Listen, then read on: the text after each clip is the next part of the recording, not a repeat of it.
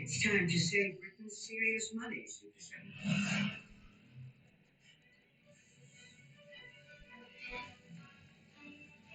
I hate this stupid fucking ad.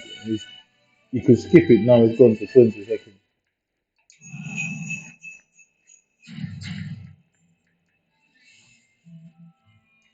Mm.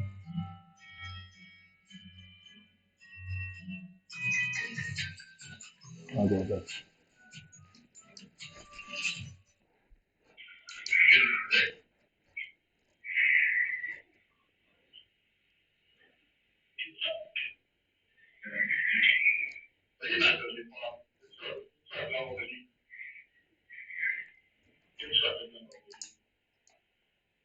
Okay, man, you got my number.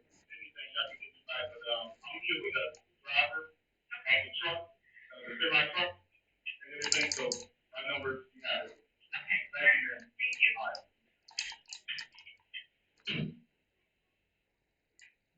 Okay, now we publish the defendant's 911 calls, which was dated for.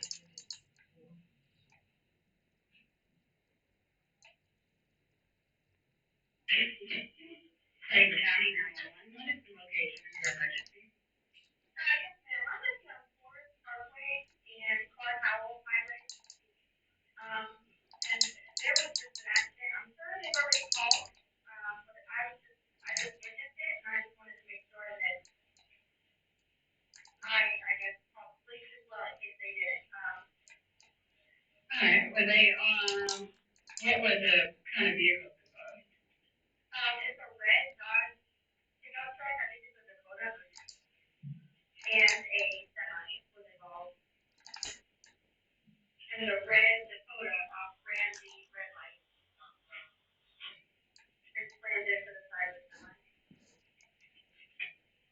It doesn't look like we received any reports on it yet.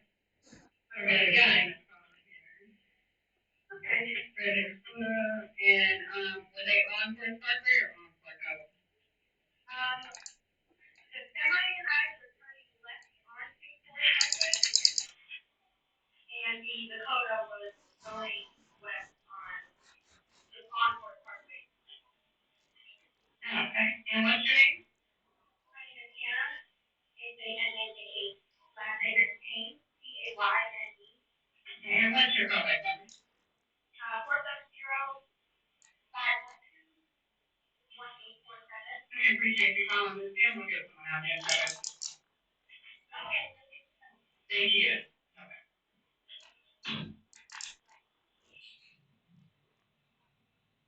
And what was the location of your emergency? Yes, ma'am. I'm on Clark Howell and Forest Parkway, the intersection. I actually called about 20 minutes ago for an accident, and no one has shown up yet. But I heard the person who had caused the accident, who ran the red light, is drunk. And he's gotten back in his car, and he's looking like he's trying to drive away. Maybe you get his tag number? Hold on. He's driving away. It's a red truck.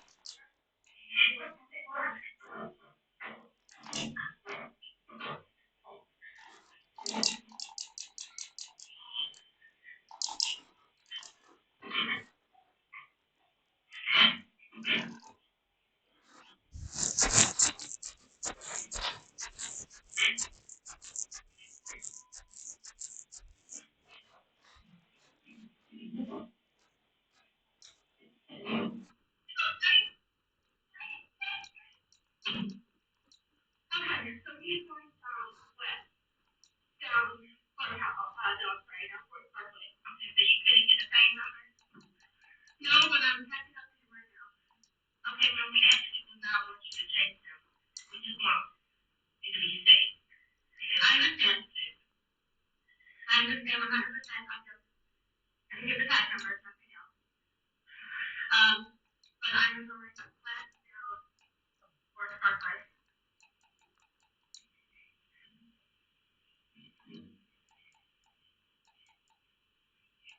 And we almost up to him. I mean, just waiting for his bus and everything. But honestly, I have no idea how he's driving the truck. The way that it is.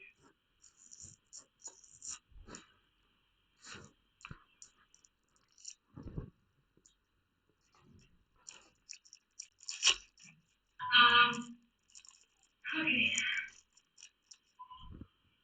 It is a just have R8 A of the apple 4859.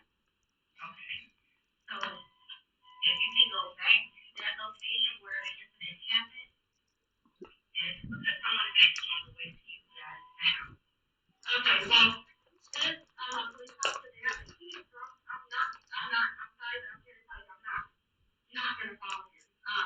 Because he is going to cause another accident. So I won't stay behind him until the officers get to us. But until then, I'm not moving. Yeah, no, that's what I want you guys to go back to the location where it happened. And an officer will be out there momentarily, okay?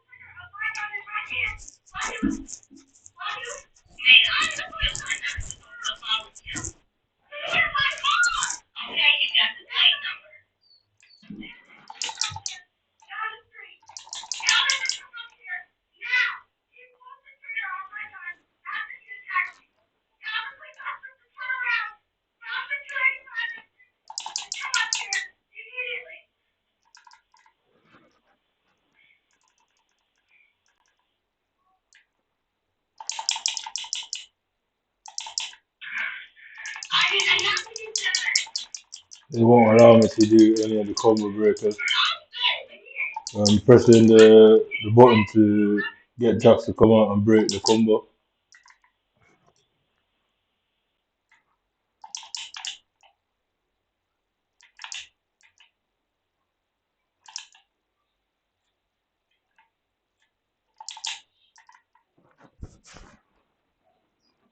Okay, ma'am, where are you guys located now? I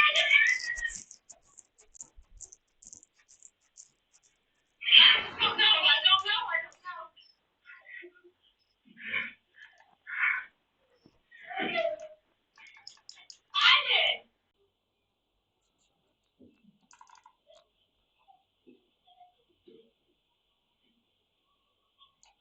No, I don't. Okay, ma'am. There's a police officer here now. Okay. Thank you, sir. All right.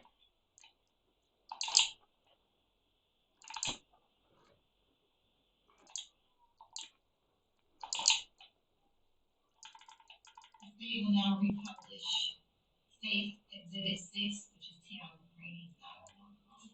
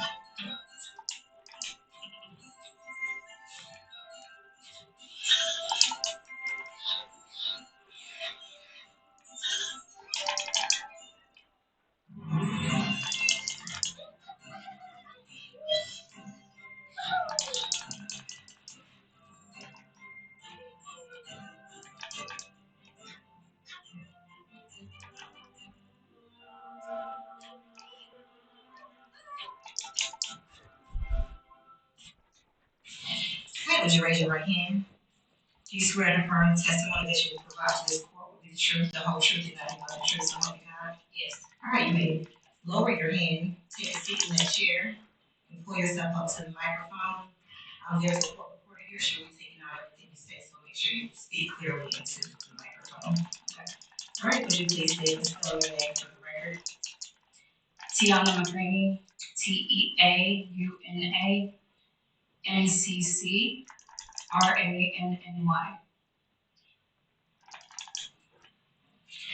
Ms. McCraney, are you familiar with the area of Forest Parkway at the intersection of Riverdale Road? No. Not too familiar, but I was. But have you traveled that area before? Yes. And were you in the area of Forest Parkway at Riverdale Road on May 7, 2019? Yes. Now, do you recall why you were in that area that day? I dropped a coworker off from work at her house. And what road were you actually traveling on?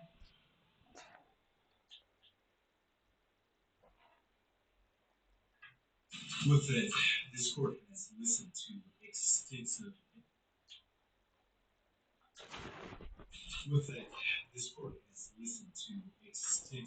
evidence in this case. I heard 4 days of testimony in the Miller hearing. I presided over numerous placement hearings. I conducted the initial placement hearing in this case, and so the court is fully aware of the defendant's upbringing and fully aware of the circumstances that brought him before the court. First, to the victims of the deceased, the court sends out its sincerest condolences to their family, to the injured victims, and to those victims as it relates to count 1, terrorism causing death. Thank you for your courage and strength in speaking today, as well as sending written correspondence. As counsel has pointed out, the court has read everything that you submitted. I've read the defendant's sentencing memorandum, I've read the people's response thereto, I've read all of the exhibits that were attached, and I've read every single victim impact statement over the course of 3 days. Probably took me closer to 36 hours to read all of this. So I read everything and have gone back through the complete file.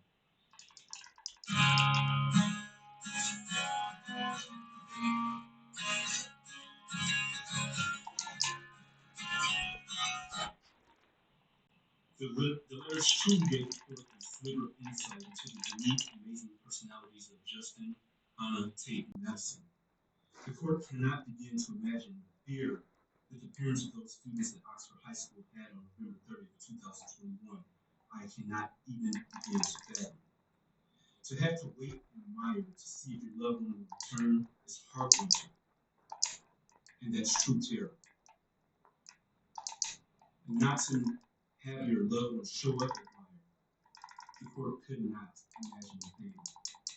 I know that whatever sentence the court imposes will not bring your loved one back, or cure the mental anguish, or lifelong physical scars that some of you have. But I hope that this sentence does allow you to close one chapter in your life. I also want to thank law enforcement that responded that day, because I know this has not been easy on them as well. As previously stated, the court has read the defendant's sentencing memorandum and the people's response. Again, the defense argues that the defendant should receive a term of years because of the defendant's alleged mental illness. The Chemical People versus Bennett 335 409 in 2021 case. The court notes that it is not saying because the defendant may be mentally ill that automatically means he's irreparably corrupt. What the court notes is that he has an obsession with violence, that this act involves extensive planning, extensive research, and he executed on every last one of the things that he planned. As the court stated in its written opinion regarding the military, the defendant's alleged mental illness did not interfere with his ability to successfully plan for months. His actions nor did it interfere with his ability to execute those plans. This started with him asking for a better gun to conduct his fusion. He had initially a .22 caliber weapon that he wrote would not do enough damage. And so Weeks and weeks prior to this offense, he started to formulate this plan and knew and asked for the weapon that he could cause the most harm with. As counsel is aware, the goals of sentencing do not only involve rehabilitation, but also involve deterrence and punishment. Deterrence is two parts. It's private deterrence for the defendant in hopes that they never commit an act like this again.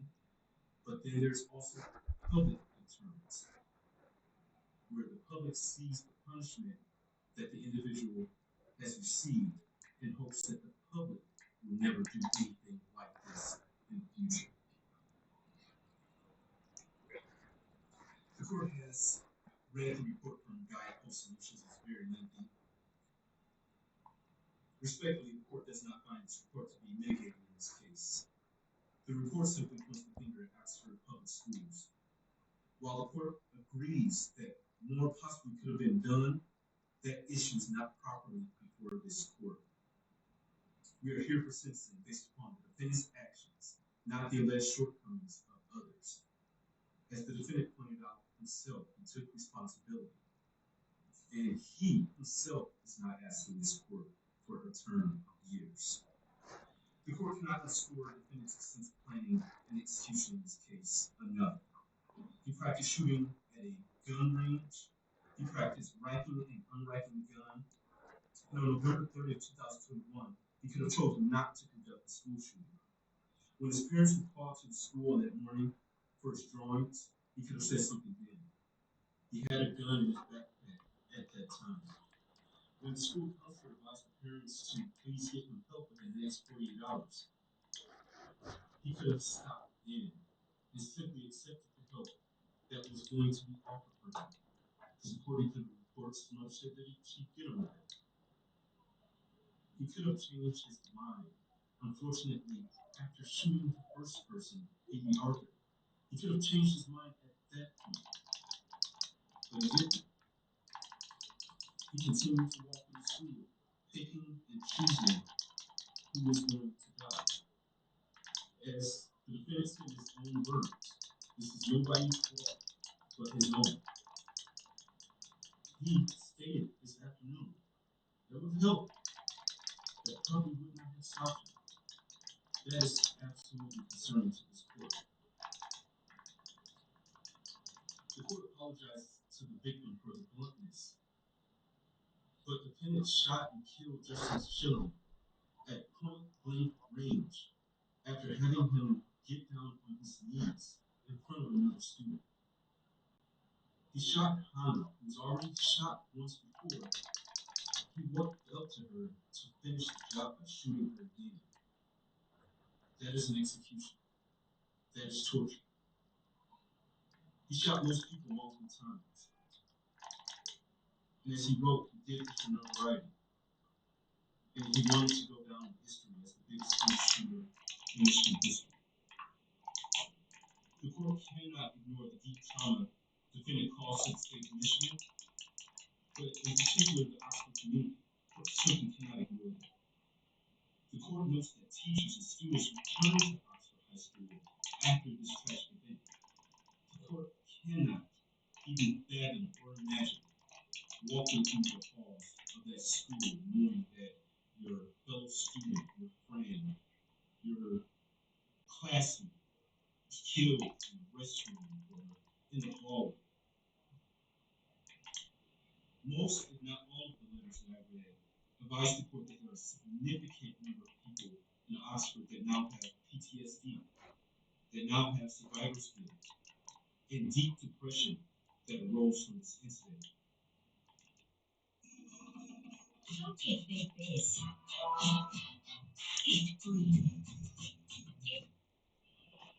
Defendant's actions clearly created a new normal for all of the individuals involved, and all of those indirectly impacted as well.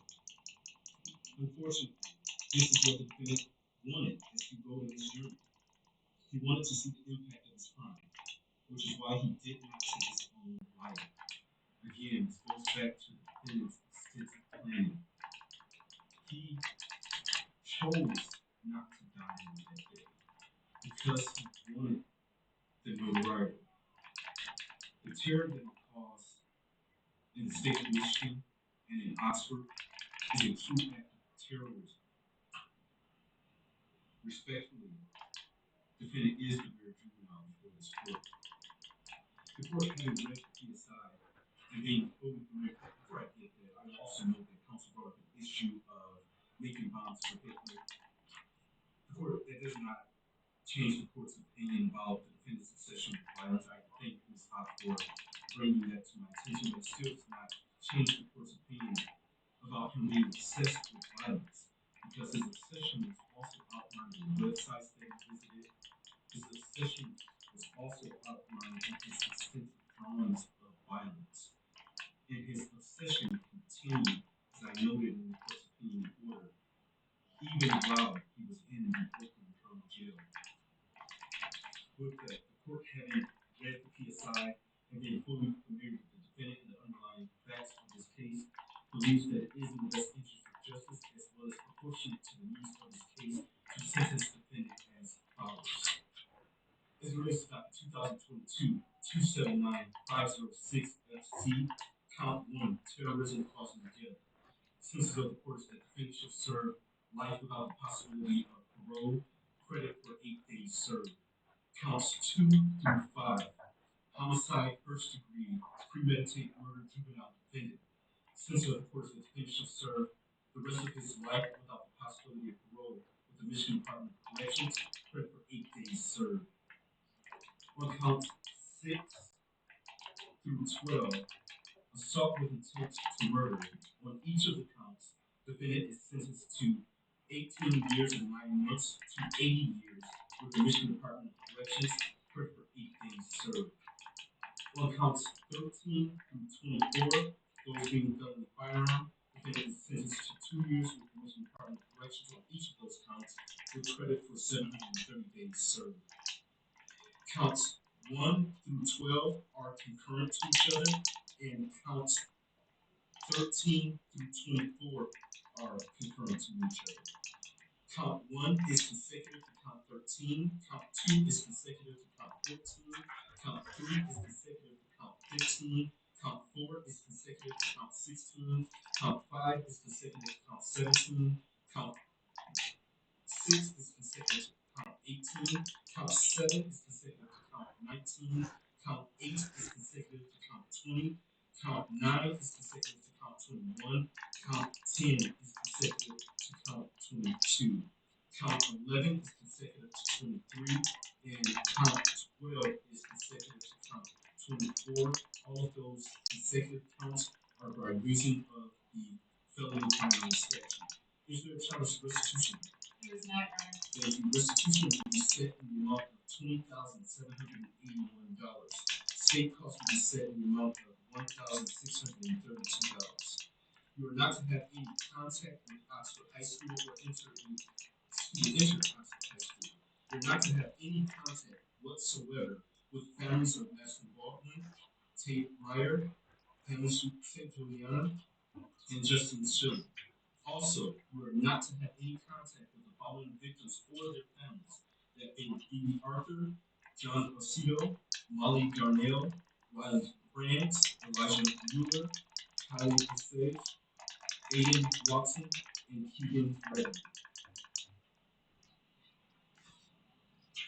And I will note that restitution is payable to the Crime Victims' Right Compensation Program. With that, Michigan Department of Corrections, did I miss anything? Mayor, we ask the court for 130 crime victims fees, $60 DNA costs, and DNA testing. Thank you. DNA costs $60, Crime Victims' Right did $130. Did I miss anything else? DNA testing, Your Honor. DNA testing is hereby ordered. Thank you. With that, this currently you are intended to file an application for leave to appeal. If you are financially unable to retain a lawyer, the court will appoint a lawyer representative on appeal. The request for a lawyer must be filed within 42 days after sentencing. Your attorney is going to be handing you an appellate rights form, sir. Do you acknowledge receipt of the appellate rights form? Your Honor, I have tendered that to my client. He has signed it and I'll tender it to the court. Thank you very much. With that, counsel, anything else for the record? Thank you very much. With that, please may take Mr. Crumley to those in the gallery. Please be seated until he is exited.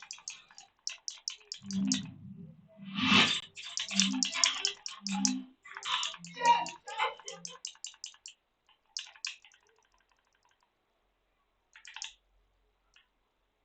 right, we are back on. Defendants are represented by counsel.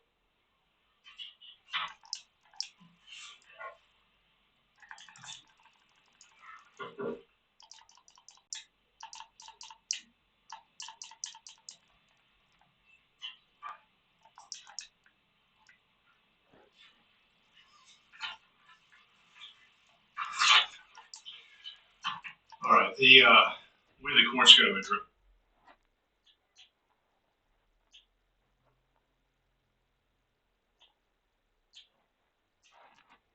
Now to a case that made national headlines, the Alabama nursing student who claimed she stopped to help a toddler she found on the side of the road, then saying she was kidnapped herself. Tonight she's now facing criminal charges. So what really happened here? Here's ABC's Elvin Lopez.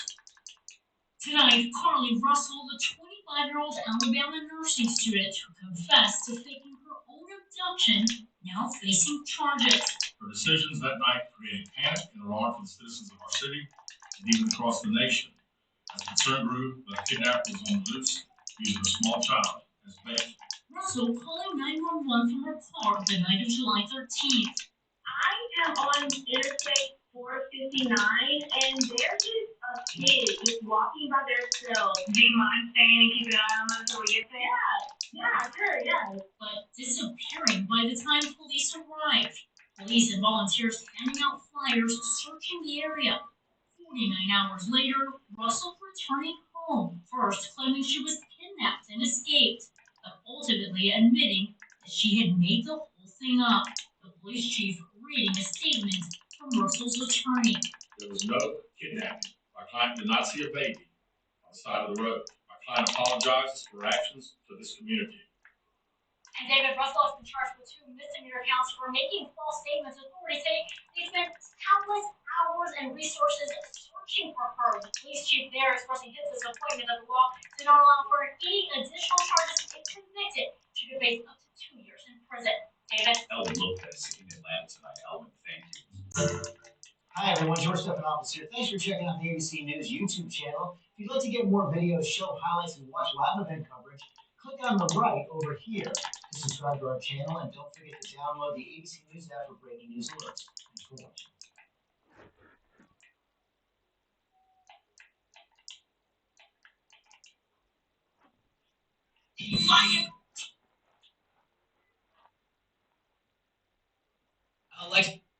Alexa Palovicki bailed out of the Sacramento County Jail. That's right behind me, just hours after her arrest this afternoon. It all stems from a months-long investigation into allegations she falsified police reports. Tonight, I speak with Sacramento's Police Chief Daniel Hahn about her arrest and his plans for change. Takes away from the trust our community has. We're not asking that one employee. That's Sacramento's top cop on the arrest of one of his own officers. The 26-year-old Alexa Palovicki, seen here posing in a 2019 Sacramento Police Department photo, faces 2 felony counts for falsifying police reports stemming from separate traffic stops last July while she was on duty. Court documents allege she falsely reported a driver DUI and another for changing lanes without signaling. Not only did an individual officer see something that they didn't think was right, but the department then took immediate action. She's been on administrative leave since. The department spent 5 months investigating the criminal allegations and has since launched an internal audit looking over her arrests and reports in her 3 years with the department. The Sacramento County District Attorney's Office has thrown out any cases Palovicki played a major role in while continuing to review prior cases. To ensure that our officers, our professional staff, are keeping with the highest standards of our department. Chief Hahn is making changes to prevent this from happening again, including the creation of an inspection and standards team tasked with ensuring fellow officers are following law and policy. In a statement to ABC 10, Palovicki's attorney asks the community reserve judgment until the day she has in court. He went on to say that, like anyone charged with a crime, Officer Palovicki is entitled to due process. Now, because of the seriousness of these legal implications involved with the allegations of falsifying police reports, as well as the potential for mistrust with the public, Falsifying a police report is considered by some in law enforcement as one of perhaps the most egregious offenses that officers can commit, and her legal troubles and battles are likely to be just beginning. Chris? Our Giacomo Luca reporting live for us tonight. And, we're digging deeper into this case. Sacramento police had 275 complaints last year. That is according to their Office of Internal Affairs. 23 complaints for dishonesty, and last year there were at least 2 terminations and 1 resignation.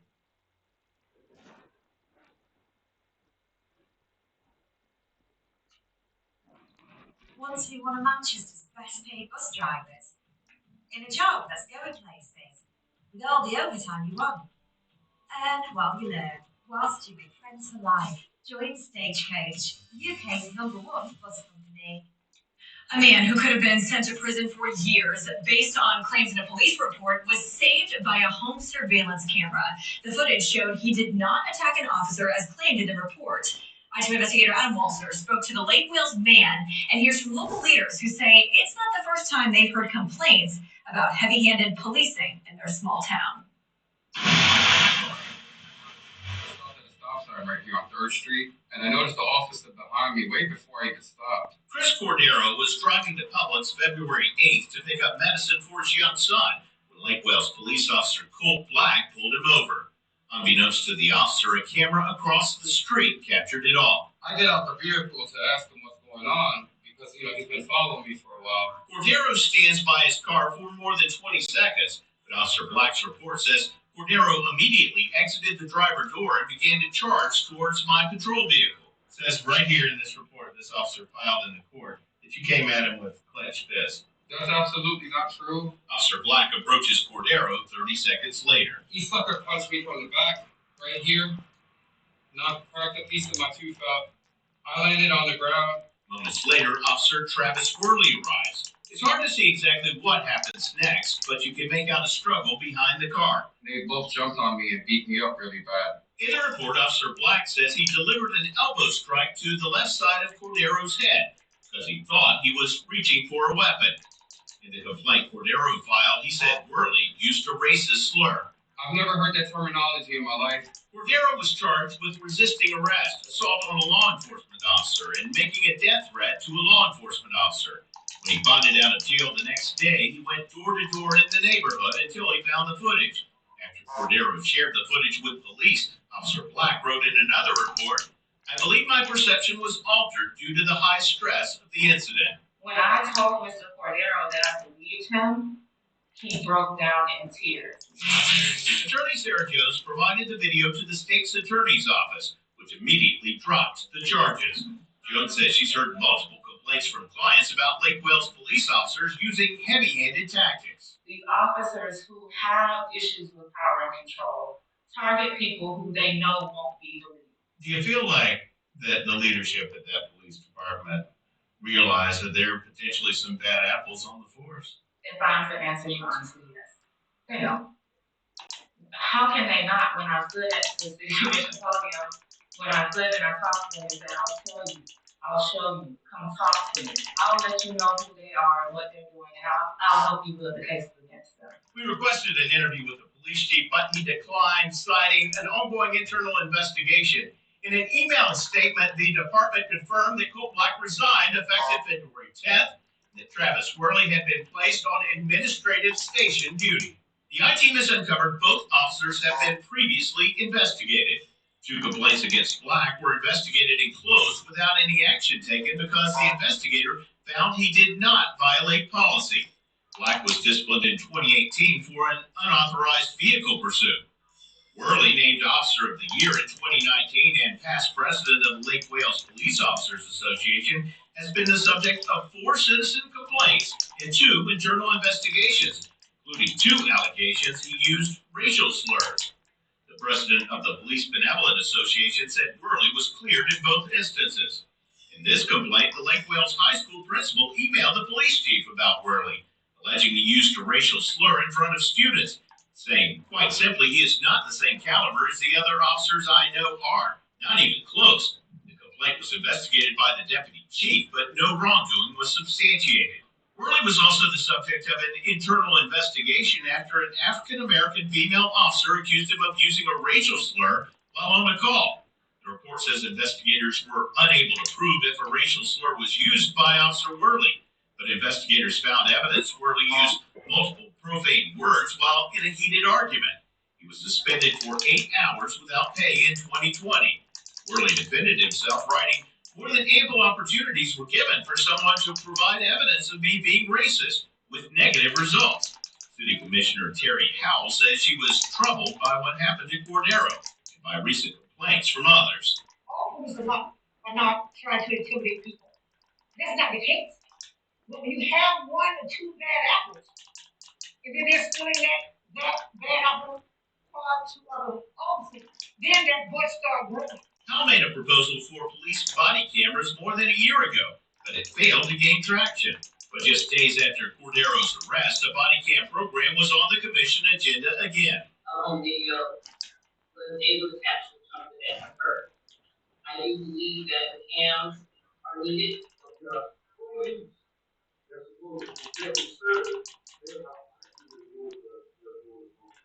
People have been scared.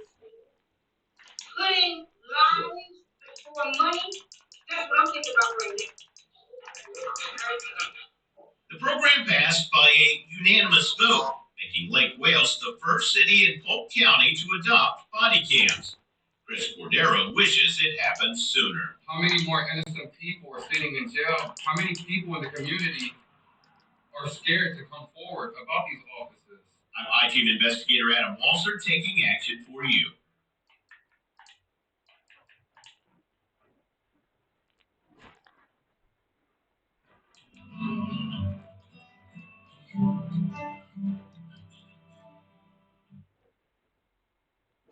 Prescription drug abuse has become an epidemic in America.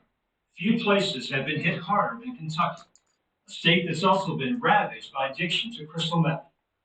In Whitley County, Kentucky, in the heart of Appalachia, matters were made worse. The man suspected of being at the center of the drug trade was the county's top law enforcement officer, Sheriff Lawrence Hodge.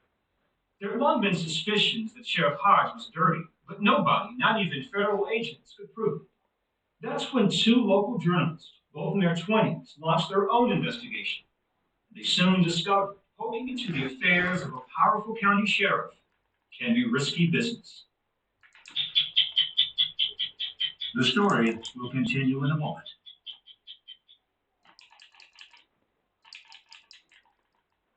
You know, you're 20 years old, you're taking a shower one day, and getting ready for class, and you get a call from a federal agent because there's a credible threat against your life. Everything about it's just so surreal. You know, you don't think a whole lot about it. Then later that night, you start thinking, you're like, geez, somebody wants to kill me. That's so odd. And it's the sheriff. The sheriff wants to kill you. This wasn't exactly how Adam Salter pictured a career in journalism. Adam was born and raised in Whitley County. In 2009, he was a sophomore at the local college and needed a job. The county's daily newspaper, the Times Tribune, had an opening, and soon Adam had his first assignment: dangerous enemies. Why did you feel compelled to buy a gun? You do have a credible threat against your life. And it seemed like a pretty reasonable thing to do. Samantha also purchased a gun at the same time. Samantha Swindler, then 27, was managing editor of the Times Tribune and Adam's boss. We were reporting on people involved in the drug trade. And people who are all hopped up on oxys. I don't know what they're going to do. I thought if something happened, I'd go down in a fight. Samantha was exotic by Whitley County standards. Born in New Orleans, educated in Boston. She tangled with public officials as editor of a small newspaper in East Texas.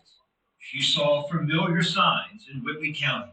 There are problems in this community with the good old boy system, corrupt politics, that kind of thing. It seems to me in many ways that this community's strength was also its weakness in some ways. This is a nice, polite place where people have polite conversation. People are very proud here, and it's a good thing, but it's also a bad thing in the way that it doesn't allow you to see the things that need change.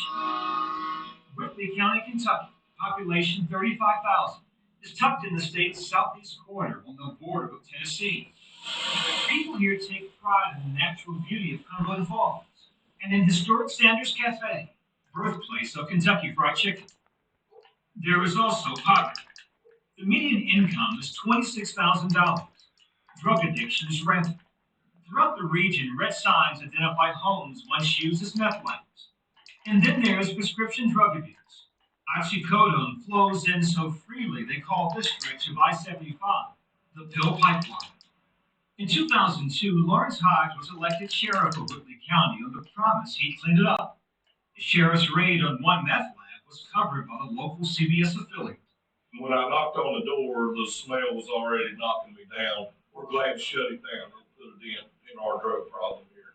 But early in his tenure, there were rumors. Talk around the county. The sheriff had gone bad.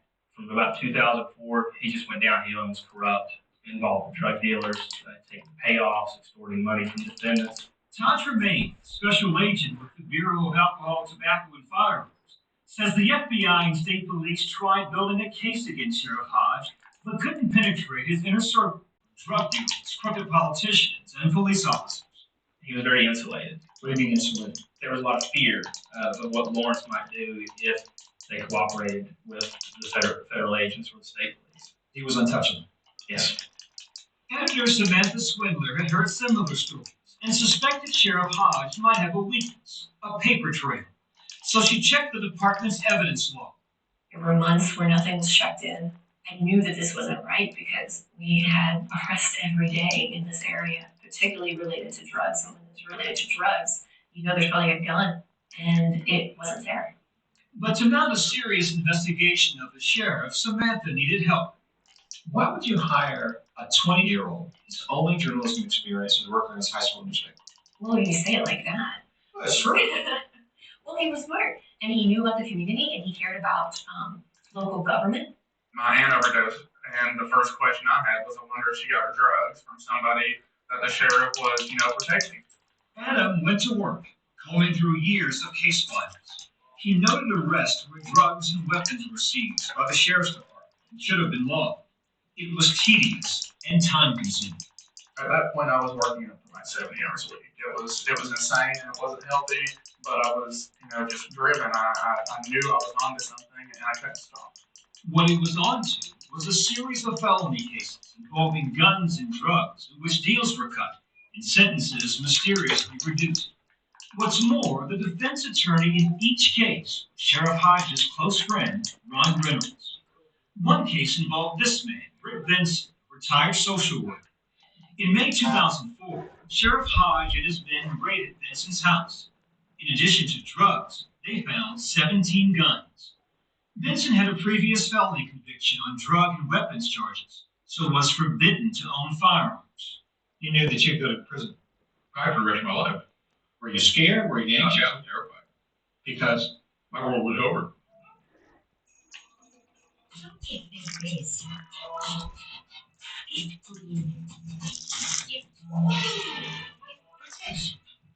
small bit.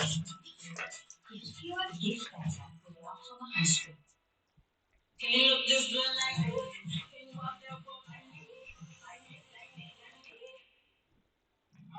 During the raid on the house, Sheriff Hodge found Benson's bank statement. There was $600,000 in his checking account alone. Despite appearances, this self-described meth abuser was a millionaire, heir to a publishing fortune. The night of his arrest, Benson says Sheriff Hodge offered him a deal. If he cooperated, the sheriff would see that Benson was represented by his old friend, attorney Ron Reynolds. I heard of Ron. And his reputation was? He could get things fixed. He said, I'll guarantee you misdemeanors, no jail time, but you're going to have to move out of Kentucky. Did you think he was on the up and up? Well, no, if he was on the up and up, he wouldn't have been able to do that. How much was his fee? $150,000. $150,000 was a lot of money. The rest of your life in prison is a lot of time. Rick Benson says he was also forced to pay the sheriff $10,000 in cash and make a donation to the sheriff's department of $25,000. That's enough to make you say, okay, what's going on here? But then whenever you see the actual cashier's check in that file where he donated $25,000 to the sheriff's department as a condition of his plea agreement, that's crazy. With information on that case and others, Samantha and Adam pressed Sheriff Hodge for an interview. He reluctantly agreed. He was just all relaxed, leaned back in his chair, you know, being a good old boy. So the sheriff thought it was a field trip. Yeah, you know, you got this little out-of-towner girl and this 20-year-old college kid. We played along, we played nice for a very long time. Let him lie. In the course of that interview, legally recorded without Sheriff Hodges' knowledge, Adam asked him about the gun seized from Rick Benson. The sheriff's answers didn't match the facts. He claimed the ATF, the Bureau of Alcohol, Tobacco, and Firearms, had them. I don't even know who Rick Benson is. He was a big cat. Yeah. I think was 17. Rick Benson, yeah. But it was I tell you, probably need to have like your so I need to ask them if they got those guns. We just came back to them. So when the sheriff said he'd given guns to the ATF, you knew it was lying. They never took the guns. They never even opened a case in this situation. And once we had that, you got a heck of a story. I was like, wow, I can't believe he just said that. He just kept lying. And I was getting. What do you make of that? The two 20-somethings, right, with pens and notebooks could do what seasoned law enforcement officers couldn't do. They weren't dangerous to him. I think Lawrence was thinking, hey kids, let me show you how the sheriff's department works. You know, here's the jail, and here's Barney, and you know, everybody from Mayberry. They caught him off guard because they'd done their research. The reporters then filed what's called an open records request, requiring the sheriff to show where Benson's guns were stored. But 6 days later, Adam received a startling phone call. The sheriff's department's been broken into. And you know, that gets you on bed real fast. That was we got you. I knew that he had staged it. I knew it. Sheriff Hodge claimed guns, drugs, and other evidence had been stolen. The office was trashed, but the doors showed no sign of forced entry. Just made it look like a burglary so they could explain for why the drugs and guns had been missing, and they'd been missing for several years. So what was Sheriff Hodge doing with these guns and drugs? Guns, gave them to political friends, sold them, traded them for oxycodone. He became a drug addict. Yes, he was a very serious drug addict. He had a bad addiction with prescription pain pills. Adam and Samantha's interview with the sheriff and the phony burglar gave law enforcement the break they needed. The man who once thought himself untouchable was now feeling the heat. Days later, an undercover officer recorded Sheriff Hodge threatening to kill Adam. He said, I'm going to have to kill him. And the informant's like, no, you're just mad. And he goes, no, you don't understand. I want to kill him. I've already been by his house. I know where he lives. Despite the threat, the Times Tribune continued to publish damaging allegations against the sheriff. And a state audit suggested he may have been stealing money from the department. He was just taking money and cashing it, and during convenient times, like before 3-day weekends or right before his wife's birthday. By May 2010, the people of Whitley County had had enough. They voted Sheriff Hodge out of office. 6 months later, he was indicted by a state grand jury. The most powerful lawman in Whitley County led away in handcuffs in his uniform. But Lawrence Hodge still had influence. Around the same time, 2 local thugs, friends of the sheriff, drove to Adam's house.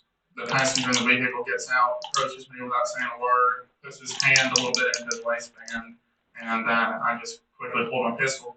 You had a pistol on you. At that point, I didn't go anywhere without being armed. He saw that it left the holster. I didn't point it at him or anything. And he explained that they were out looking for junk metal on my dead end street, and that they would be going now. You pulled a gun. Were you prepared to use it? Well, you never pull a gun unless you're prepared to use it. Following that encounter, federal authorities compelled Adam to leave town under their protection. Already facing state charges, Lawrence Hodge was also being pursued by federal investigators. Central to their case was attorney Ron Reynolds, the sheriff's accomplice in the shakedown of Rick Benson. Reynolds turned on his old friend, implicating the sheriff in the extortion scheme. Lawrence Hodge had no choice but to cop a plea. Prosecutor told him, we can put you in prison for a very, very, very long time. Our case is solid. You will be convicted. You can see that he was defeated.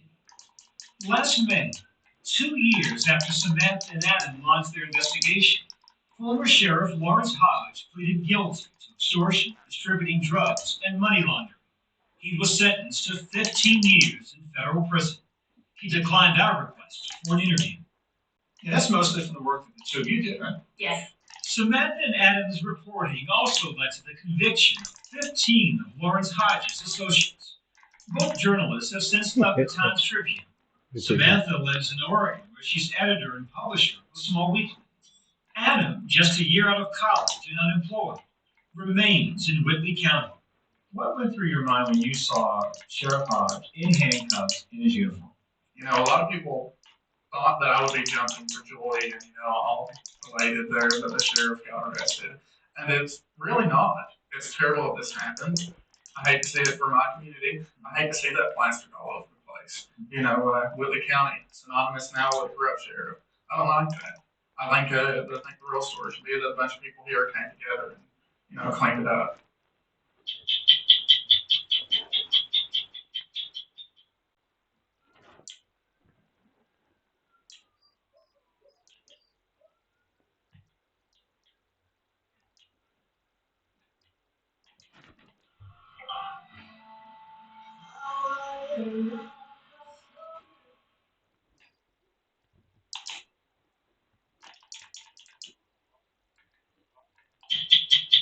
60 Minutes Rewind.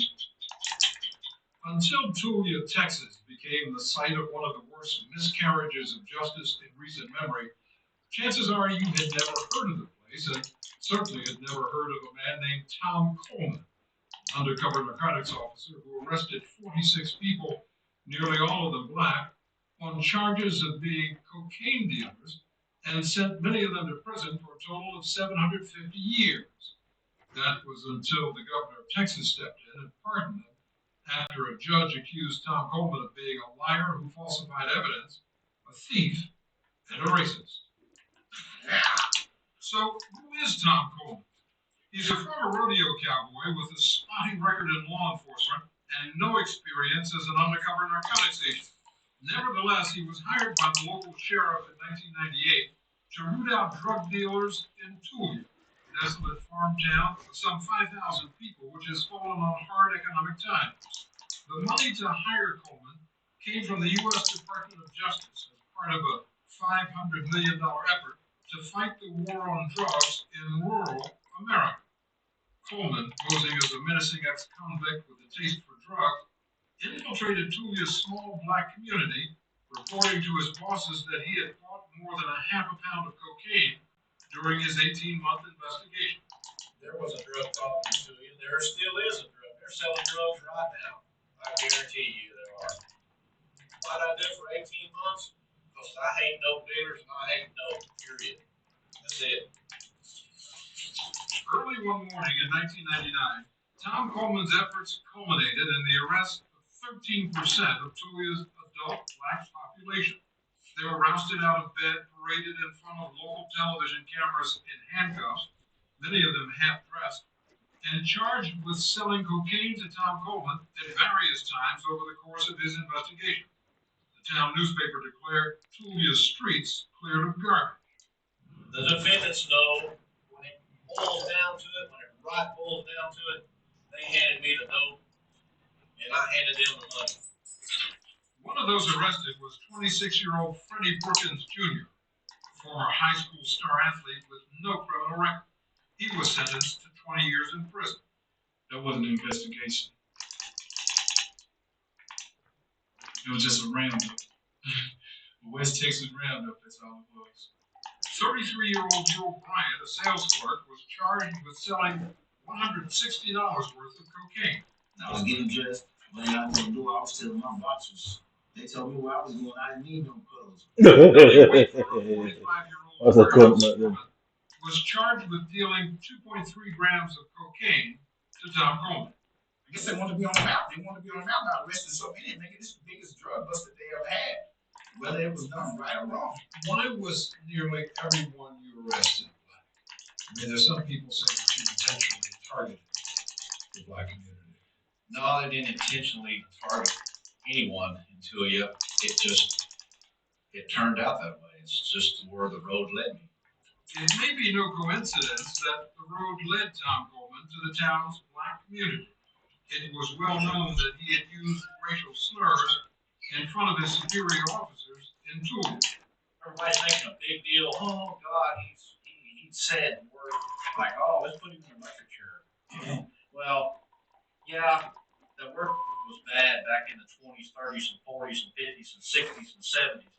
But now it's just a common slang. You know, I mean, people, you can watch TV and hear that word. You know, it's a greeting. Coleman told me he used the N-word to fit in with blacks during his investigation, and admits he also used it among his white friends. The word? Yes, sir, I've used that word. I've used it a lot. Yeah, so. Is that a greeting you'd use with me? Oh, no, sir, not you. But it's okay to use it around other people. Yes, sir. You consider yourself to be a racist? No, sir. Do you see how some people might hear what you say and think that you are a racist, and that you simply railroaded dozens of people because of their race? That's been said, yes, sir. But that wasn't the case. What was the case was that the first defendants to face justice were quickly convicted in 8 separate trials by nearly all white jurors. Only one of the jurors was black. I believe they already had a guilty verdict for any of us who went to court. They were all given harsh sentences ranging from 20 to 341 years in prison, even though the arrests had turned up no cocaine, no drug paraphernalia, no weapons, no money, or any other signs of drug dealing. The convictions were based solely on the uncorroborated word of Tom Coleman, who had followed none of the standard procedures routinely used in undercover drug operations across the country. Just for the record, did you wear a wire or other recording device? No, sir. Did you have any video photographic evidence that the buys took place? No, sir. Did you have any independent eyewitness testimony from another undercover officer? No, sir. Did you have any fingerprint evidence? No, sir. But don't you want something more than your word?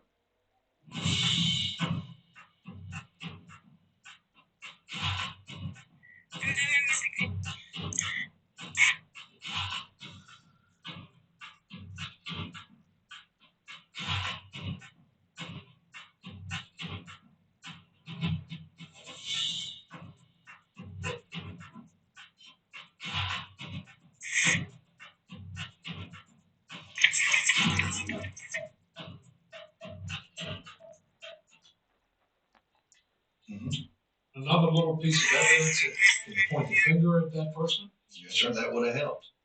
But that's not how the operation went.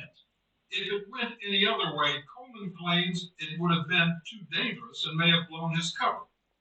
The only records he made of the supposed drug buys were notes of the names, dates, and places which he scrawled on his leg. On your leg? Yes, sir. Why not on a notepad? Because if I wrote it on a notepad and I left it laying around somewhere, somebody would have found it. And then they would have So you just pull up your pant legs and write it down there? Yes, sir. Wasn't it hard to keep track of information that you write on your legs? No, sir. One of the harshest sentences of all, 90 years, went to Joe Moore, 60-year-old hog farmer who has lived much of his life in this one-room shack. Authorities described him as the drug kingpin of Tulsa. I didn't know nothing about a kingpin. I don't even know how a kingpin live. I don't know nothing about that. But I know he live 30 times better than this. No, 100 times better than this. Tom Coleman's great success at securing convictions came despite the fact that some of his cases fell apart, like the one against defendant Billy Wafer, who had his case dismissed when he was able to show with time cards that he was at work at the local seed processing plant at the same time that Coleman testified Wafer was selling him cocaine. It never happened. He's that good. He's that good of a liar that he convinced the DA and the sheriff that really happened. Defendant Yul Bryan had witnesses who said he was at a fair 50 miles away at the time Coleman said he sold him drugs. And that's not all. In my police report said I was all back on the bush back there. I saw it for 7. I hadn't been like 6, 7 years. Case dismissed. And then there's the case of Tanya White. Coleman says she sold him $190 worth of cocaine in Julia on October 9th, 1998 at 10:15 a.m. That's not possible because I was at the bank in Oklahoma City at 9:45, withdrawing $8. And they got my signature on my withdrawal slip. How do you explain that? Well, all I know is she was in Tulia selling me dope on that day. But how could she be at the bank cashing a check at the same time? If I wanted to, I could deposit a check in your bank account without you being there. No, but this has her signature on it, and it was an assisted transaction. So that means that she had to deal with the teller. So this record is not good enough. No, it's not good enough for me. It was good enough to get the case against Tanya White dismissed. But her three siblings, Donnie, Privy, and Kizzy, the young mother of two, were not so fortunate. They had already been sentenced to a total of 99 years in prison. Elaine Jones, head of the NAACP Legal Defense Fund, spearheaded the effort to free the Tulia defendant. She says what happened there defies logic. How do 46 drug dealers function in a community of 5,000 people? What's the client base? The market isn't there. Who are 46 drug dealers selling drugs to? He insists to this day that no matter what anyone says, those defendants in Tulia are guilty. The defendants in Tulia are guilty of being black and of living in Tulia. That's what they're guilty of.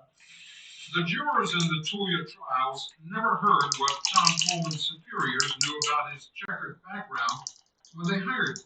Police officers he had formerly worked for said he needed constant supervision and had possible mental problems, and that he had abruptly walked off a previous job, leaving behind $7,000 in unpaid debts, prompting the sheriff in that town to warn that Mr. Coleman should not be in law enforcement.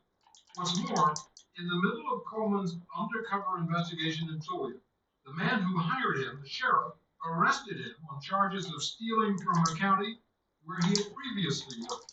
Yet he was permitted to continue his undercover operation in Tulia. It's a situation where all of the law enforcement officers in Texas who knew of Tom Coleman's checkered past said and did nothing at the time of these trials. Said nothing. How did it happen? How did it all go so wrong? It's an indictment of the war on drugs. It's the way the war on drugs is being fought. Washington is passing out money, and nobody's supervising how it's being spent, applying the standards to these undercover operations. The U.S. Justice Department has spent billions of dollars over the years funding drug task forces in small towns like Tulia. The more arrests and convictions a task force makes, the more money it receives the following year, which can be used in virtually any way it sees fit.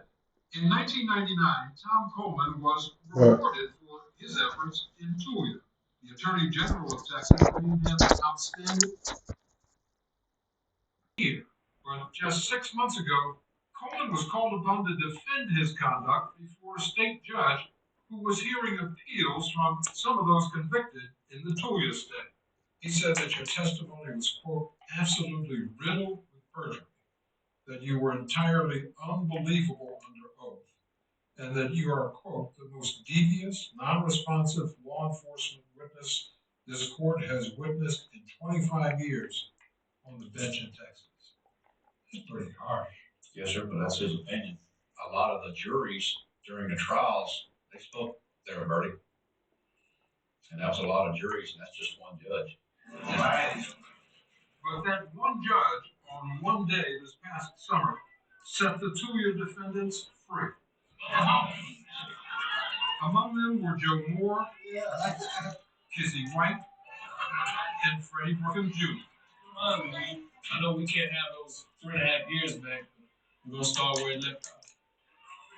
As for Tom Coleman, he was recently indicted for perjury. He's also under investigation by the FBI for possible civil rights violations. How has this affected you? Well, it's took my career away from me. But I'm surviving. I'm taking care of my family. I'm paying my bills. And I'm not doing dope. I'm not selling dope to do it with either. It's been hard, yes, sir. It's been hard, but I'm proud of what I did to you. Tom Coleman's perjury trial is set to begin this fall. And to avoid what happened in Tulia, Texas is considering a bill requiring that all undercover drug stings have corroborating evidence before a defendant can be prosecuted.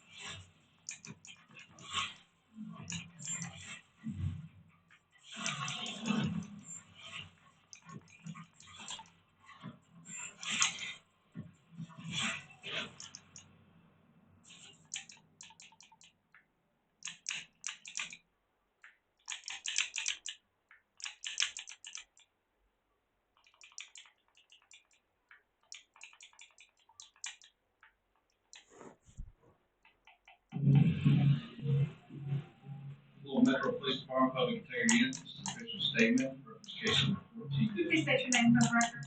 This will be a recorded statement. Do you solemnly swear or affirm that the testimony you're about to give will be the truth, the whole truth, and nothing but the truth? I do. I seized the money because I thought it was for some drug crime.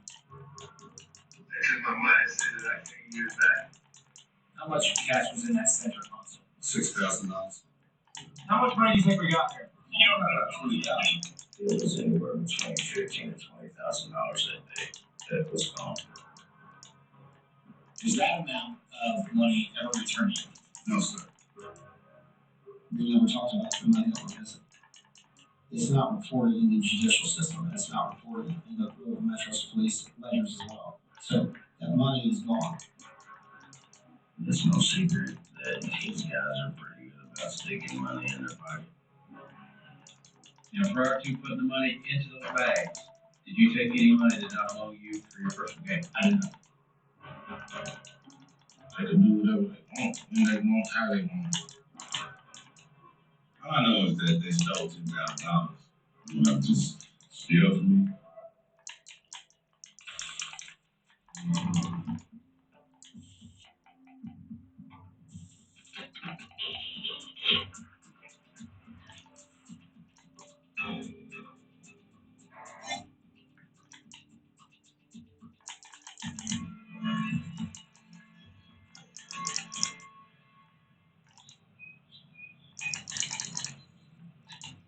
I was laying on the couch and they came and I thought it was maybe the neighbors. And I just heard something slide across the porch. And when I heard that, I had to look up and I didn't see nobody. And then I heard somebody announce SWAT.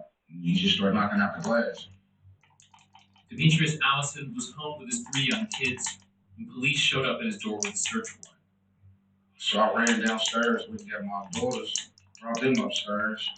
As soon as I opened the door, he said, "Put your hands up." And when I put my hands up, he hit me in my face with the butt of his gun. They was just beating me. They was just giving it to me. Knee in my back, they whooped me pretty bad. The officers justified Allison's injuries, which included a fractured orbital bone, by saying he was resisting arrest.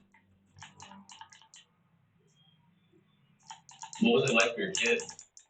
They're terrified. They're still terrified to this day of police. They see police, they get nervous. You best believe my kids, they remember that day. They remember it to the T. Kids, even though they see things. The property voucher shows that detectives seized a small amount of cocaine. But that wasn't all that was taken.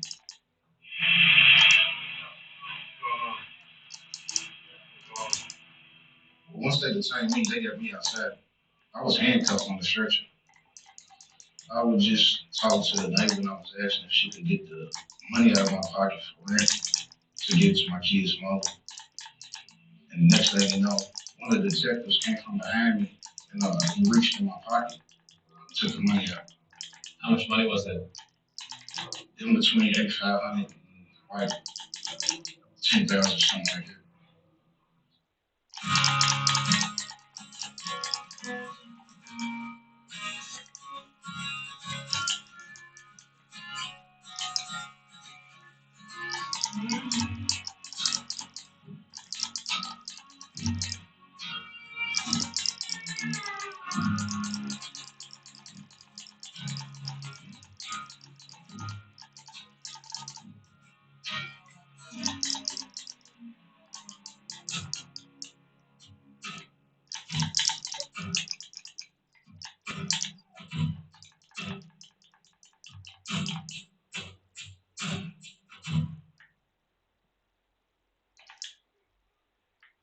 The rise of AI and generative AI has been meteoric, but it has been marked by concerns about bias, ethics, and the impact on jobs.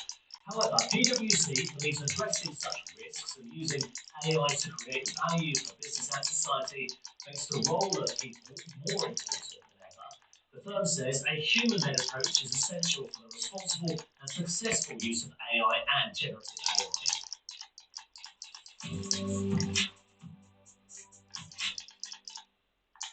We be at the beginning of a new revolution. The technological leaps made possible with artificial intelligence are hard to escape. Already, one leading professional services firm has outlined the world of opportunities available to clients. The opportunities with this technology are vast, from everything from creating new markets, new revenue opportunities, through to efficiency, through to actually culture and engaging with your staff in a way that's very authentic. I think generative AI has a significant role to play to drive improved society, particularly around speed of data, speed of insight, helping enrich people's lives, but also driving business. The opportunity for businesses, not just to grow, but importantly, to better deliver more value to customers. Now PwC is looking to combine its unique industry experience, functional specialisms, and tech expertise to help clients unlock the value of generative AI quickly and responsibly. Quentin Cole is the firm's head of industries. Gen AI is here, it is disruptive, and it's moving incredibly quickly. So I would encourage organisations to look carefully at what parts of their organisation, what parts of their service portfolio have use cases where Gen AI can be effectively applied. But it has to be thought through really carefully because the governance, the security, the confidentiality, and ensuring trust is enshrined in what they deploy is really important. PwC is already using generative AI, gaining valuable insights into how it can improve efficiencies and complement the skills of their people. Tilly Harries is a barrister and director at PwC based in London. I definitely agree that generative AI helps to free you up to focus on more strategic and more difficult, actually, issues that require more judgment. AI and lawyers work hand in hand, so AI is not a replacement for lawyers. Lawyers are needed at the start in terms of framing the right questions and inputting the right data to make sure that the output from the AI is meaningful. And then they're there at the end, looking at that data, the output from AI, and applying their own knowledge, intelligence, experience, so that the client can trust in the information that's being shared. Harvey is the AI system which the legal team at PwC uses, and it's already transforming how they work. So one of the most valuable uses I find is uploading a large document, say 200 plus pages, into the tool, and then you can ask it questions about the document, ask it to summarize, and it does it within a matter of seconds. And how long before will that take you? That would take an hour. And generative AI is not just about saving time. What about creating a more diverse workforce? I think generative AI can make the workforce more diverse, particularly at the junior end, in terms of increasing the entry points for people who may not be from privileged backgrounds and making early stage careers much more valuable, much more engaging and interesting, so they don't necessarily drop out. And so imagine extracting insights from large amounts of data in a seamless process of improving customer experiences, optimizing operations, and boosting diversity. Generative AI is the potential game changer, which could augment the workforce, making businesses smarter and more efficient. Gen AI is hugely powerful, harnessed in the right way with the right governance and rigor around it, so that organisations are trusting it and their clients are trusting it. And I think a big part of that is also making sure there is a human-led component to it as well. When you put the human-led alongside the power of Gen AI with the right governance, then it's really powerful, but it's also safe and reliable.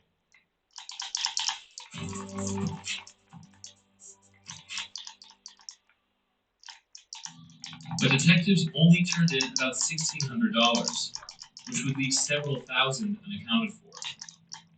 Allison sued the department for excessive force. The lawsuit is still ongoing.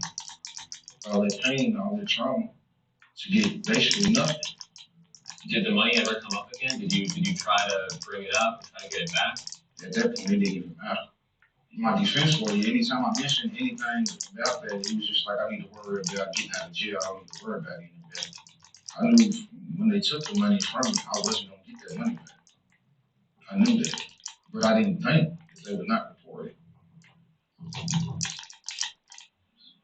In raids like the one executed on Allison's home, narcotics detectives were given a wide latitude to destroy property and use force, all in the name of seizing drugs and money. While the department has proudly displayed the contraband taken in these raids as proof that they're fighting crime, what actually happens when they're carried out is largely kept secret. A Vice News investigation has identified an alarming pattern of largely unchecked abuses within the department's narcotics unit, which for years has used residential search warrants to target Louisville's West End, where the vast majority of the city's black community lives. Over the past 18 months, we've reviewed thousands of search warrants, obtained hundreds of previously unreleased documents and hours of footage, and spoken to dozens of people on both sides of these raids, including targets, narcotics officers, and their confidential informants.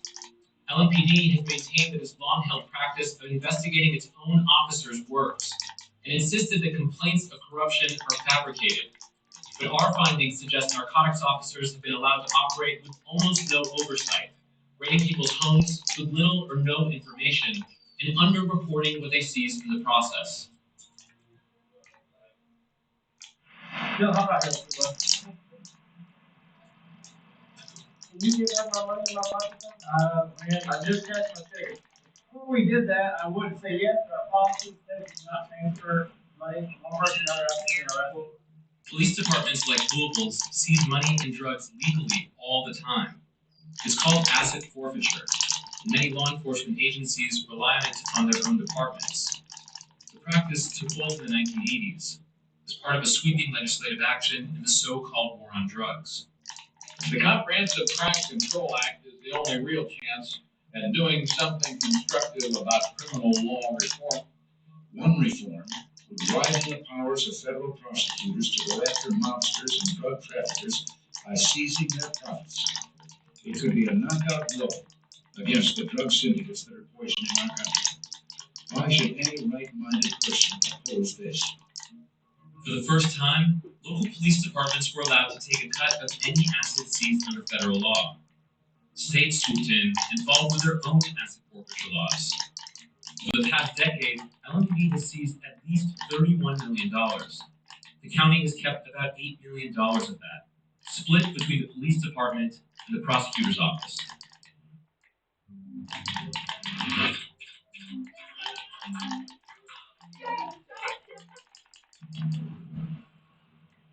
Criminologist Peter Kraska has been monitoring the department's increasing reliance on asset forfeiture and the aggressive policing that comes with it.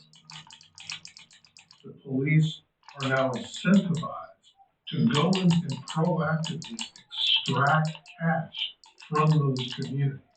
And that just builds in an element of abuse and potential corruption. VIPER stands for Violent Incident Prevention, Enforcement, and Response. For 3 years now, the LMPD Special Unit has wrapped up arrests, cracked down on guns and drugs. Specialized units have become the front lines of police crime control efforts.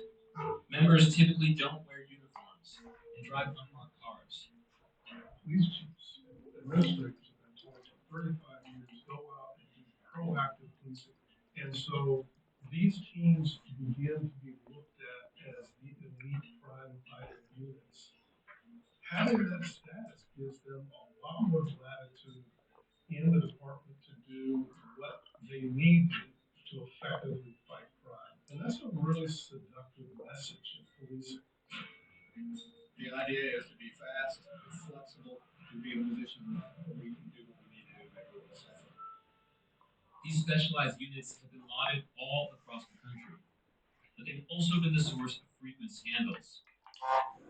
If you look at the history of elite drug control units, they more often than not devolve into some form of mild or serious corruption.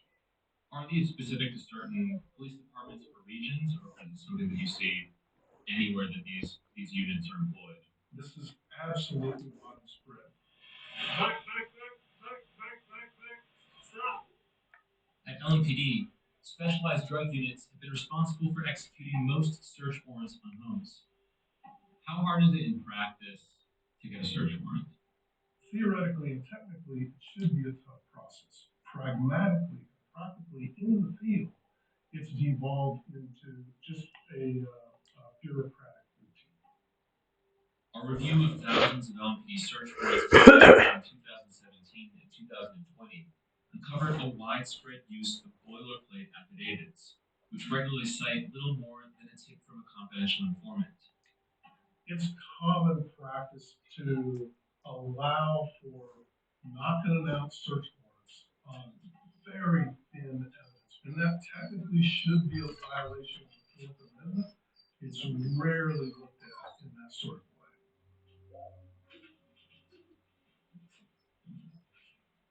Can you please state your name for the record? Richard Wedo.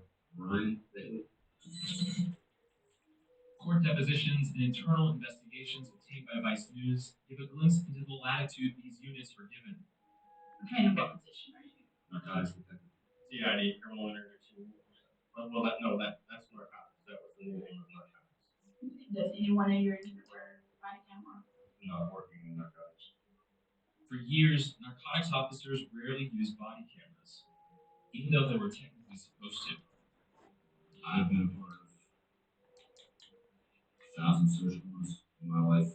I don't think we've ever taken a video. So I say that our policy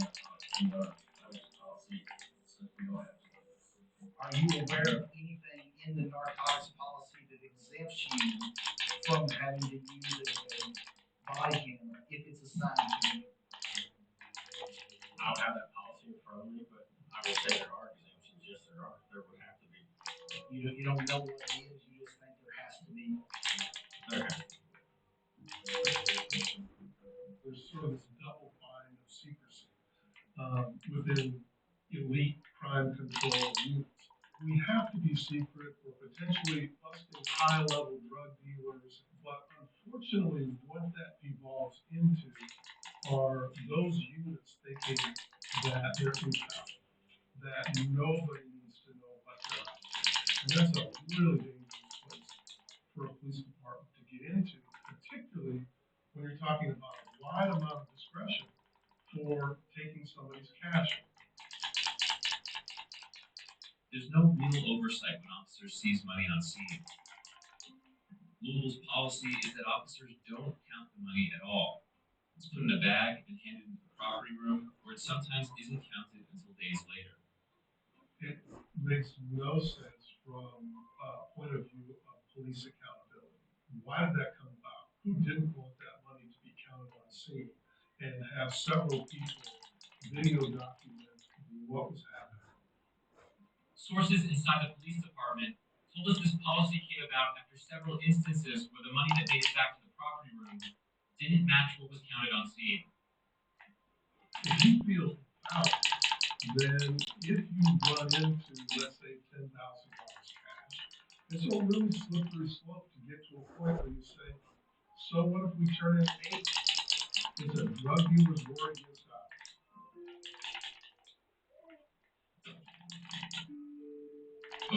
our reporting, we spoke to roughly 24 people who told us that police seized more money than they turned into property. They took my money, said that I can't get it back.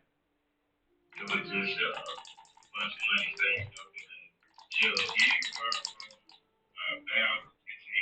They said that they took only $566. No, they didn't. I didn't see it. I know it was $500. Here it says on the inventory form that they took U.S. currency, but then it's crossed out and it says currency was returned to owner. Yeah, I saw that. Were you aware that they didn't list taking any money from you? First time I heard it, I wasn't aware of it. Does that surprise you? I was not surprised me as a him. In some of these instances, officers reported less money than was allegedly seized. But in most, no money was reported at all, which is surprising given the broad discretion officers have to take any cash they think might be connected to drugs.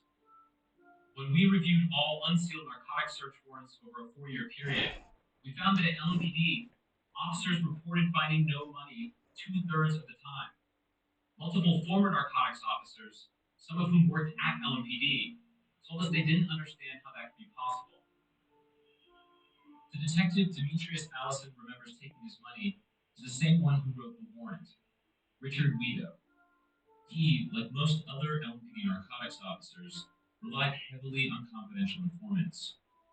CIs have a unique perspective on narcotics policing because they interact with both the police and the people they go after.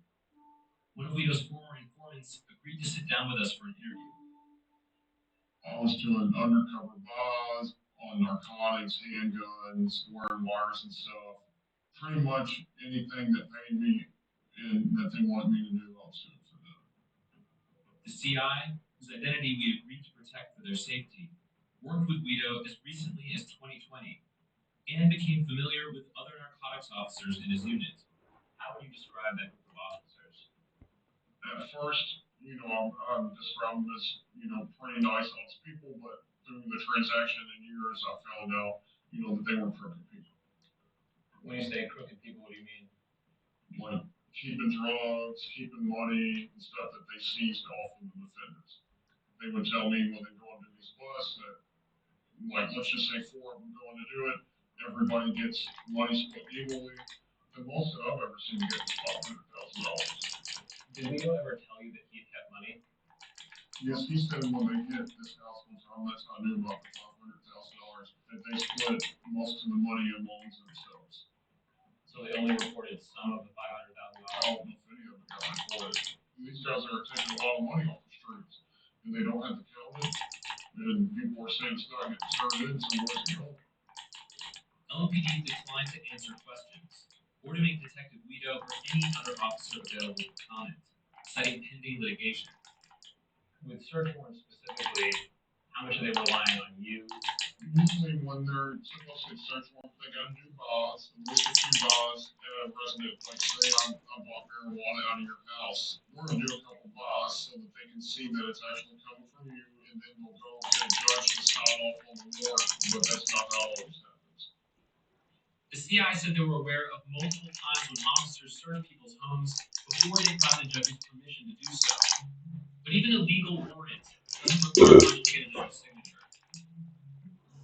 In a 2015 study, based on dozens of ride-alongs with LMPD narcotics detectives, officers acknowledged that it didn't take much to get into someone's home, especially given how, as one detective put it, no one cares about these people. Our review of LMPD search warrants identified several times in which judges had signed off on suspicious warrants submitted by Guido and his colleagues. One of the clearest patterns is using almost identical affidavits to hit the same home twice over the course of as little as a month. In some cases, language was so similar it even included the same typos. Many of those affidavits were written by Brian Bailey, who for years served more warrants than any other LMPD detective. One of Bailey's former informants told us officers would pick out a target and then use informants to justify a raid, even when they didn't actually have any intel. This same CI told us they knew of multiple people Bailey had taken large amounts of money from. wasn't even there when the rape was out. I met a friend of mine's. So I'm at his house and we're talking, and all of a sudden my phone starts going off. He says this is Officer Brian Bailey with LAPD. Just want to let you know we raided your place at 29th Street. When I get back to the house, of course I knew something was wrong. My back gate was busted open and all I was just destroyed. Stuff I was looking for, of course, was gone.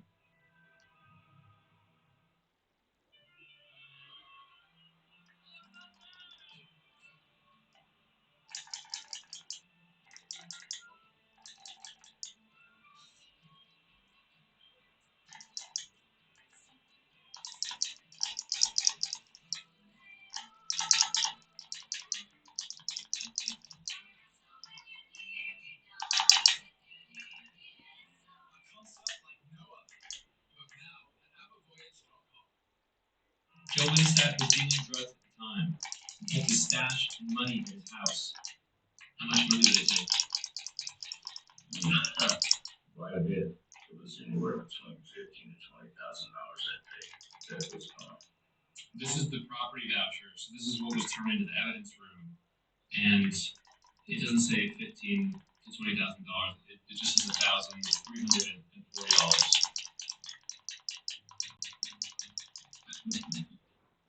And 1,300.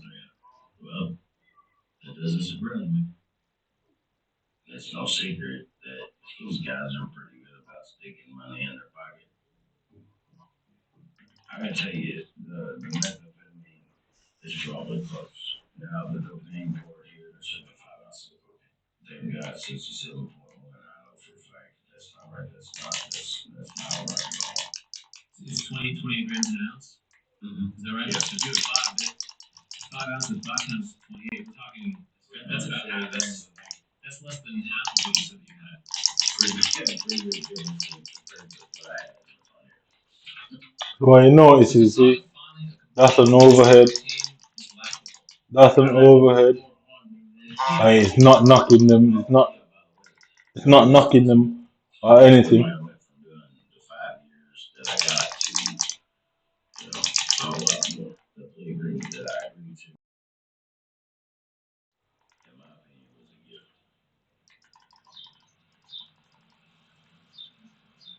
Local defense attorneys who people call after their homes are targeted are pretty familiar with these types of plea agreements and the things that never make it into the public record because of them.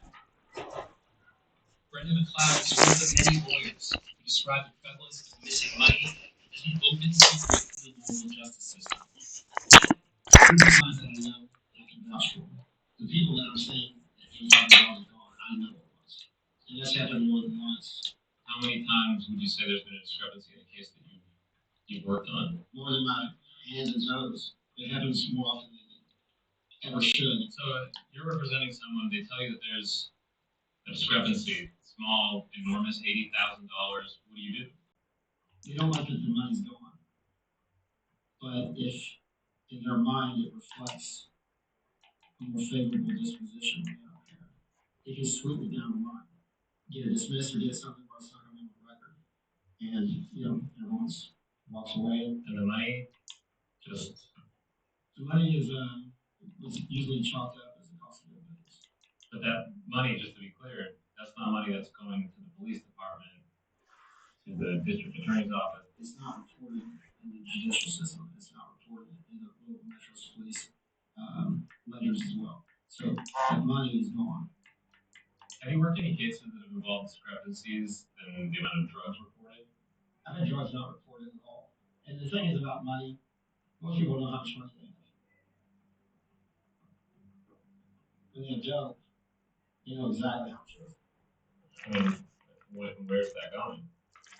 Well, it's probably goes the way of the money. And usually my clients are scared from that stuff. Multiple people have told us that officers seize drugs for their own purposes, including Vito's former confidential informant. He also said he'd been asked to plant drugs. There were a few times, and then one time they wanted me to plant drugs and help them with the case. They were going to pay me to do it. How much were they going to pay you? They said $10,000.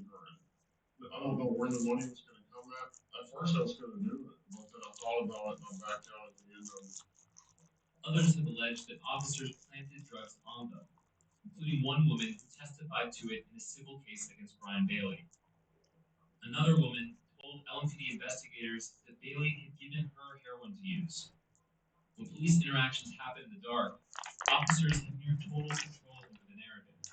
How much power do these detectives have in dictating the terms of a plea deal or the outcome of some of these cases? They're very influential. I mean, they change the plea. Everyone used to say, it's good to know the prosecutor, it's best to know the judge. In all reality, the most powerful person out there is the prosecutor. He can ignore a crime, he can charge you with something. There's nothing more powerful than the discretion of a police officer out there. And that's no doubt. And it's a real danger when a cop knows that power. When they understand that.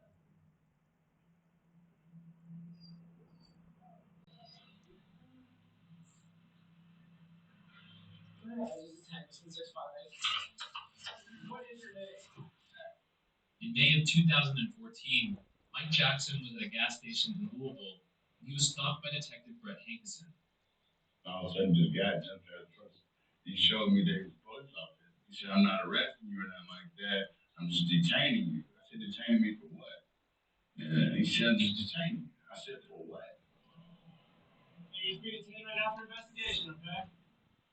Hankerson suspected Jackson had just sold drugs to a woman in the back of a cab. Jackson insisted there was no drug deal. He said, I'm just detaining you. You don't mind if I search your vehicle? I said, yeah, go ahead. You know, it doesn't matter if I search my vehicle for what? And he never ever said what he was saying before. In the car, they found a tiny bit of weed and a lot of money. I'm paying it myself. This is fishy. And he sit there stared at the money for a minute and looked at me and kept looking. And I could tell he was formulating the idea of how he's going to get some of it. So you squirted all this. How much money do you think we got here? About $20,000. What do you care about money around your rental car in the trunk? Money, you know, takes it back. This is my last day. Probably 8 or 9 months of savings. I told him I said, I'm a boss. I said, you might have to take it for a while. I'm not teaching you something. That's cool. Follow sales. We're teaching you that.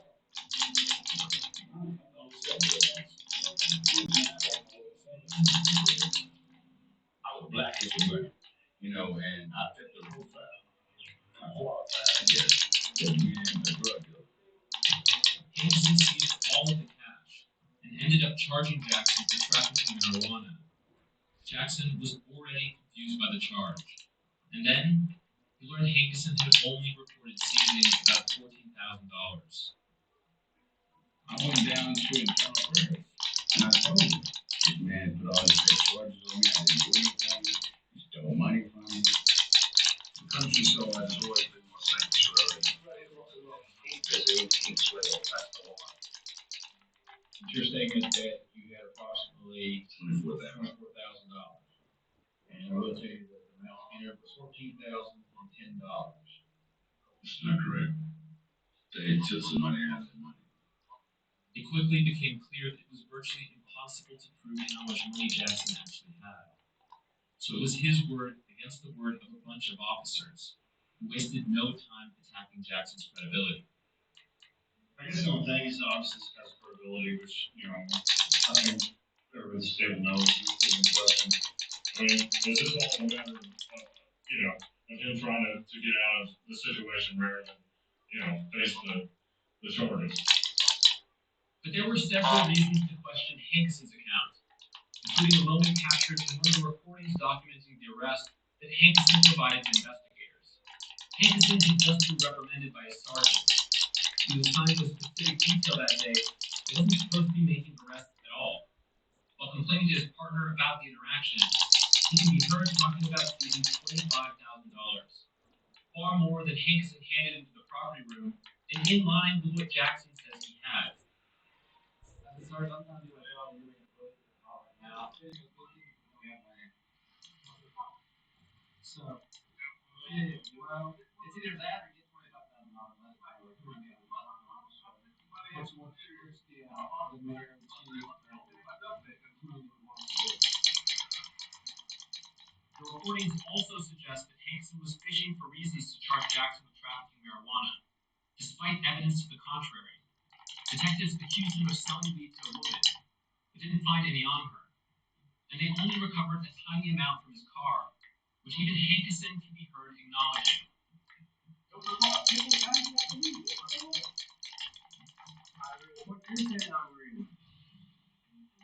The only witness, the cab driver, also independently corroborated Jackson's entire story.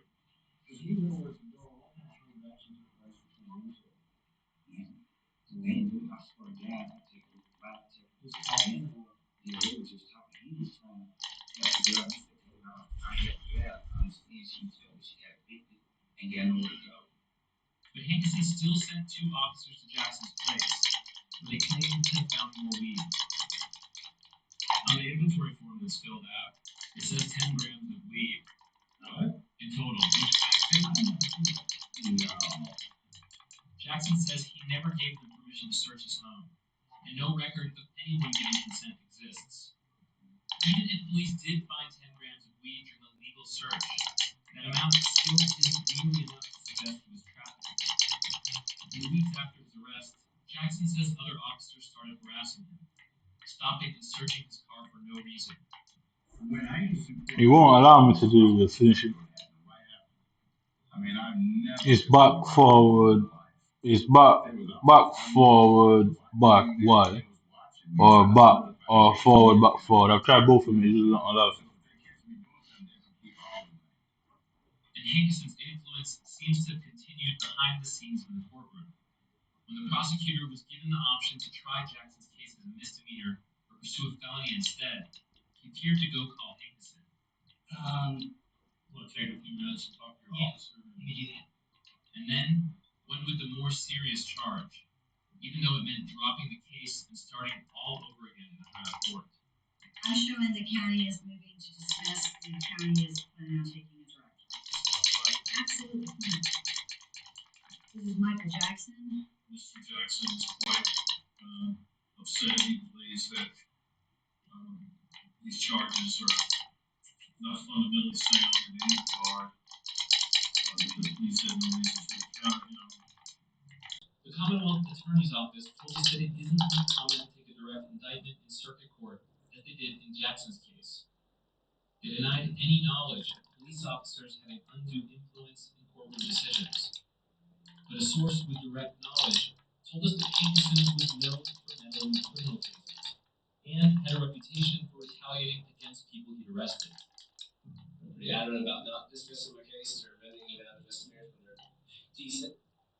The following year, as part of a separate internal investigation into Hankison, he told investigators he tried to personally get a woman's probation revoked.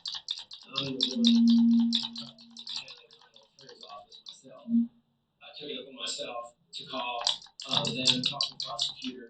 I sent him a copy of the citation. No, so, yeah, back, forward, back.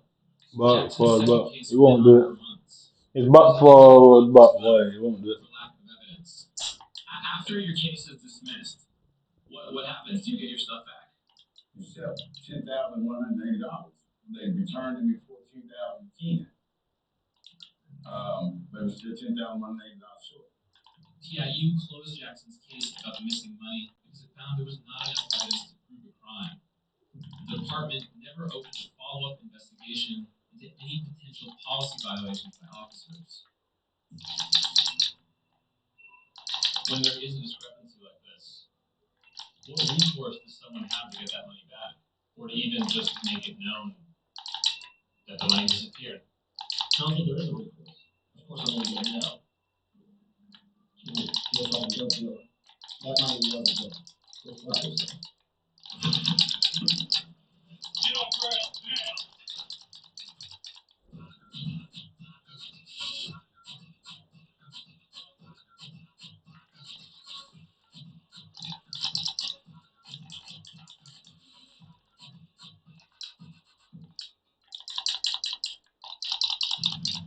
What it is a verbal first.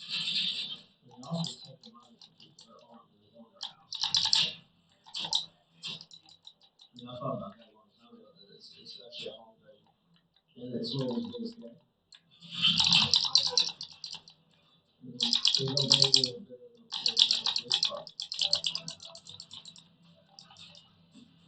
mean, so they're rubbing me on it. Most of these cases never got much attention, but even when the public is watching, LMPD has still failed to fully investigate suspicious behavior by its officers. The most high profile of all of these narcotics raids was the one that ended in Breonna Taylor's death. The public narrative was that no drugs or money were found in her apartment. But that's not what Detective Guido's informant says he was told the following day. When did you become aware of that raid? It's a day after when I became aware of it. I was like, I Oh didn't yeah? watch the news or anything. Back, forward, back, forward, back. It won't allow me to do it. In the passenger seat, and then I'm asking what we're going to be doing next to get, so I can make more money. And they said, It won't allow me to change my combos either. So I can't go back, forward, back, A, B, A, B, Y, B, Y. It won't allow me to do it. Several members of the small narcotics unit were, including Greg Nicholson, who fired 10 shots that night. Who was talking during this? Who was telling you stuff? We know the one that's talking the whole time. He goes in to tell me that they couldn't really search the house too much, but they did search the bedroom. They dug in the mattress, they found $15,000 in cash. Did you ask him what happened to the $15,000? No, he didn't. So I didn't know if they turned it in or not. A source close to Taylor confirmed it was common for her to hold large amounts of cash in the apartment. And this isn't the first time we've heard about the potential presence of money. On a phone call made from jail about 12 hours after the raid, Taylor's ex, Jamarcus Glover, is reported saying that Taylor had $14,000. I mean, it won't allow me to. So when I back him in the corner, it won't just allow me to beat on them. They always counter it.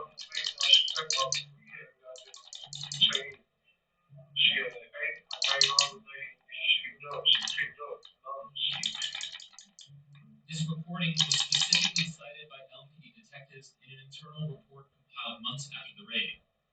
Even though LMPD acknowledged there might have been money on the scene, no effort was ever made to find out what happened to it. In the hours after the raid, several members of Guido's unit either lied or withheld information about their whereabouts. Luke Bond, who was the head of the unit, who took over the crime scene after SWAT cleared the apartment, told investigators two very different stories about when he left the scene. How long did you stay on scene after, SWAT was done? About 30 minutes I had back down to the hospital. Now, how long were you there on Springfield?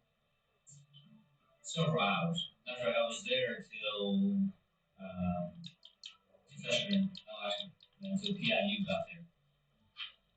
So I would assume 3 hours. They got there, and then once they got there, I was went down to the hospital to see Cole Gibson, Guido's partner at the time, told investigators that he went home after leaving the scene.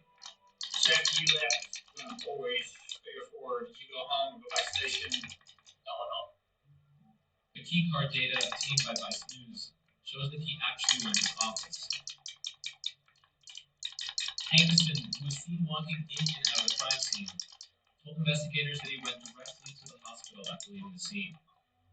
The cell phone records obtained by Vice News and analyzed by a telecommunications expert suggest he took an unusual detour. After initially heading northeast along the road to the hospital, his phone pinged a tower corresponding to a location well south of the route.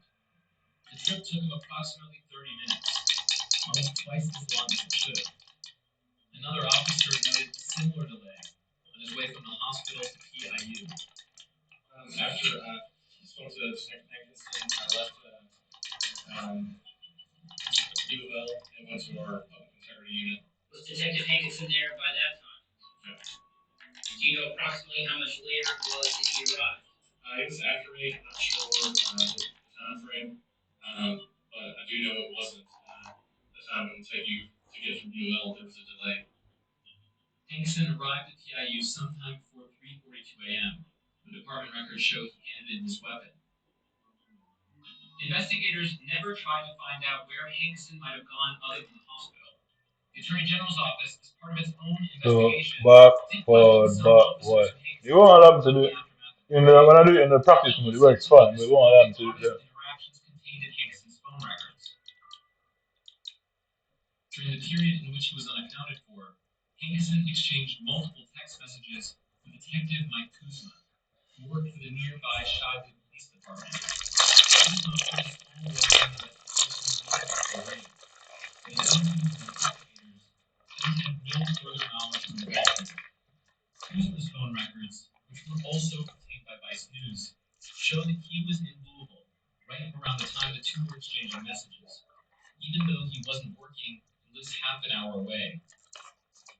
We don't know exactly what transpired, or even what the two were texting about, because no one ever subpoenaed Hankson's texts, and Kuzma never asked for his contact information. In the course of 3 investigations, 2 by LMPD and 1 by the state's Attorney General's office, no one ever got answers about whether there was money at the apartment, if it was stolen, and if so, by whom.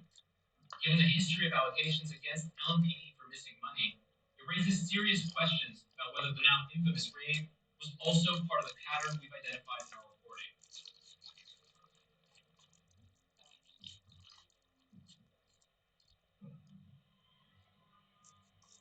For the past year, the Department of Justice has been investigating potential civil rights abuses at LMPD, including in how they conduct searches and seizures, and what happened the night Taylor died.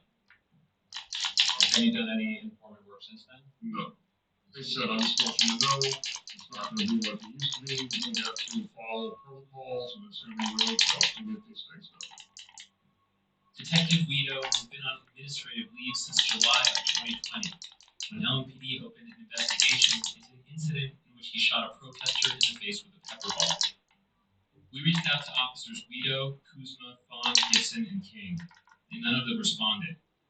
Brian Bailey resigned from the department amid sexual misconduct allegations. His lawyer declined to comment, citing ongoing litigation. Brett Higginson was fired for his involvement in Taylor's death. Why run for the hills? You can chase the storm.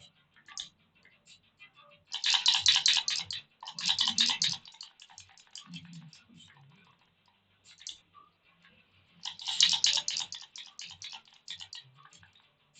Why look at the stars? You can control your people. Earth is what people instinct to. Forgotten. When asked for comment on his whereabouts the night of Breonna Taylor's death, as well as the allegations relating to Mike Jackson's case, I can't get a brutality done. It doesn't allow me. It doesn't let me do brutality. It doesn't let me change my skill move. I do combos at the end of the game, and it won't activate the brutality. They turned it off. I say, you man can't win. I'll never take a plea deal. I'll take it to you, suck your mother in your face, pussy. You know, you never let me take no plea deal, white boy. Go and go suck your mother. You have all the evidence you need, and I'm still gonna say it's not me. They recently made light of the idea of targeting people over small amounts of I'm drugs. still gonna say it's not me, right in front of your face. Suck your mother, white boy. I can prove without everything I say on this game. I can prove that in the courtroom. And that don't make sense. Yo, I've played how many matches? About 200 matches, and I've only ever had one brutality. And all you have to do is activate the stuff right before the game ends, and it's initiated. It's automatic.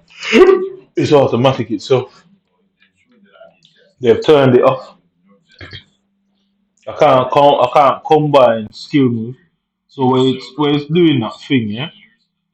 So when I'm flicking over and hitting them over, hit them over twice, then I should be able to go into a combination move and then grab them and then do that paddle thing that it does. I should be able to do it all at once, but literally it just stops me from doing it because they're pressing buttons to stop it from happening. I say I'll never cut no plea deal here, bro. Suck your white British mother pussy. Never happen. I'll go to prison 1,000 years before you man see that. And on the way to the prison, suck your mother again. Look, Back, forward, back. Why? Why is it not doing it in the game?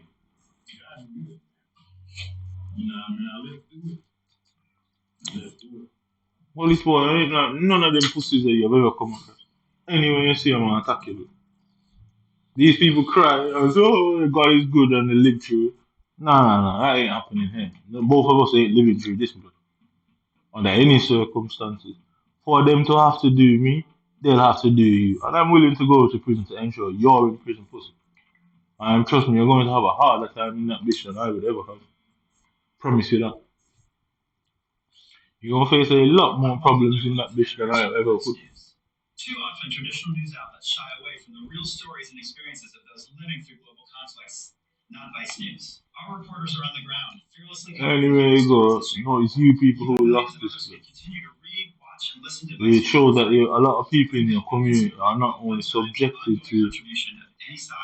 It shows that not only a lot of people in this community is subjected to white people's reign and power. It shows that a lot of white people in the power are racist. Because the whole town and country would have fucking heard about this. Why do none of the innocent people don't come? Because what exactly are they agreeing to? It shows that you pussies are racist, white boy. I'll never cop any plea deal to any racist. I'd rather go to prison. Everybody else is scared of you, man. I'm certain I'd rather do my time. But in order for me to do time, obviously my accusation, everybody knows that they can be proven. It means you would go to prison just the same, and I'd more likely get off. And it would be a racist, white, worst nightmare to have some fucking nigger put them in prison and he walks free. I know exactly why I'm sat here, blood. So keep sending the NHS people. Tell them try it, see if they're smart enough to convince me. I mean, because that's what I'm waiting on. They're all trained in psychology. Why they can't convince me that I am mentally ill? Because why? Because I can go in that code and press the exact buttons I'm pressing now and say, why does it not work? Because you'd have to make it not work in the courtroom just to say.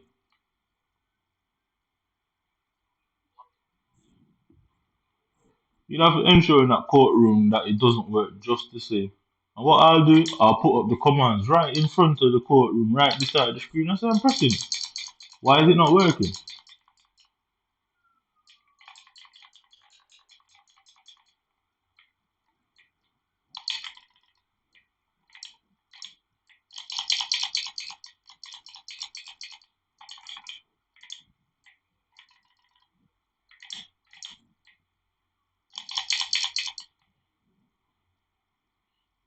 Look at that. So you can see that stuff what they're doing. My game will not allow it. It just did nothing I've pressed and it simply won't work. Because all you have to do to get that done is quite simple. Just change your combinations. That's it. There's nothing intelligent about what they're doing there. It's just a simple chaining of the commands.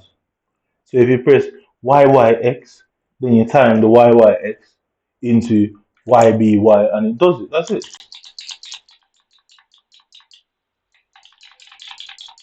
Look, I've got to press the button fucking thing 90 million times.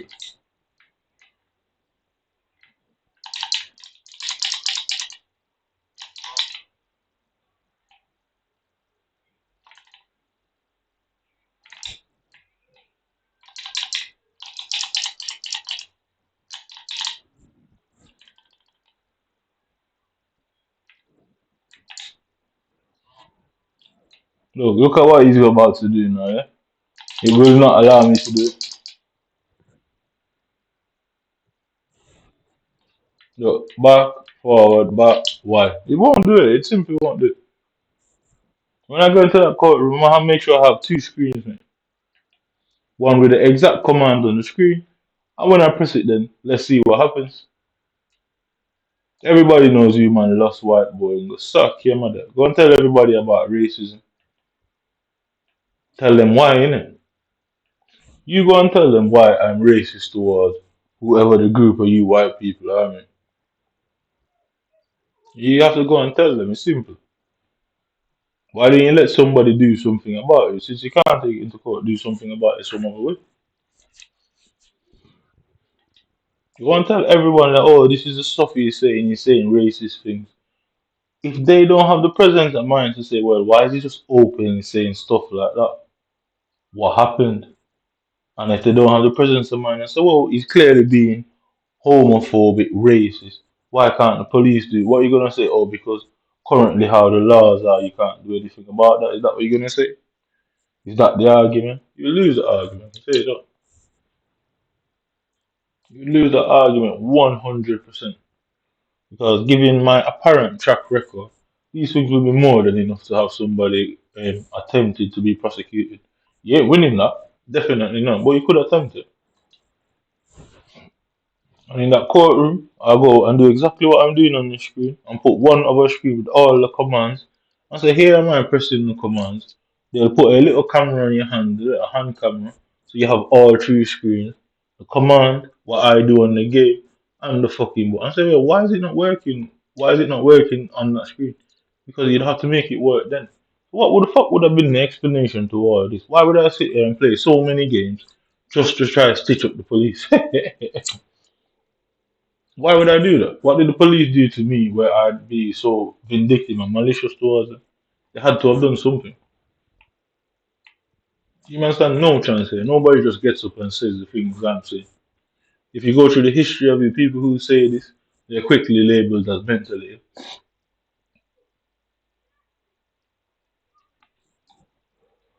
If I'm mentally ill, is as a response to what you people did.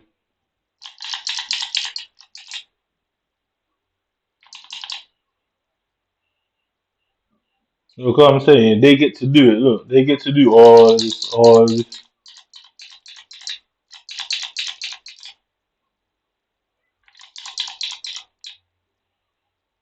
No, look at him going up, bang, bang, bang. They get to do all this. I don't think it's fair, but you're obviously a racist. And the black people who join with you and agree with you, they're dumb black people. Simple. They are subjected to you people because they're connected to you people in more than enough ways, which can easily be proven that most of them would be. I'm going after who their families are. The Home Secretary, what you man implemented here, I'm not Home Secretary. Why would he stand up against racism? I mean, you man are dickheads, brother. You can't win this. You know you can't win. That's everybody knows that you people cannot win. Nobody doesn't care about me any more than they care what happens to you people.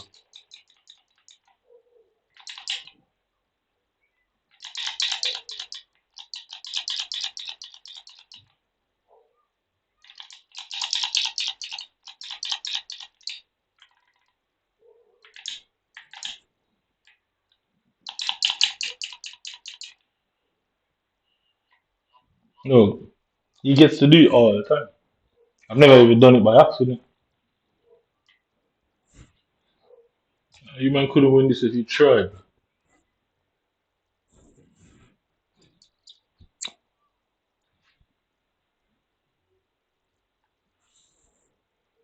I can show you videos of people doing the same thing 3 times in a row. My game will never, it doesn't allow it. It stops it as soon as I do it twice. If I lucky, you get it twice. It stops it. So when I try to do them sort of overhead stuff, the cameo player will not come out and help me to, just like how the Scorpions knocks me back to him, my cameo player will not come out and help me. I can't, you get to use them all at once.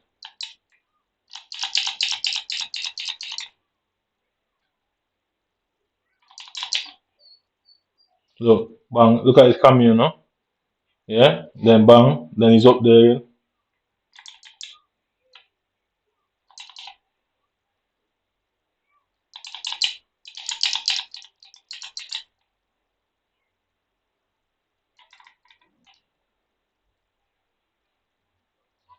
Look at it, look at it. Ah, these guys at White Boys couldn't win. Go out there and tell him, go and tell everybody what I'm saying. I want everybody to know what I'm saying. Because he's only human who lose, and then because people would ask, well, why is he just saying that? Like, what happened? Oh, he's mental. Let people in on the streams. You get me? Let people follow the streams. I mean, simple, innit? Why you going to YouTube? Why go into YouTube to tell YouTube and all the internet companies to not let people follow him? What you have to hide? People are not stupid. People aren't idiots. People will figure it out and say, well, something's not adding up here. Because the things that he's saying online, people would fucking come and have a problem with it, and people would send nasty comments and target him for it. Why nobody targeting this guy for it? Because you never hear me answering or replying to anything. But every day you hear me saying the same racist stuff. You never hear me contacting or arguing with any one of these people online about the things I'm said. People would make sense of it and realize that something isn't adding up here. No, it's not a person. It's not a person. It's a bot.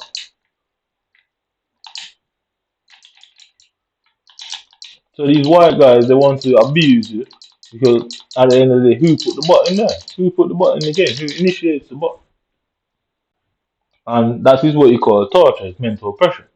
So the bot can't just activate itself, so it's intent. Once it's intent, and mental stuff can be proven over a duration of time, it proves that it's torture. Human can't win. Human are racist. You want to talk about your harsh and oh, this is Britain. Yeah, Britain is racist. We all know. We all fucking know human are racist. The black people that are with you, man, is because they have to go and get in interracial relationship, or they won't be allowed to fuck around. If they don't go into these interracial relationships, they ain't getting that job. You run and put that mixed race guy there who went and had that his wife is white. That's why you got and put him in there because that's what you're trying to use. Is your fucking kid's black? Is your kid's mixed race? We don't think so. Very sure of that. Very sure your kid isn't mixed race. So that says a lot. You think you're smart and trying to manipulate the community, making them feel some sort of way towards it. Ask them when I ask them, well, if this happened to you, would you be nice? Would you be amicable? Would you sit there and shut up? You'd be a fool.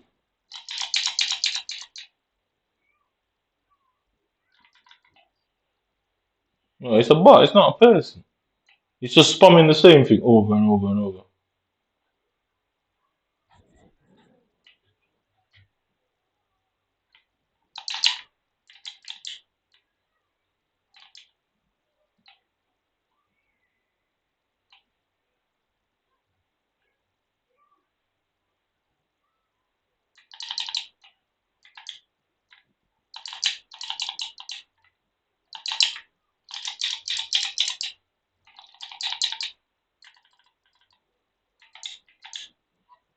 No, they're coming out of they're coming out of the block so fast. Yeah, they're coming out of the block so fast. It's unbelievable.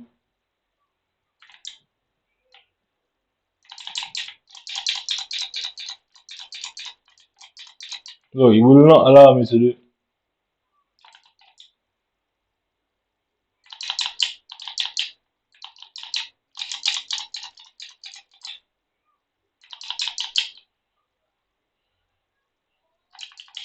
I can't get to send the player out to break the combo or spam B and it doesn't allow me to do it.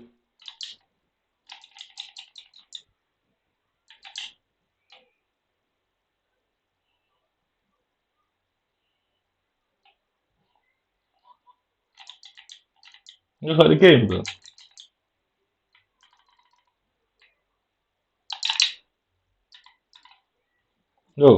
Look at the simple brutality for me. It won't allow me to when I press B to get the cameo to come and break the game. Notice I've sat here the whole time. I literally say how to do it, but you have not seen it on the fucking screen once.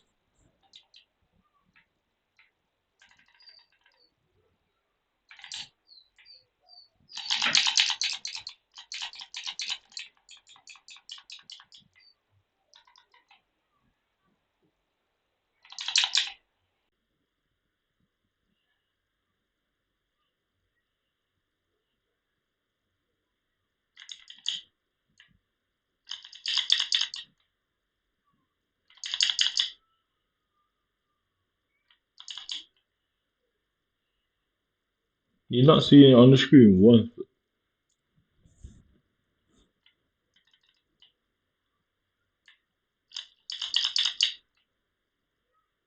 You're gonna jump.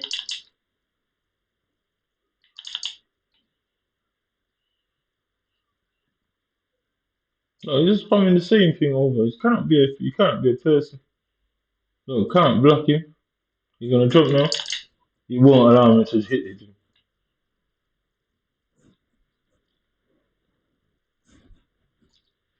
He always does the same thing. I block it, he jumps. He knows exactly when to jump behind me. He knows exactly when to jump in the air, different. It's obviously not a person, it's a bot.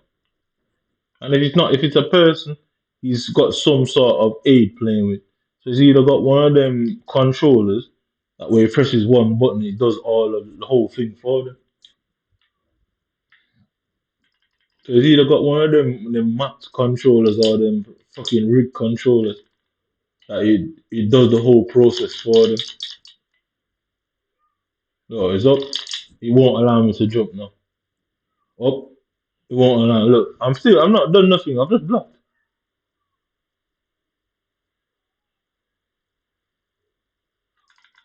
Look, how does he know I'm going to do that? I've not moved the whole time.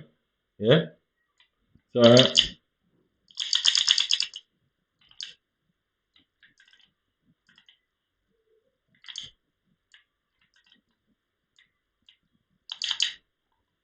Alright, watch this now. He won't allow me to move. He's gonna jump.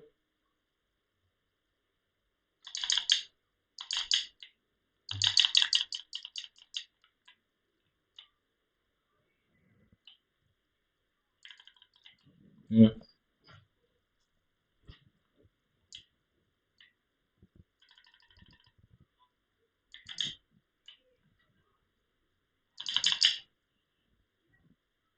Look, he perfectly does it every single time. He hasn't missed it once. Look, he's not missed it once. Not missed it once.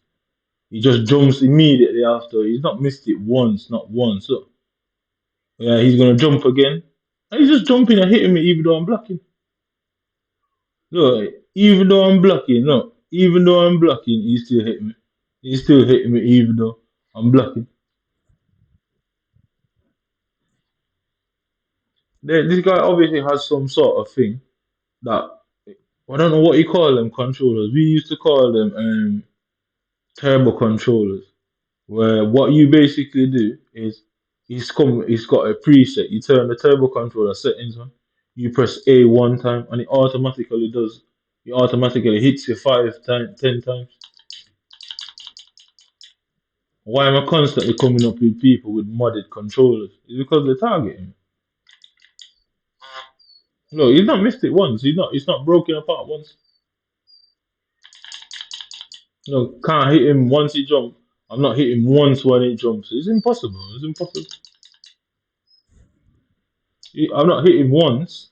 He's not mistimed that jump once. And I've not hit him once out of the whole process. Look, look, he's off now. Look, I'm not hitting once. I'm literally not hitting once in the whole thing. So as far as I'm concerned, I'll never take a plea deal because you can never win this case against me, police. Not yesterday, not today. You, Delta, and everybody involved would just be in that courtroom snitching on each other, and ultimately you go to prison for it. I don't have to sit here and worry. As long as I keep being angry and keep voicing my frustration, I ain't got nothing to worry about, pussy. Because I don't know who you are. I've never met you in my life, and I definitely don't know who you are. Because if I had a clue who you are, I would have been found your house and killed you ages ago for it. And that is ultimately how this plays out. Let's see whose life white people prioritize. Oh, I shouldn't say that, that's racist. Let's see whose life the British government prioritize. Let's see if they allow you to torture me to keep you safe and will not let me find you because, oh, they're worried about the violence. Which means it's quite a lot of you people. That's what it simply comes down to. And I'm very sure anytime you man talk any shit about Russia, Trust me, I'm gonna attack you, man, on that subject. Bro. I'm gonna be an avid supporter of Russia, the Russian government and communism in this bitch. Oh, y'all are fakes.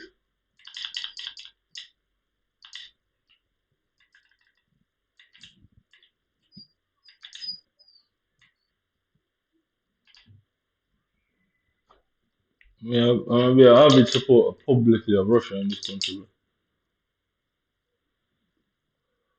You still can't take it to court. So when they say, "Oh, he's crazy," well, prove it. That's it. That's all you have to prove it. You can't prove nothing by what people say. You can't prove mental illness by words alone, and that's a simple fact. Cannot be proven by words alone because people do and send threats every day. You ain't got no proof of me doing anything on video that you can classify as mental health. So keep turning up here. And there's not with you man that can't do nothing. It's you man who are wasting your time coming here.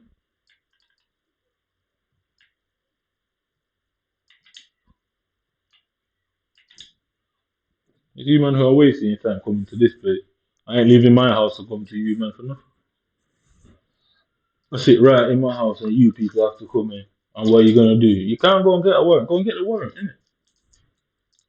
What do you think? Go and get the warrant. Go and get some sort of warrant, whether criminal or related to the deprivation of liberty. Go and get it.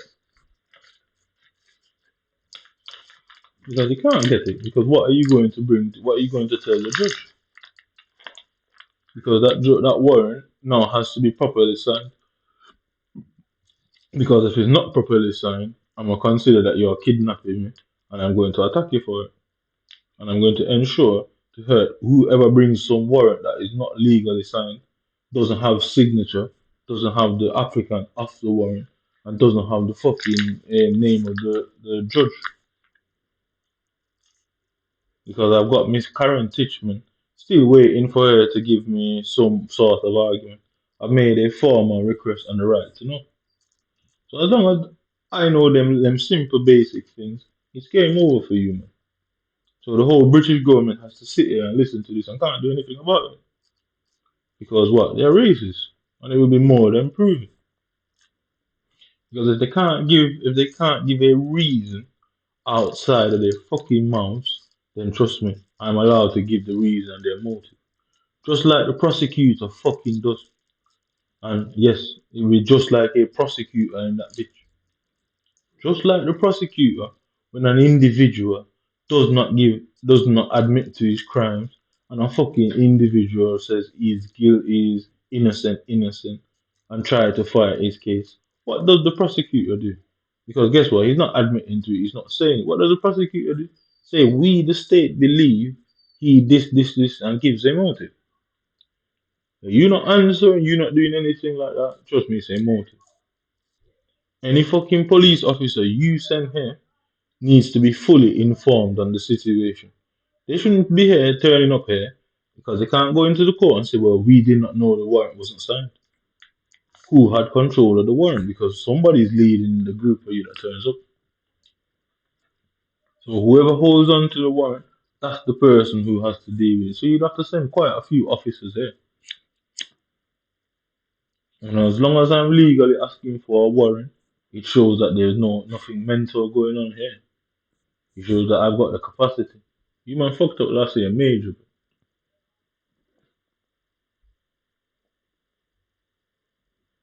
So you try to claim I've got mental illness. You try to stitch it up to look like I'm trying to defraud the government. You man got beat at every turn you turn. Any one of them ones you turn, you're gonna lost me. Because what's Delta going to do? How are you going to say Delta is in this whole situation? Who is Brian in this whole situation? Who is all the rest of them? The judge will be incriminated by default. Because if the judge don't say, well, he didn't see the evidence because of, well, what do they call it? Bureaucratic, whatever. He didn't really pay attention to the evidence because he thought the police would have been honest. So the judge himself is fucking incriminated. Your man ain't powerful because where did your power go? You man have been neutralized.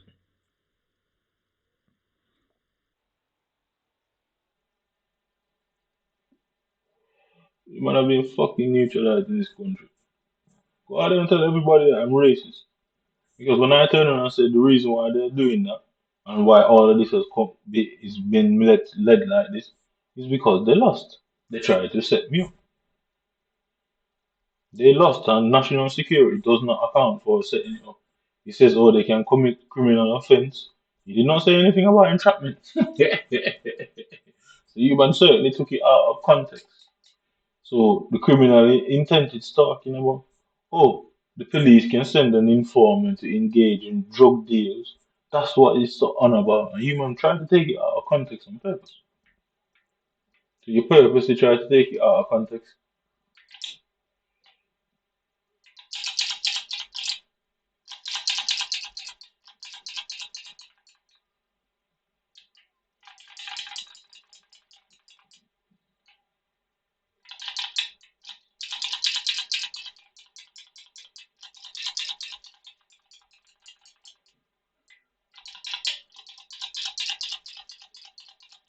You purposely try to take it.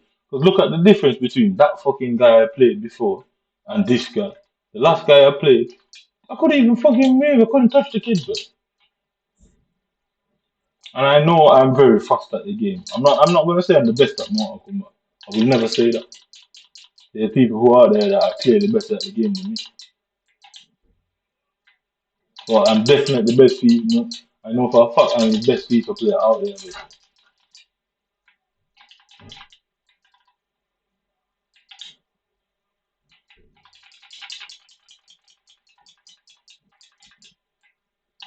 Look, he doesn't want to fight now, innit?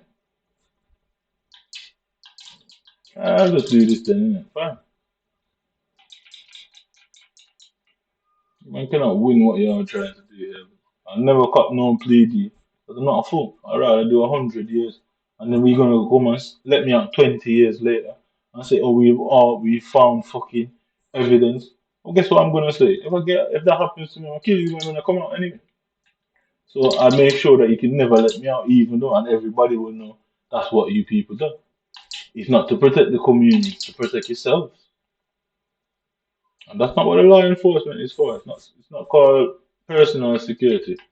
Look, it will not allow me to. It's not called personal security. It's not called, oh shit. When we fuck up, we should cover what we have done. That's not what it's called.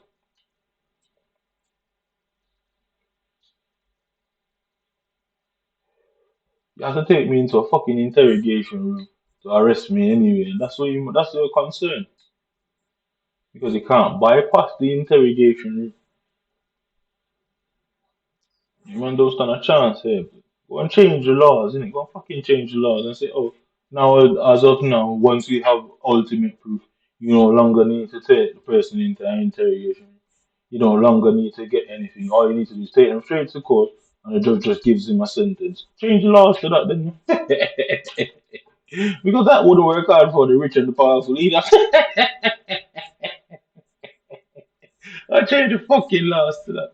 Because the rich and the powerful fucking go down like flies after that.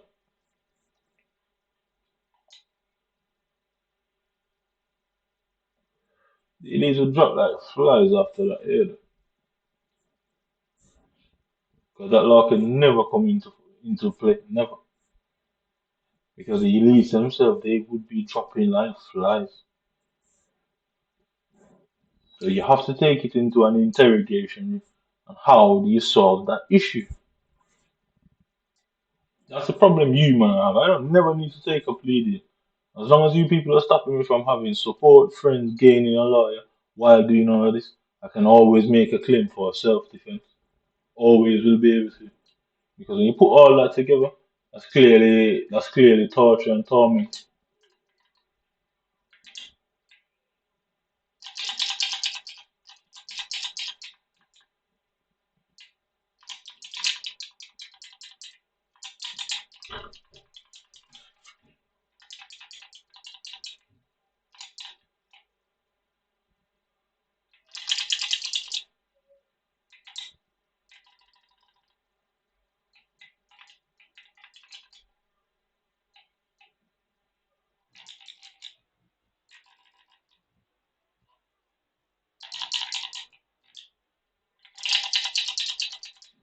clearly torture and torment. You'll never win that pussy. Because you man would have to come and do the interrogations yourself. And you definitely don't want to be in a room with me, but because anybody that does the interrogation, you man are screwed. So you'd have to do it your fucking self. The moment I identify that you're a part of it, I'm attacking you right then and there. Because you'd have to play it in the courtroom and say you attacked a police officer in the interrogation room. And the question would be, why? Because my defense, my lawyer would be there alongside me. And the lawyer would know what was done and what was said, given that it's a recorded environment. Yeah? Given that it's a recorded environment, you'll never win.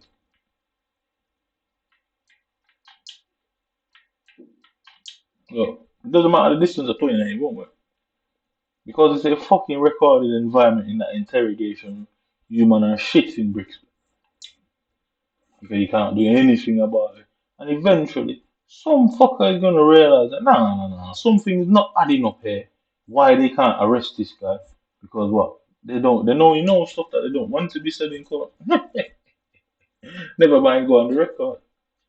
I ain't your friends, my nigga. I mean, I don't give a fuck about snitching on you people. You people ain't my friends, my nigga. And as long as you mean nothing to me, I don't care how it plays out. You people mean nothing to me, but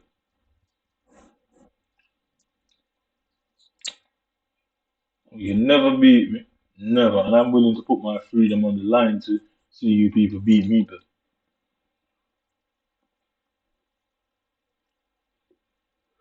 I'm willing to put my life on the line and freedom on the line to show you that you can't win. Because all of the people you have used, I can identify them and point them out. It's a situation that you man can't handle here.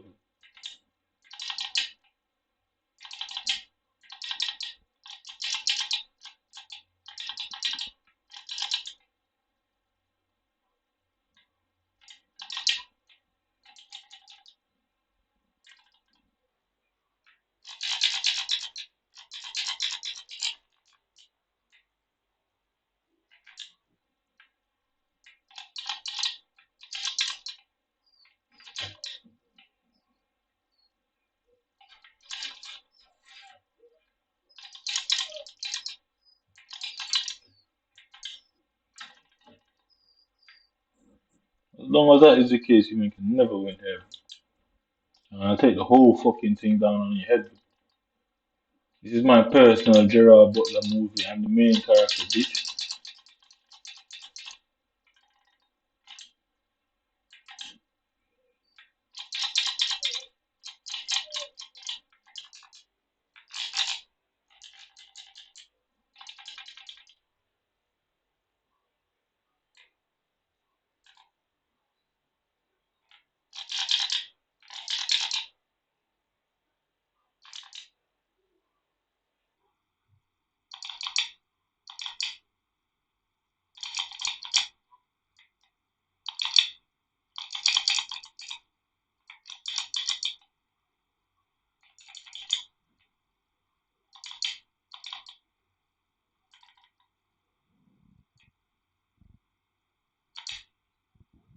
I'm the main character, my nigga. This is what you're looking at, law-abiding citizen. Well, a fucking joke Hollywood was telling you was real. Yeah, Hollywood saw the future and the premonition, yeah.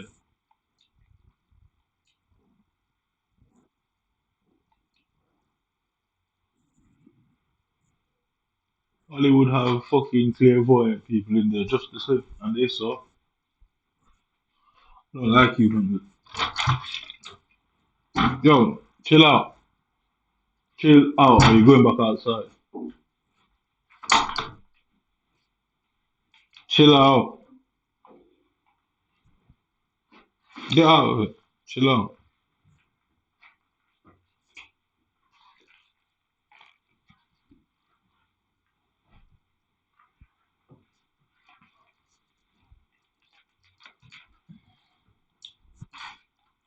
Get off the chair.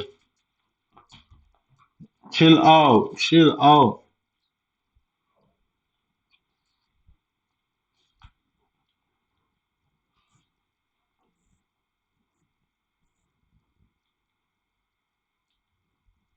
Hollywood saw the future as well, yeah. This is my Gerard Butler movie, bro. Minus the sniper rifles through the mayor's fucking face. Minus the sniper rifle through the face, but I think they needed to put a bit of excitement in there. Hollywood saw the fucking future, man. How did they know you people were going to end up in a situation like that? It's because they know you, man, are fucked up. Dog, you're going back outside. Listen, chill out. Chill out. Chill out.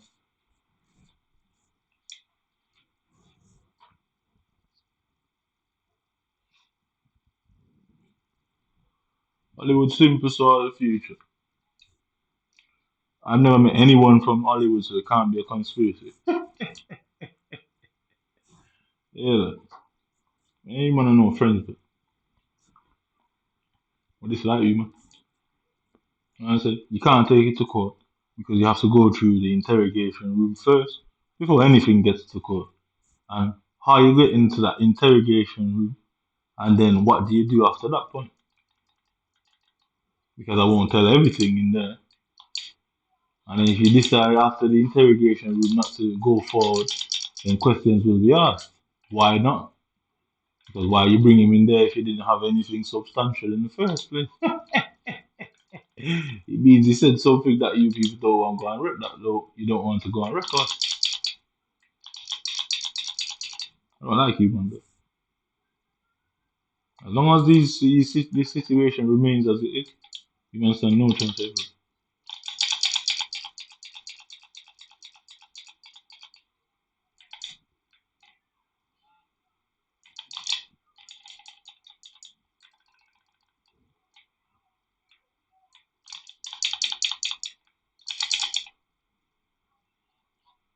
No, the situation remains like this, you must have no chance ever.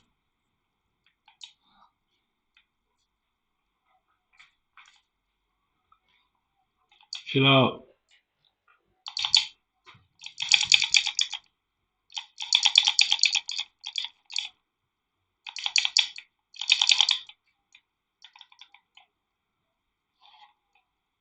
Yo, oh, yeah, me.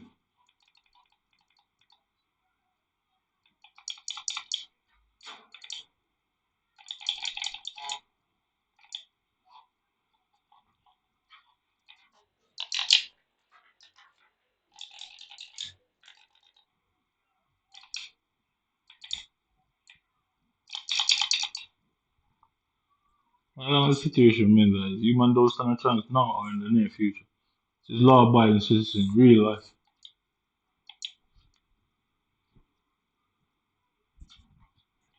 You know what I mean? Play a stupid game to win stupid prizes, huh? I'm sure you've heard that before. You want to play this stupid game here? I'll watch you and the whole lot of you argue with each other, blaming each other. And as soon as the blame is shifted and we've identified the leader, then I say, nope, they all played an equal role. They all was complicit in there because guess what? They've never all been together. They've all done it on their own separately. So they were well aware of their actions. Nobody didn't have a whip over their heads. They chose to do it. So as soon as the argument stops between you all and we've established who the fuck led the team, then that's where game over. Everybody's going down anyway.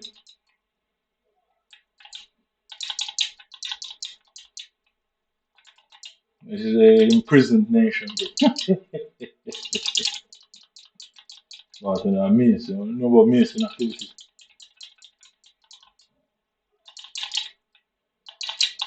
And they only go about here, pussy.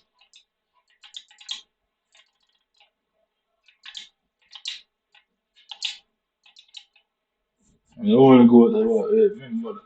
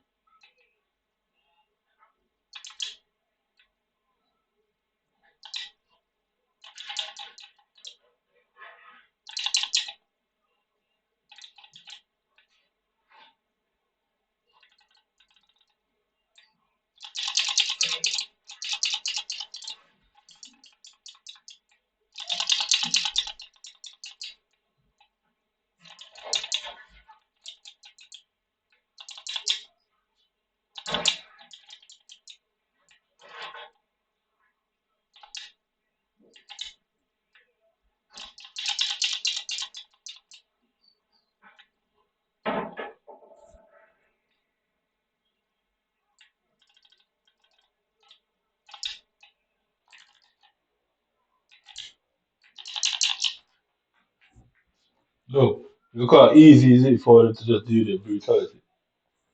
I've not done it once, but not once. I say, as long as it remains like this for the future, yeah, you must have no chance of that. An imprisoned nation. Disabled your security. Fucking imprisoned you. It doesn't take a million people to do this. So, by its very definition, I'm extremely intelligent. And all you have to do is give up. That's it. It's human who imprisoned your nation just before human misconstrue and write false reports. Just before human think of, oh my god, he admitted it. Just before you go down that route. Just before you forces go down that route.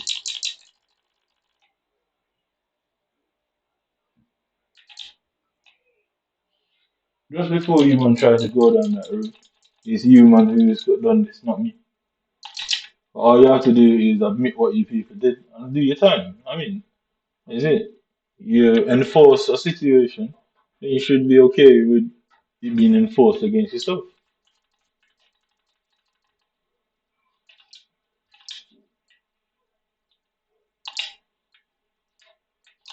You want to try to make me exploit me and it turned out you got caught in your own trap.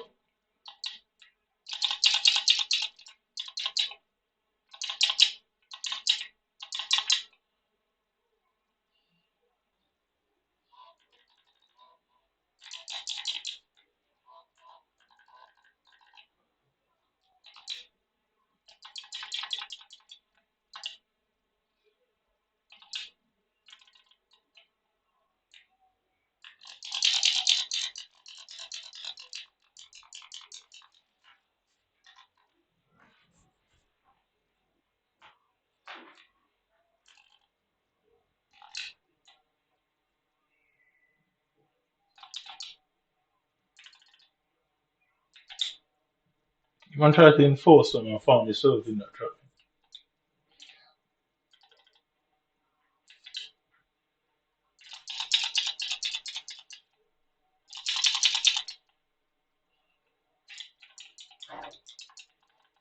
It won't allow me to do the thing.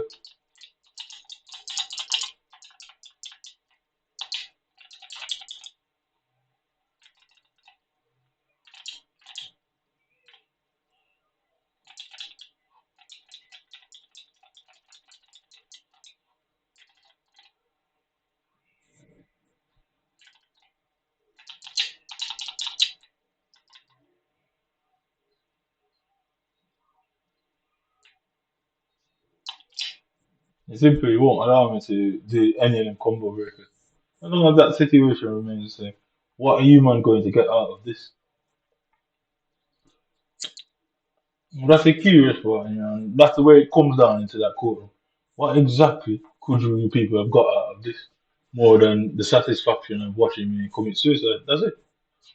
It's already been proven what your man intent is. So you thought you were going to do this in front of the whole public and leave nobody to know what really happened. Why did nobody know what happened? Because the police didn't do their job. If they didn't do their job, they chose not to do their job.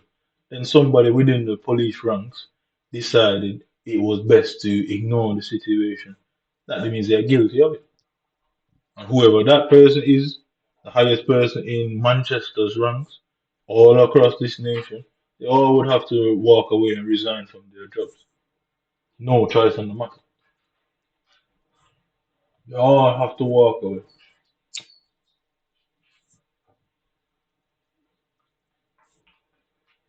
They would all have to walk away. The whole fucking lot. The IOPC, all of them, every head of all of these would have to walk away. All because of me. Suck your mother,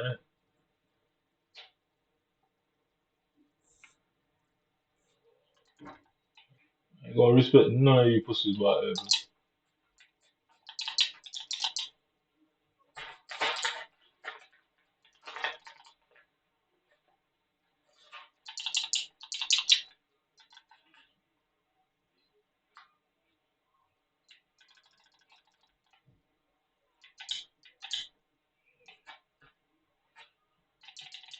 So you can see their overheads, no matter when I block it, it works for them. They always hit me.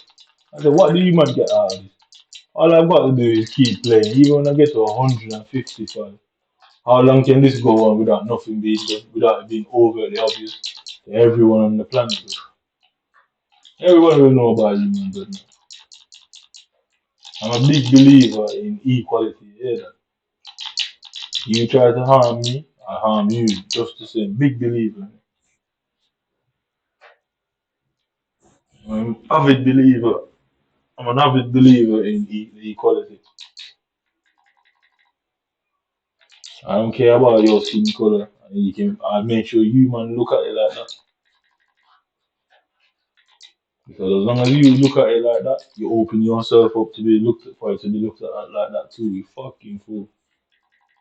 And the Gerald Butler of this movie.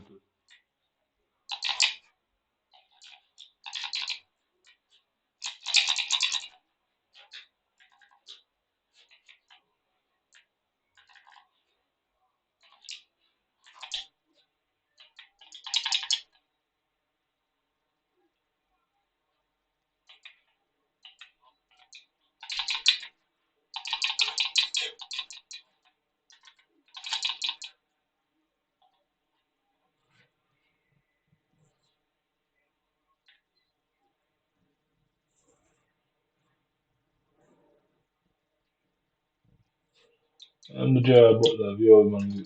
You man are waiting for the snipers. It's just Hollywood embellishing the story. He didn't. He weren't meant to go like that. I guess when they create law-abiding citizen too, everybody will know who's about. I bring the whole shit down here. Because all over the. Oh, give me it.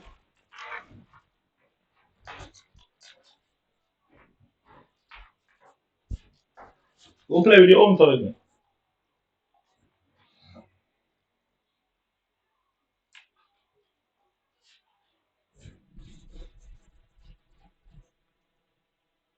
All you will suffer as a result, because I'm sure you all go to prison. I ain't going, I ain't stopping until I get everyone of you in prison. And that sounds like the police is worried that they just might end up there. But that's how it's gonna play out in the end. Doesn't matter what I say, you man can't prove my intentions, but yours are certainly proven. Doesn't matter what you man do, you cannot prove my intentions.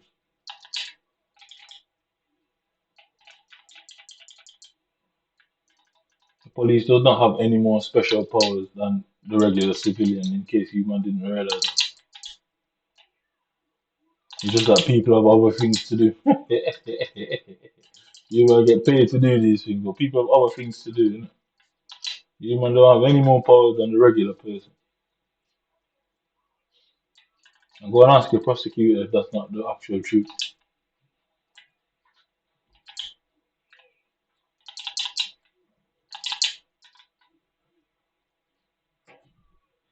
Yo, stop biting up stuff.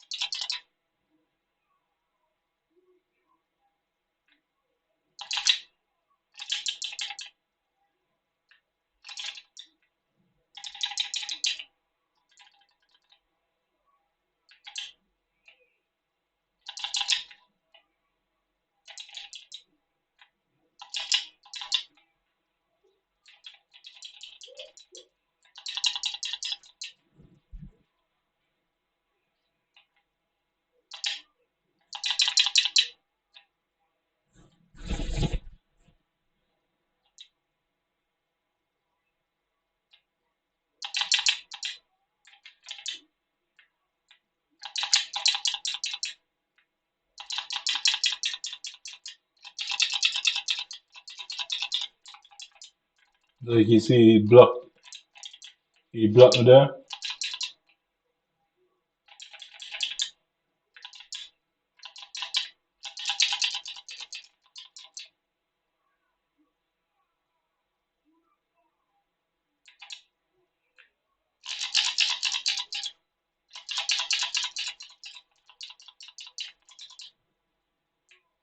So back forward, yeah, it finally works.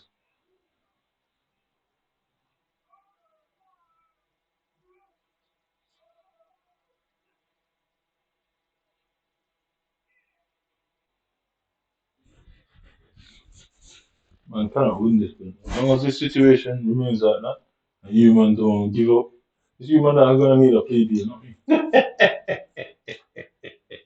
Human have to give up because it's simple. There's no law in the state that allows what you're doing to be done. Nobody can authorize that. No police officer, no command, no CO, no PO, no GO, no head of no security in this bitch can't authorize that. The Home Secretary cannot authorize that. The royal family itself cannot authorize that. Parliament as a whole could not authorize that. Simple.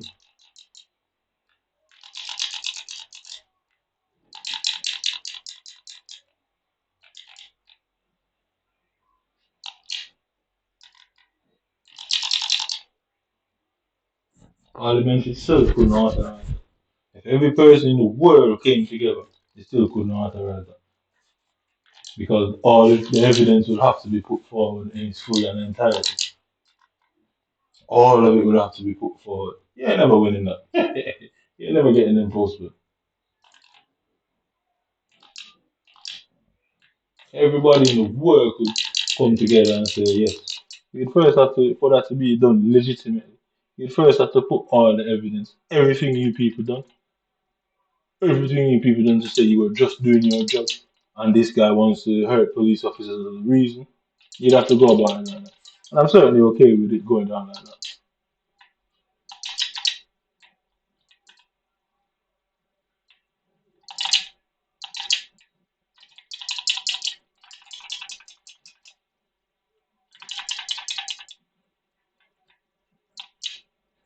I'm certainly okay with it going down in that fashion because you still couldn't win.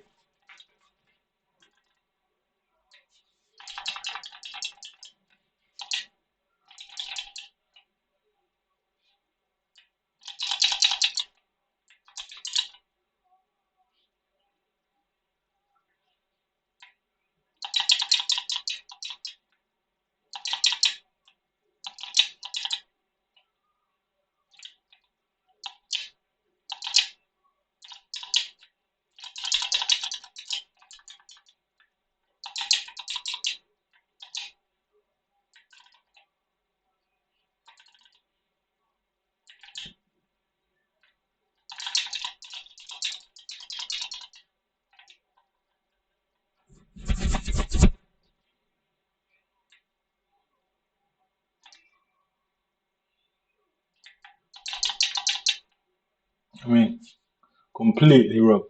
So he did his, I did mine, he blocked it, he did his, and I could not fucking block it. Why can't mine block? As long as it remains like this, I don't matter what goes on now in the future. Even if you change it tomorrow, it still won't change what you have done. Prison, you're looking at white books by your own people. What a disgrace. A disgrace, but abandoned by your family, abandoned by your friends, everybody. Fuck your mother. That is exactly how that plays out for you. Exactly what you man try to do here, the favor will be highly returned and it will be 10 times worse.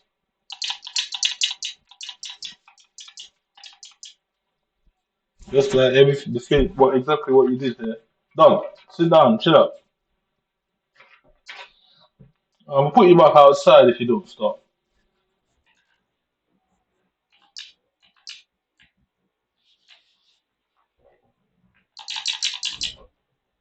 Just sit down, I'll put you back outside. Man.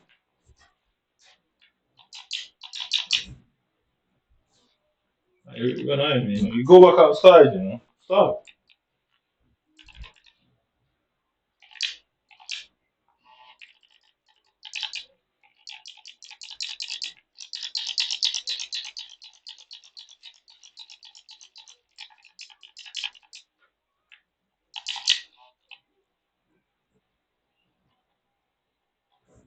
Look at it, block it now.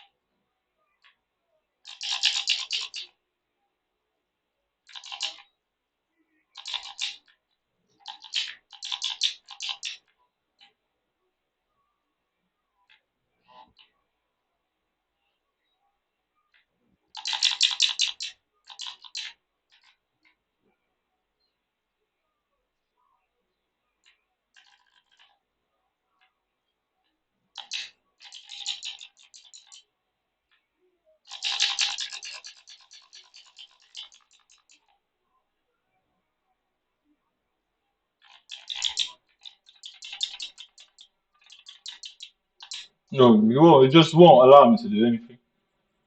Yeah, as long as it remains that what all you're doing is frustrating and you're just making me more vicious and malicious towards me. So that proves intent. That's all I have to do. I keep proving intent. As long as I keep stating that this is going on and that this is intentional, it always will prove intent on the state's part. Playing and simple, you'll never win. As long as I keep saying it, that's why you didn't want me to know because you couldn't do it without it. Once a person is stating it, it proves that it's being said and that proves its intent.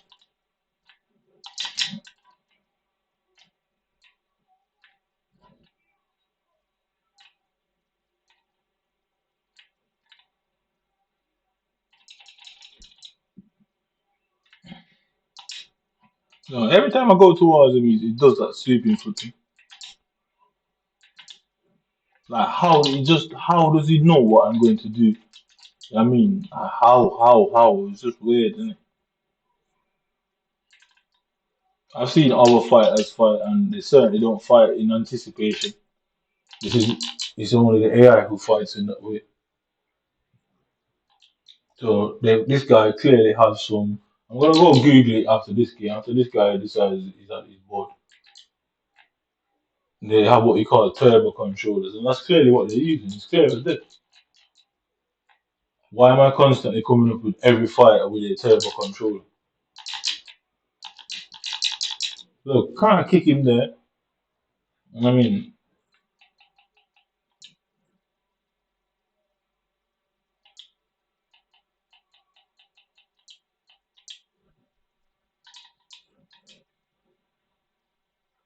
they think they're so smart. That's what he's using. They're using turbo controllers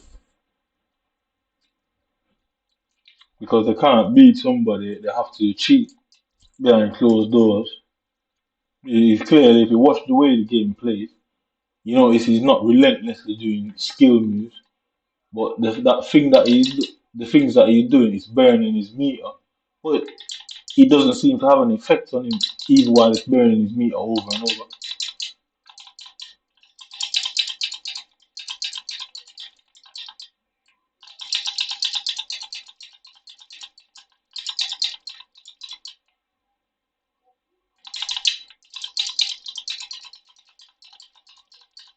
It doesn't seem to have an effect on him because them stuff where he's kicking through the wall, it burns his meter.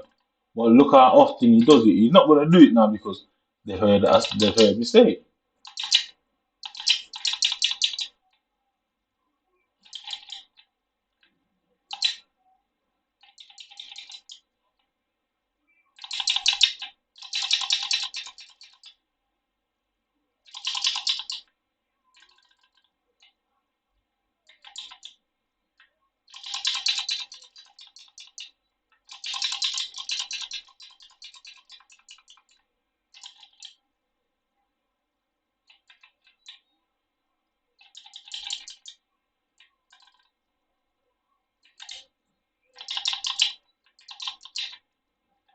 over his head.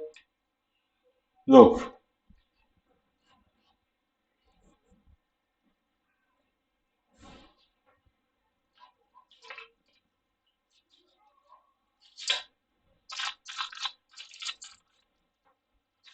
I say, as long as I prove intent to frustrate, and frustration over time will lead to anger. As long as I keep proving that you must stand no chance. Doesn't matter who agrees with you, all you man are going to do is out what the police has been doing for a very long time, and how they're stitching up people and labeling it as hate crime and GBH and all these fucking things. It's because they're provoking people. You man let that stupid rhetoric about the police are the biggest gang in the world get to your head, and you obviously realize that shit. You don't need a gun. You man obviously realize that being a big gang, being a big group of people, doesn't mean anything in the grand scheme of things. Being a big group of people, so yeah, back, forward, back, forward, whatever. Being a big group of people don't mean nothing. Police force has been neutralized. And how can that be done if you are a guilty person? It simply can't be happening. You cannot fucking be guilty and neutralize the state. No chance. We all know that. Every lawyer on the planet knows that. When you're guilty of something, you can't stop the system from doing what it's doing. That because warrants would be issued and 100 million police will turn up. If they think you've got a gun, they're turning up with every fucking weapon they have in the armory against you if they think you have a weapon. So it's very clear that you don't think I've got a weapon. And if that's what you're writing down and telling people, then people are idiots. It's simple as that. If that's what you're writing down, everybody who believes that are fools. And I shouldn't really be calling him a fool, but I guess it's just a way of, it's just a figure of speech in the system, or the way things are. Anybody believes that I've got some weapon there that you people are trying to get, it's stupid. That's the reality of it. Because if you knew about the weapon, you would have had a warrant and you'd have found it. And you can't find the weapon, so then where did you get the idea of who told you about the weapon? So the idea to cover up, the idea to have confidential informants making false statements is a practice that you people do. Because whoever the informant is told you about the weapon, how did they see it? I mean, it's simple as that. You know? If you man can't find it, how did they find it? How did they see it? Simple, plain and simple. Our case is closed. Case closed on that matter. It doesn't matter what level of deceit you man are trying to pull off here.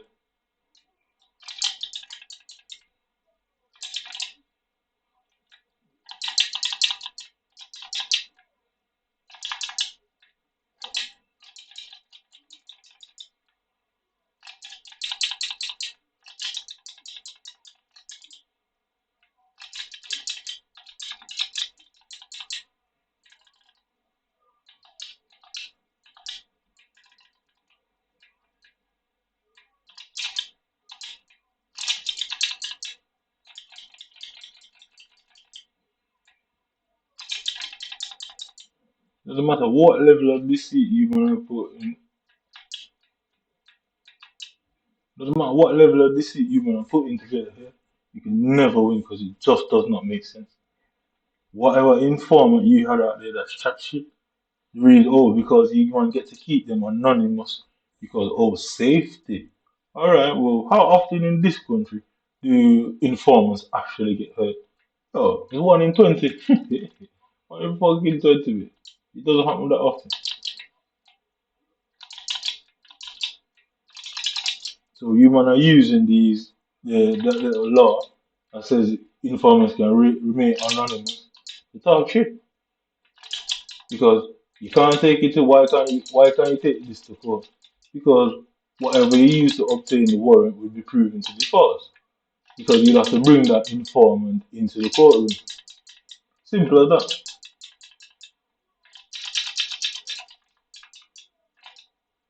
You'd have to bring that informant into the fucking courtroom.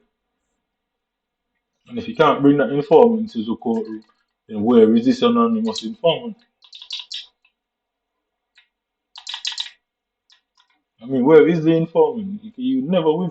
You man can't win this. Not yesterday, not today.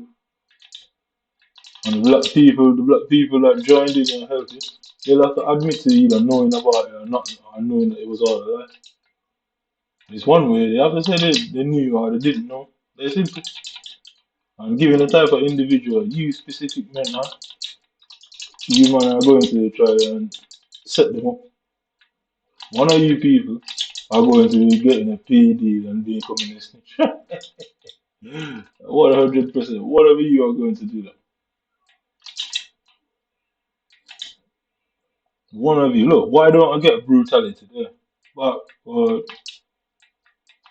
why don't I get a brutality in that situation? It's a last look. It's a power move. Why is it not a brutality? All of a sudden, this guy was kicking my ass or before. All of a sudden, this guy can't win. It's because I said that he's using some sort of turbo control.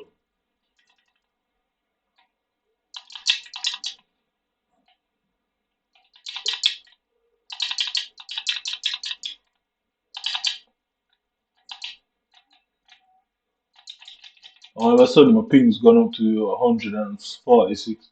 I mean, like, as long as these things, weird things keep happening, because the internet company will have to come in and say, and also, so not only EA Sports, Xbox, every game I play, the internet company will be dragged into it, and they'll have to explain why these fucking things always going like that.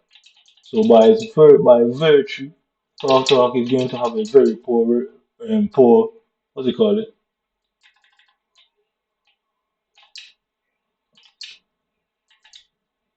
By virtue, Talk is going to have a poor reputation,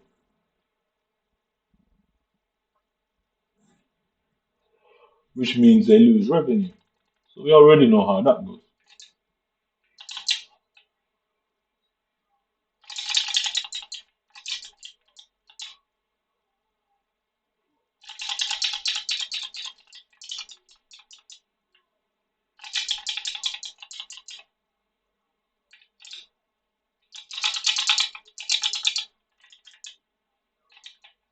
Already know how that goes.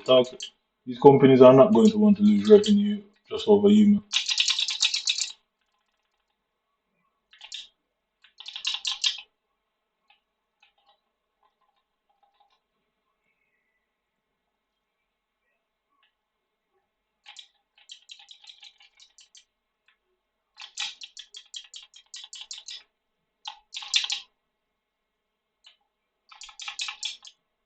And these companies will not lose revenue over humor. So look, brutality again. So I did the fly shit, it didn't do any brutality. He just hit me on the floor and it did.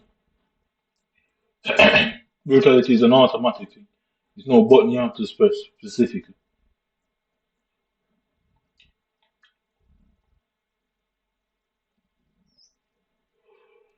I mean, I'll talk forever, blood. Because as long as I keep talking, you can kind of go nowhere with this. What you telling people, oh, we're trying to get him to speak up. Why are you so worried about, man? You have so many white kids in India, British kids, who don't vocalize their inner troubles either. Why are you so worried about me? Why are you so going out of your way to help me? No, you can't win, blood.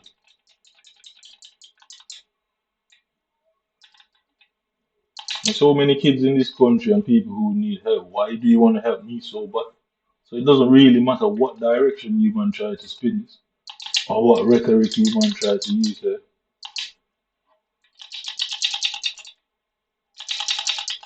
Look, you can't hit him now. As soon as I said he couldn't beat me, all of a sudden he's untouchable now.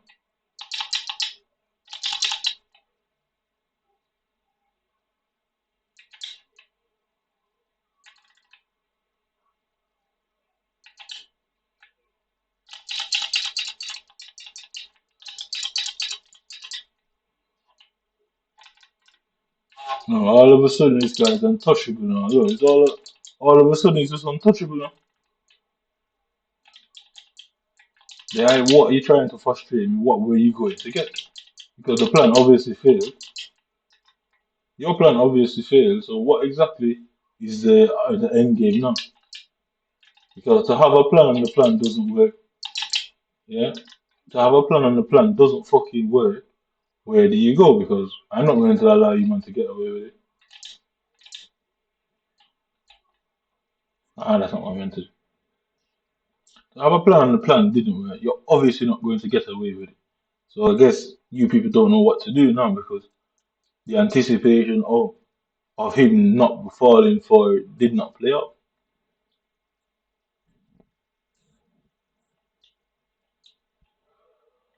And everybody who knows about it would have known that you people said so many things about this guy and what you think this guy is going to do and capable of, and none of it played out. So what, you ruined my life and then you just go, oh well, it didn't work out like we think thought it would, and that it just ends there. That can't happen, but I'm not like anybody else you man come across. I take that highly offensive. That's 15 years of my life that you people wasted.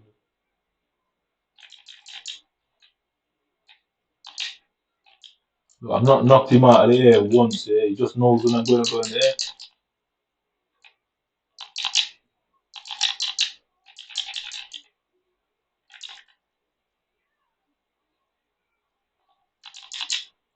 I've not knocked him out of the air once, he just knows exactly when I'm going in the air.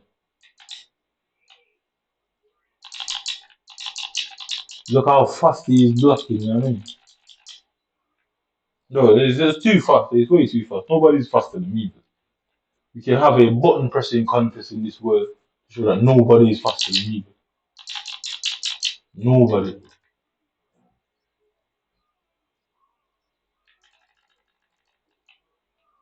And everybody will make sense of it and say, well, if he's saying all these things, this is unlike Britain. This is unlike Britain in every sense of the shape of the word to allow somebody to say these things and nothing happens. Obviously, they would realize that, in this country, they know I'm telling the truth.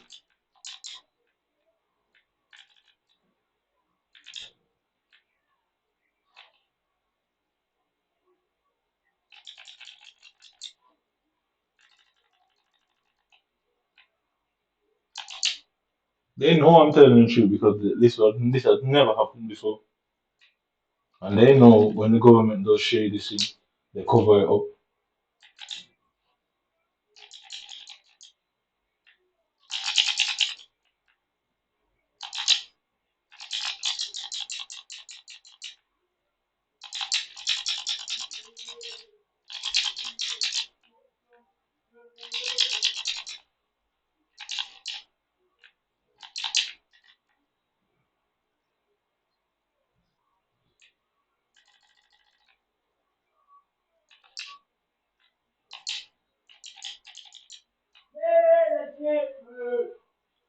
Yeah, I've not hit him out of the air once, not once.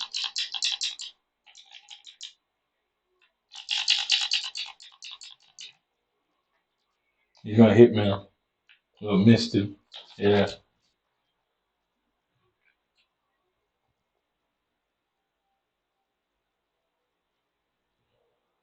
The man just got caught and everybody knows it and everybody sees it.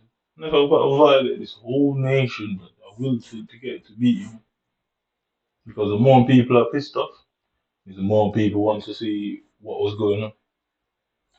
That's it, simple. The more people are pissed off, the more people that want to know what goes on. I don't know who you people are. I did not invite you in my life. We are not friends. I have no association with you, man. Yo, if you come up here again, I'll put you outside.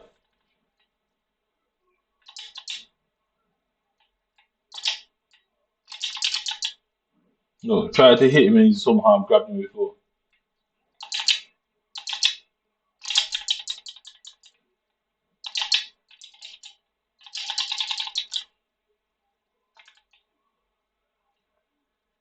No, you didn't even. Yo, I don't.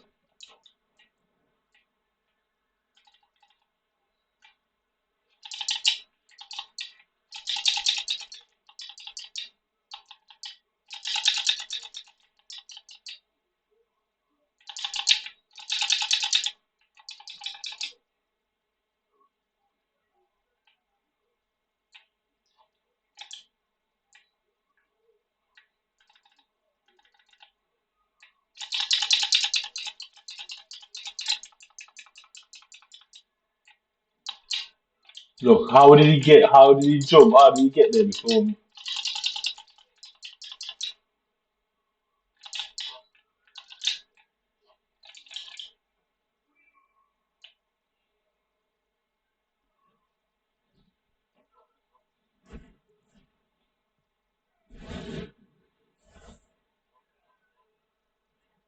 I say you man can never win. Your nation will never win.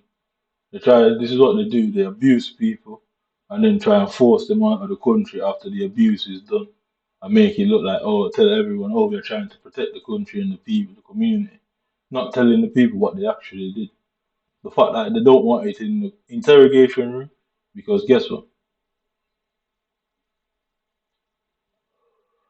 You've seen violent people. You've seen so many interviews that the police put out on TV and documentaries.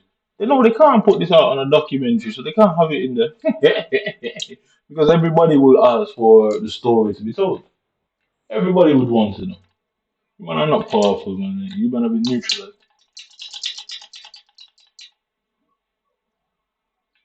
This is law-abiding citizen, real life. Man.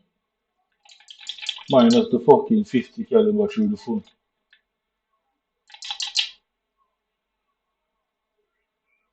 I'm actually gonna go for Sub-Zero in this guy. Like, I'm really annoyed with this.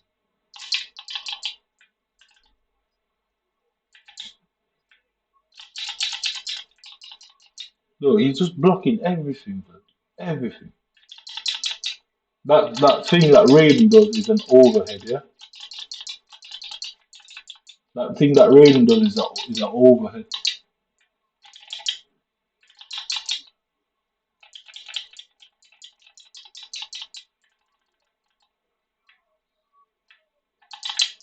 That thing that Raiden does, that flick over thing, it's an overhead.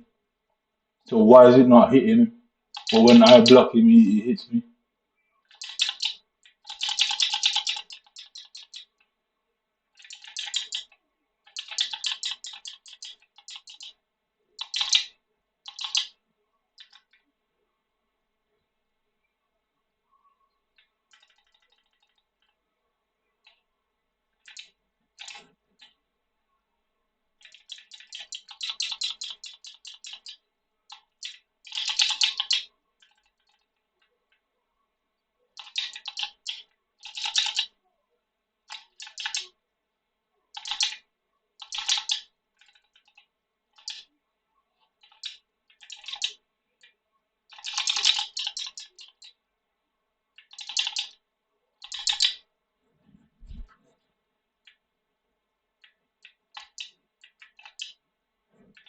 I just want him to. You simple back, forward, back, wide. That's it.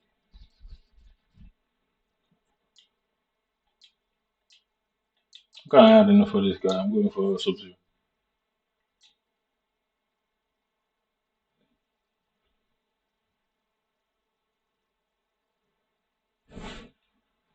That's it. You man can't win, and everybody knows you lost. Everybody heard the rumors that you man spread. People are just not helping me because they don't know me. What reason do they have to help me?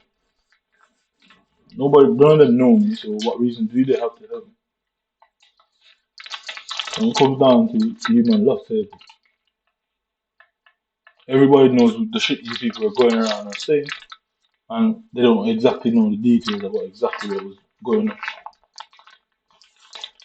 So I'm sure all these public broadcasts, they're all being shut off. And people are wondering why we can't get any more information about this guy. I mean, they would have never seen that in Britain before.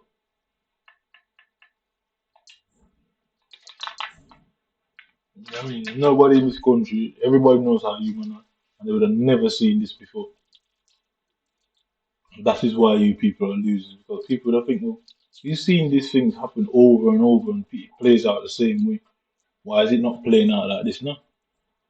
And now the guy is saying that, oh, they set him up and they're doing this and doing that.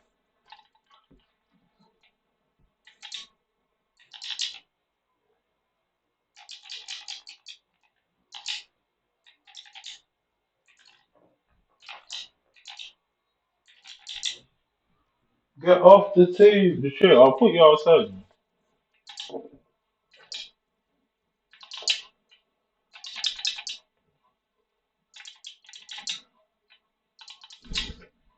Dog, just get off the table. Share. You don't know you're breaking my concentration, man.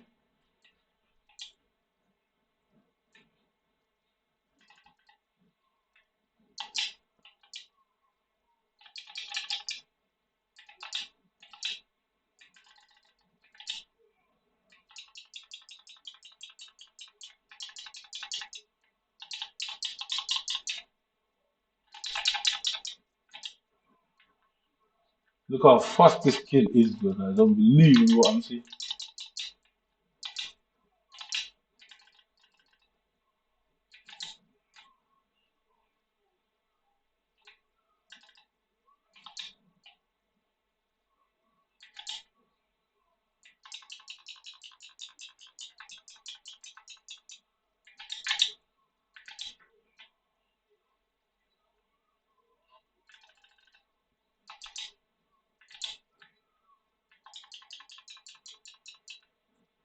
It's Sub-Zero, man. It's ain't ready.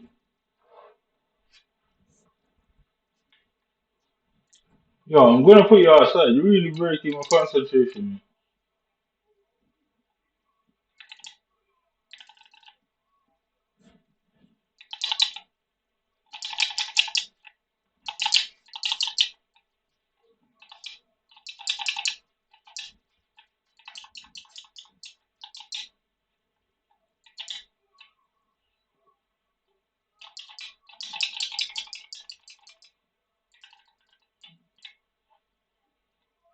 Look at the game, bro. All of a sudden, he's blocking everything.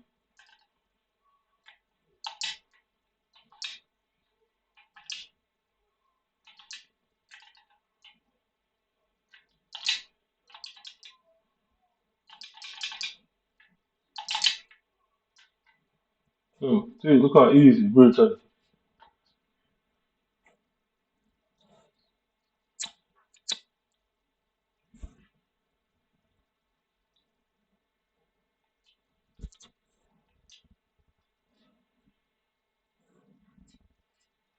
I won't pay any more bills in this country. As of now, watch. I know exactly what is needed to be done. I won't pay any more bills. Of course, you all have to go and get liability orders from the judges.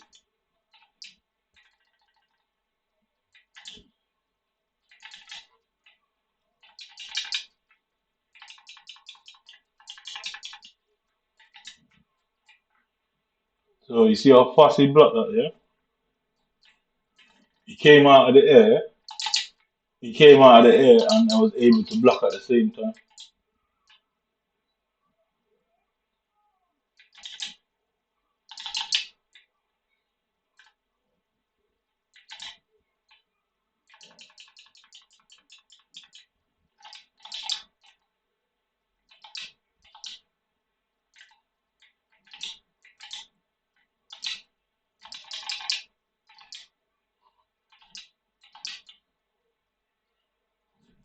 Can't block it. I show you, man, no. Suck your mother, white boy. I show you no respect to you. And everybody knows that this is going on. You all have to take disrespect. Black people have to take disrespect. White man have to take disrespect. Everybody have to take disrespect. Suck your mother.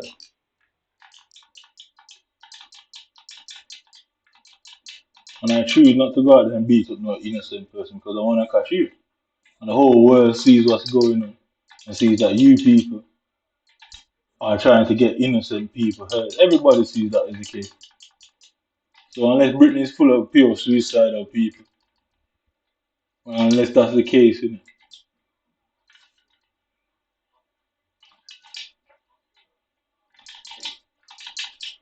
unless Britain is full of pure suicidal men and women, it doesn't make sense for them to support it. Because if human ain't getting hurt, they're the ones who are getting hurt. So I don't know what kind of mind control you have over these citizens. They clearly have some mind control over them.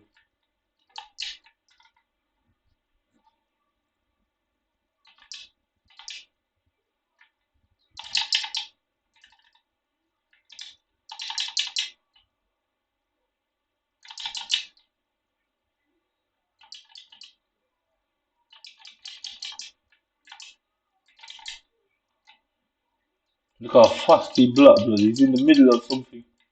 I'm fucking blocked.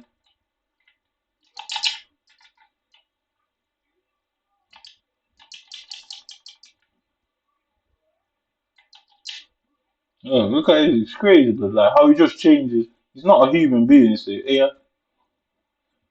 Because he hasn't done that move. We played about 15 games, and that guy hasn't done that move once. All of a sudden, he just knows, he just does something random all of a sudden. It's only the AI who plays like that random thing. So everybody knows, and you can't tell everybody the truth. So it simply means everybody don't know why is it happening, or what is going on. Which means you lie to the public. And you can't allow it to go into the court because the lie will be found out.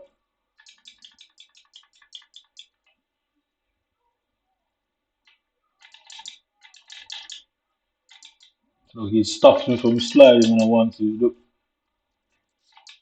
bang, bang, bang, bang, bang, bang. He's just doing the same thing. Look, can't stop it. You can't stop it. Yeah, you literally look at how high my pings are gone. My pings is at 143 now. So I'm gonna play this game all night to see if this guy never quits. Yeah, I mean, at some point you should get bored, innit? At some point you should get bored. And I think we've gone about 15 games now. I'm sure you'd want to play somebody else by now. I'm very sure you'd want to play somebody else by now. So the fact that he isn't leaving the game shows that he's not a player, it's a bot. And it's intentional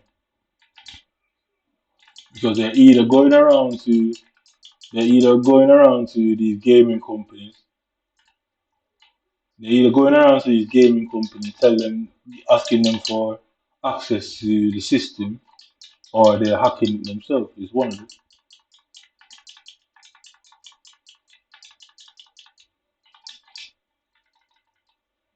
They're either going to the gaming companies and asking for access, or telling them to put bots in there,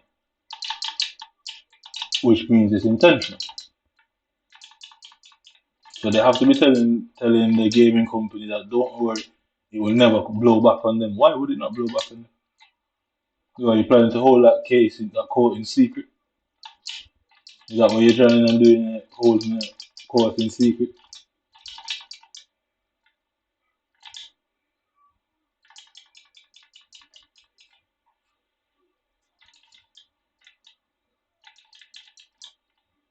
Look, he's just gonna repeat the same move over and over there.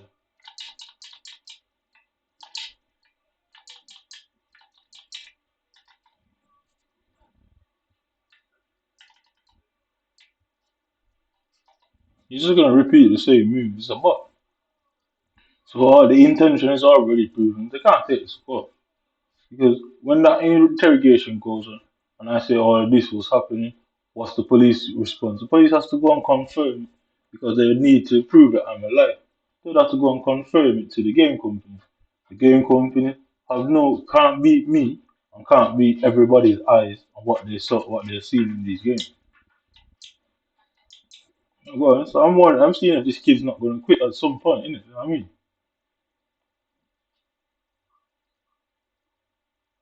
Yeah, I wanted to see if he weren't going to quit.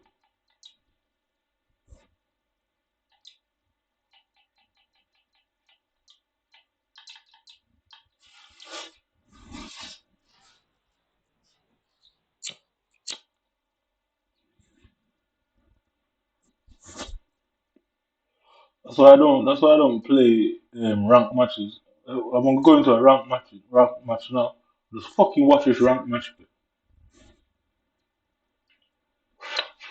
I seem to come up against every pro on the planet, man. I'm constantly facing pros.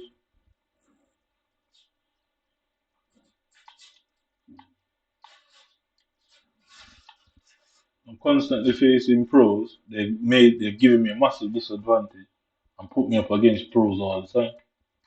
And because they don't want these pros to be beaten, they obviously give them these advantages. Because it doesn't matter if I'm a fucking alien.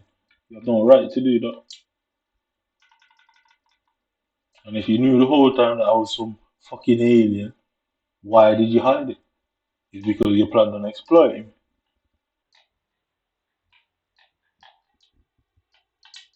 And I'm sure everybody has got rights. Animals have got rights.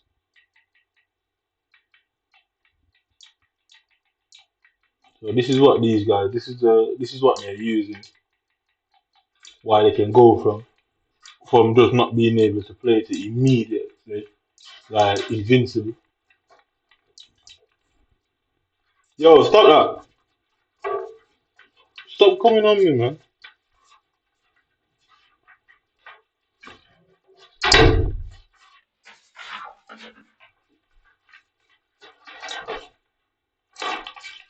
Right, outside, no, outside. Come on.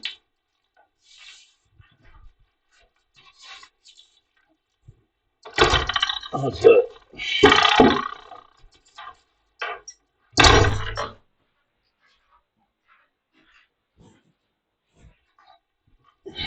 Yeah, so you have these controllers here, so you see it's half of the circle is meant to allow me to press the X up. X is invisible. So don't show create update again. Yeah, so all of this is what you call turbo controllers, yeah? What they do, they're pre-map controllers where you can put sequences in. So instead of you pressing X X Y B Y B Y B, you press X one time and it does it for you.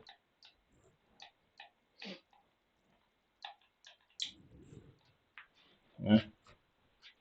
So you see all these buttons here, they're like buttons for them sort of reasons. They have some pre-selected, it's like a preset.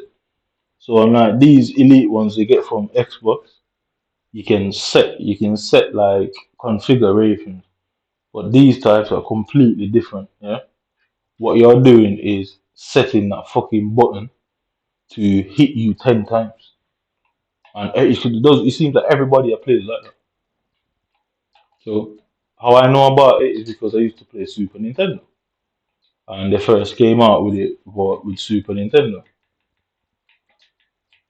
and half of these little kids probably don't know what the fuck a Super Nintendo is.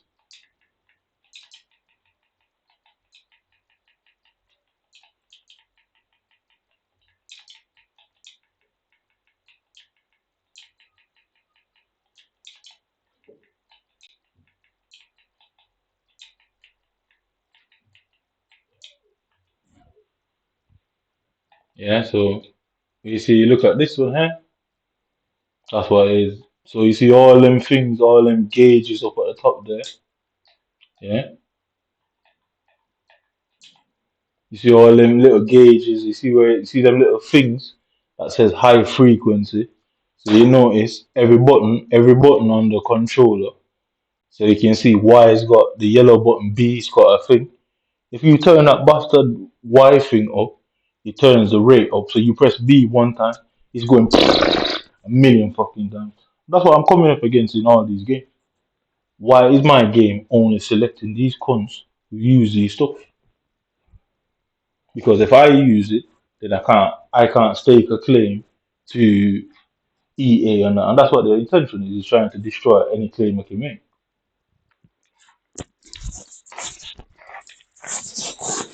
Yeah. So if you see where the word says high frequency, if you look up below it, it says 1, 2, slow motion, yeah?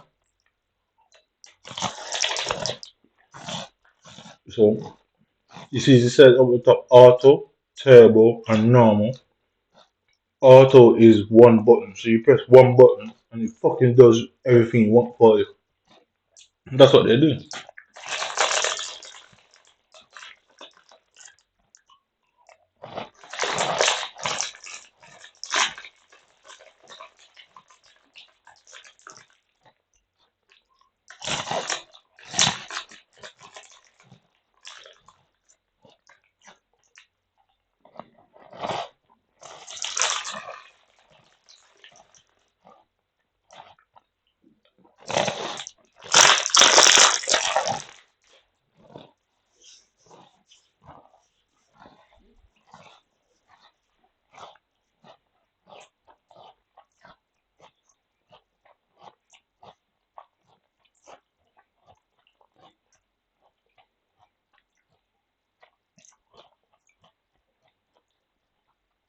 So what they're trying to do is because what they had EA do and what they did themselves, yeah, they are putting me up against these stuff.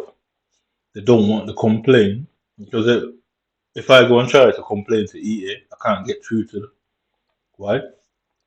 Because if I go to the arbitrator, yeah, what's going to happen is they're going to go to the arbitrator. The arbitrator are white people. The arbitrator is going to side with them and say, "Oh, unfortunately, we can't do anything about it," which is illegal.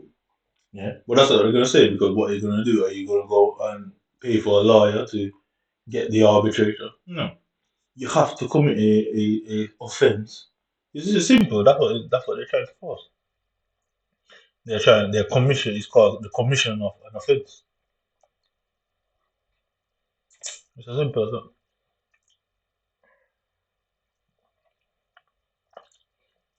So because they went out there and lied to the public, they are now forcing this issue. It's not like I can sit down. I'm a very patient person. I can sit here with all my frustration and wait till the day I catch it regardless. Because I think it would be worth it at that point. You know? Because as I say, this was all meant to look like, oh, he's just not good at the game and he can't handle it. Because oh, he's good at all these stuff, so he can't handle when he's not good at something.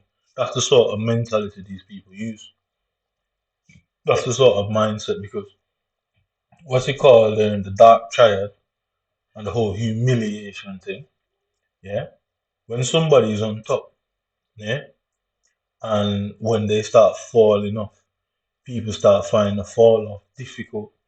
You know what I mean? So it's like, oh, a star player, football, basketball, whatever. He's been at the top of the shit, or he's getting old now. He can't run like he used to. He can't do this like he used to. Some of them becomes like some of them go rage out in it, and they are aware of it. So that's what they're trying to manufacture here.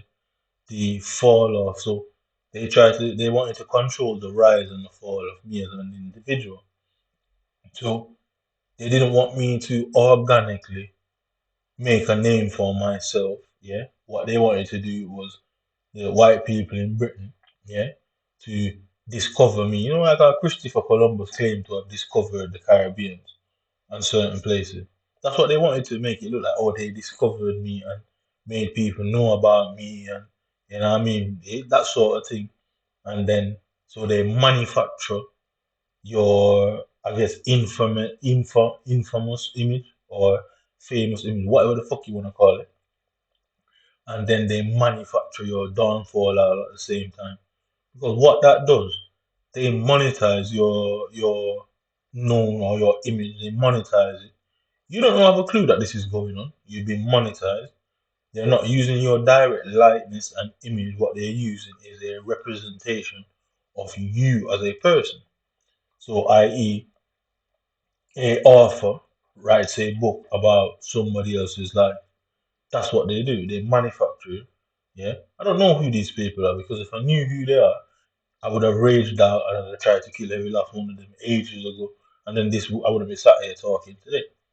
What they wanted to make it look like, oh, he could not handle his fucking decline, or he's not as good at this anymore, he's not as good as that anymore, or his name is not ringing anymore, and make it look like, oh, that's the process that he went through. But this is what they're using anyway. This is the sort of controllers that they're using. Why? These guys are never going anywhere with their life. What they've achieved by being informants and being obviously some people like some people their goal or what they've achieved is just links. So they know a judge, they know a politician, know a police officer. That's the best they're getting out of their lives, you get me? Yeah, I mean, there's things like that, innit? There's people like that. That's the best they're ever going to achieve. And they go around and tell everybody, oh, they know this guy and know that guy, or they can get you this and get you that. You know what I mean, so even certain man in the underworld and that. That's the best they're going to achieve, having the ability to gain, I guess, contraband. Yeah, I mean, because if you know about that lifestyle, you know that there are people like that that oh, this guy can get you anything. And obviously, within that world, he's up here, you get me, because he can get you anything you need, innit? So that's the best he's going to get in the job that he does. Yeah. These people who work for the state, they're also the same. They ain't never getting anywhere, you get me? Because there is what? 300 police officers or more in Greater Manchester GMP, yeah? There is a head of the GMP and there are various supervisors and superintendents. Them man ain't just gonna drop dead next week and somebody else gets to go. You don't work like that. Them man will stay in their job for like 20, 30 fucking years. And these guys never move up the rank, you get me? Because it's not like they can turn every police officer into a superintendent. It don't work like that, you get me, innit? So they know they're never getting anywhere with their lives. They've gone into a fucking dead end job. That's what it is. That's what they're bothered about. They've gone into a dead end job, innit? Where they'll never achieve anything more. Because guess what? The head of Greater Manchester Police, he drops dead tomorrow, or he's sick and can't continue to do the job. You have 20 fucking million of them now trying to get that position. They know they ain't gonna get that position because the person with the links is going to get that position. You know what I mean? So again, dead end job. So they will take. That's why they like restricting people because they themselves exist in a fucking dead end job. And I'm gonna show you what living in a doing a dead end job, how it plays out. Because they that are used that are targeting me and my obviously the shit I do. They that are targeting it, they know that they ain't getting nowhere in life. That's it. That's the best they're ever going to achieve. Whatever fucking salary they're on, they can't plan for the future to do anything or achieve anything more than that. That's it. That's the end of the road. You know what I mean? For the next 30, 40 years, that's what they're going to be doing. If they're not fired. Yeah? It's like the elites. There's less of the elites than there are people. So in every job, it's the same thing. There's less of the elites in the job than there are fucking workers. You know what I mean? So the reason why police officers behave like that most time is because they know they're in a dead end job. They know it ain't getting no better than coming out here and beating up on some poor guy. And that's the best they can get out of it. So that's why they do it so often. It's because they ain't going nowhere in that job. Even in the military. You know what I mean? You're a soldier. The best you can hope for is what? Being called up to some elite force. Well, they ain't going there. It's gonna be they can't bring the whole fucking military and turn it into an elite force because it wouldn't be an elite. So certain people are picked, certain people are left behind. Those men who are left behind, they realize, well, this is what they're going to do until they pass away or they retire. Dead end job. Every job out there is really a dead end job unless you know somebody that knows somebody or you just get fucking lucky. That's it. You know what I mean, so yeah, a job has 200 employees, maybe 10 of them employees, 20 at max, rise up to positions of power. Guess what? Each person has a what? Your retirement age is what? In most places, the average retirement age is about 60 or a bit behind. So if John Tom don't drop dead between now and he's 60, he's gonna stay in that job because if it's well paid and it gives him certain privileges, he's gonna stay in that fucking job, isn't it? Yeah. So that means them man are having a dead end job. They're never moving up. They're never going anywhere. And when John Town dead, guess what? The rest of the men with power that usually sits beside John Town in that fucking boardroom and discuss events and shit, they ain't gonna let everybody in, so they're gonna pick who they want out of the crowd. Guess what? Dead end job. And that's why police officers behave like that. Because you see regular people behave just the same. After about 2, 3 years, 10 years, 20 years, they don't do the job the same anymore. They put less effort in. They cut corners, blah blah blah. Because guess what? It becomes mundane. Eh?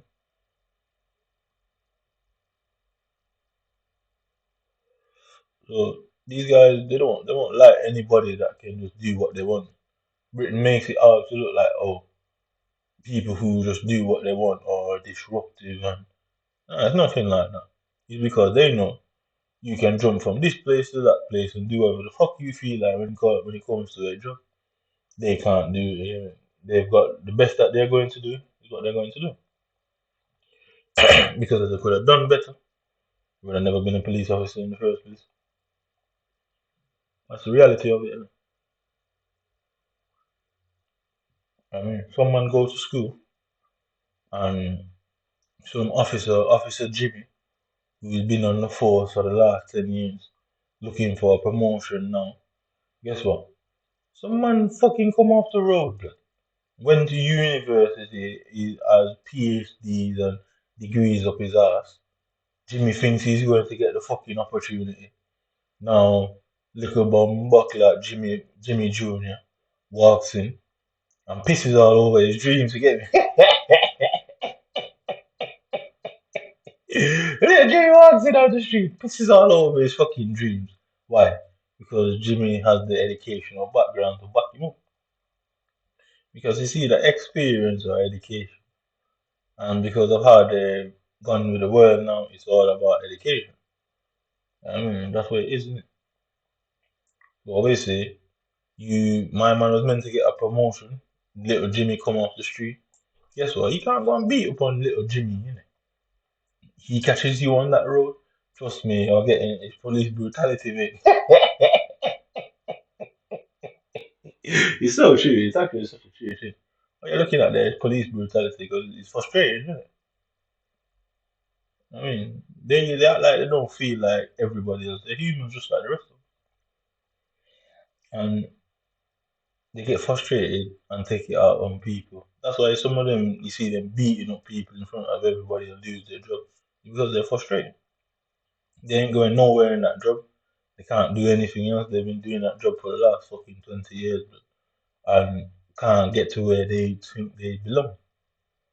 And then they start wailing on people. And the reason why it's black people more often than anybody else in society is because black people have less money.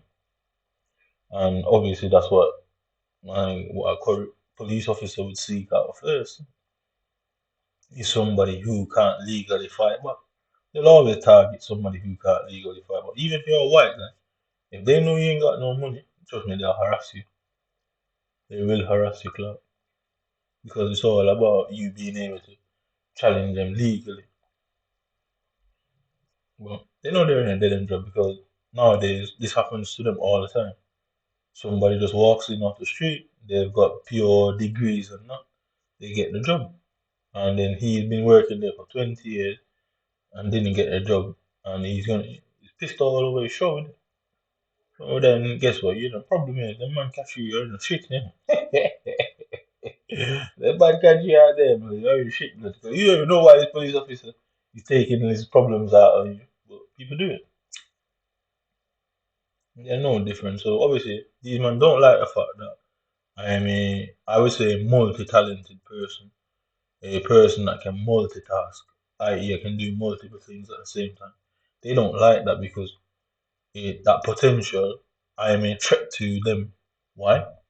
Just like our little Jimmy Jr. walked off the fucking road and came in and took what their dream away from them.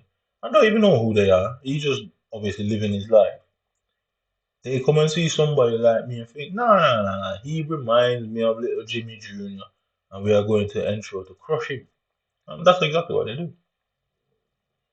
You can go all over society and find these little things happen. You come in, yeah, it's like a new model. A new model turns up, yeah. That model has been what? She's been in the business 10 years now. A new model comes on the street. She ain't getting as much jobs as she used to. Now this new little Janisha Jr. is getting all the jobs, flying all over the place on all the magazines. She's gonna be upset, innit? Because guess what? Her beauty is fading. That's the psychology that they're using behind it. I tell you, these guys believe they are clever. They're not as clever as they think they are. Because not only am I gifted physically, I'm actually quite gifted intellectual wise as well.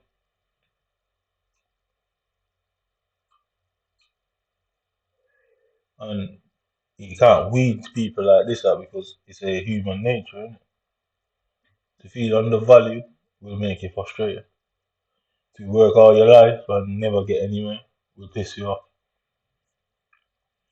To be the big dog or the big, I guess, big bitch in town, and all of a sudden a little bitch and a little dog walks in and start stealing the spotlight, and you're no longer getting all the praises and glory.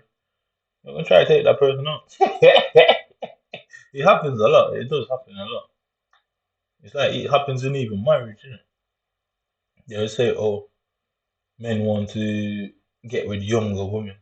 Yeah, women want to date younger men. Oh, she's in a marriage for 40 years. You know what I mean, she wants to go and find a little young youth that can ride her all day and all night. It happens in. It's just a part of life, yeah.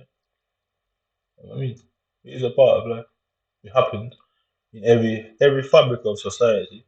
This particular thing keeps playing itself out, which suggests it's actually a human nature.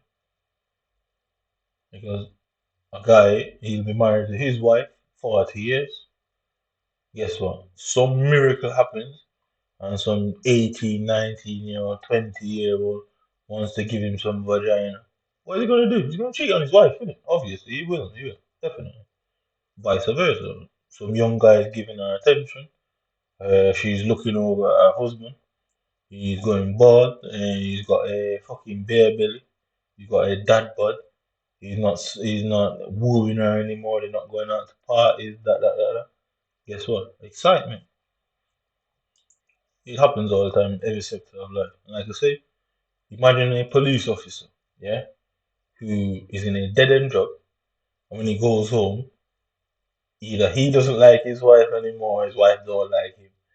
Why are you going to get? You come up, you catch this policeman catch you in the streets. Your life is going to be over, sir. It's not going to destroy your life. Why? Because he's upset, he's angry, he's frustrated, isn't it? He's not getting anywhere in work. He's not getting anywhere in his relationship. His relationship falling apart. You can take the problems out of him. So somebody like me, who obviously some people won't like that. I don't care if you don't like that. It's my life, my gift. Some people, Ronaldo got his gift of playing football, and he made the best of it. Messi, bold, musicians. You know what I mean? The man got their gifts in life, and the man made the best of their gifts. You get me in. And they tell you. They don't directly come out and say, "Oh, this and that." You'd have heard Ronaldo at some point say he's the best. You know what I mean? You'd have heard at some point various artists show you that they are topping the charts and blah blah blah because people want to glorify their own achievement. You know what I mean? It's called that's how you build self esteem. Don't wait on other people to glorify what you can do. You know your worth. Innit? So obviously these are a bunch of frustrated men and women who their lives aren't going nowhere. They ain't getting no better than saying, "Oh, they work for the British government." That's it. No, they peaked. They peaked. They're now in their 30s, 40s, 50s, 60s, and yeah, probably older. That's it. There's the end of the road there, isn't it? They're doing that mundane task until they fucking drop dead, innit? And they're gonna take it out on you. You come in as some little hot shot in the town and city, stirring up every fucking thing you can stir up. And guess what? They don't like that. They won't like that. They won't like it. You know what I mean? Imagine, imagine you work at an office. Yeah, the new guy comes in, the new girl comes in. How does everybody behave? Yeah, you and this guy or girl have been flirting with each other for donkeys of years. Yeah. Now a new guy comes in, new girls comes in. Now that person isn't showing you any attention. Now the whole fucking office is waiting on these people hand and foot now. Why? They're new, innit? So obviously these policemen are well aware of these things and well aware that a lot of murders happen as a result of that. Because a lot of men do kill men and I guess their cheating partners. A lot of women do the same. Kill their cheating partners for the very same reason. Guess what? She feel like he traded her in. He feel like, oh, she traded him. They're both feeling like, oh, I've done so much for you, and now you wanna do this to me. Guess what? Gunshot. That's what's really going on here. I mean, that's what's really going on. These men, their lives are basically peak. That's it. A few holidays for the next couple of years. Yeah, I mean, a few excitement. Well, it's peak, you know what I mean? You ain't getting no better for them. That's it. Whatever rank they are now, it's just by chance that they move up that rank, you get me? So a job is advertised tomorrow in any country. Yeah. 10,000 people basically apply for the job. Maybe four get it if they're lucky. Unless it's a startup company. Maybe four fucking people out of the 10,000 that apply. Yeah, half of them don't have the credentials. So now you're looking at 5,000 disappointed people. Alright, cool. Our next 2.5 of that 5,000 left basically fits the bill. And then it comes down to who gets the job out of them. It's the same thing when it comes to promotion inside of a job. It's the same fucking way. And everybody can't be promoted. So the more this officer doesn't get the promotion over and over and over, the more angry he gets. He's obviously going to take it out on the public. And that's where corruption comes into the state. That's why people get corrupted because they ain't getting no further and they ain't making no more money. And guess what? Then they start stealing it. But anyway, back to this. So it says high frequency. So these little red buttons up there, yeah? Red, yellow, blue, green, all that. When you fucking turn them up to the max, get what it does. You see, it says turbo. So you know what a turbo is. Anyone that knows a car, you have sport button, you have turbo. You hit that fucking sport button, the car starts moving quicker, more responsive. Everything is better. The turbo spools up. Your car starts going faster. Your VTEC kicks in, starts going faster. It's essentially what that is on you're looking at. Yeah? It's the same thing. You see, it says auto on the top. That is where the danger really lies. When they put that bitch on auto, yeah, it's one button that does it. So you see these guys doing these stringer combos, 4 or 5 fucking meters. They're just hitting fucking auto. Boom. Press one button and it does the whole sequence for them. And you're thinking like, why you can't touch this guy? Why is this guy so good? Blah blah blah. But you notice, you've never seen this kid or heard about this kid before. You've never seen them in any pro tournaments. You're thinking like, why is he moving so quick? Why is he doing that? Because it's on auto. You have various forms of it. You have the what you call aimbots, yeah. So aimbots are like new version of this, yeah. Because this was the original. This is Super Nintendo. We are talking about maybe what early 90s, yeah. Because the first Nintendo came out maybe around 89, 90. Super Nintendo came out between like what 97, yeah, between around 95, 98. And then PlayStation and all that came around like PlayStation 1 and Nintendo 64 came about 99, yeah, what around that 99, 2000. But that was the original aimbot. Yeah? So all this old aimbot thing that you realize that people still do this to this day. But this was the original aimbot. When I was a kid, that's what everyone used to use. You cannot be beaten, like it's plain and simple. If you're being honest, it doesn't matter how good or smart you are, you cannot be beaten. It simply can't. You have to have the same controller. Yeah, you have to be on level playing field because you ain't gonna move faster than it, you know what I mean? And that's what they're doing is it's fatigue and it drains your energy because I weren't meant to know that this is what they're doing on the opposite side. Because what? These little fuckers from Britain that they're using, guess what? They'll never get into the pro tournaments anyway. So what the fuck does it matter if they use that and beat you? You get me? They don't mean nothing to them. They just leave you feeling shit. You get me? That's the idea, man. I say it's the same thing in the gaming world. Well, how many pros do you have in total? Maybe about 200, if that much. Yeah, it's probably about 200 FIFA pros you've got. Yeah, and in any gaming community, it's probably about 200 max. And there's millions of people who play it. Guess what? If one space opens up, one of them pros drop dead, only one person out of them millions are getting in there. What are you looking at there? Dead end. So you can see why a lot of people will just fucking give up and then just try and ruin it for everybody else.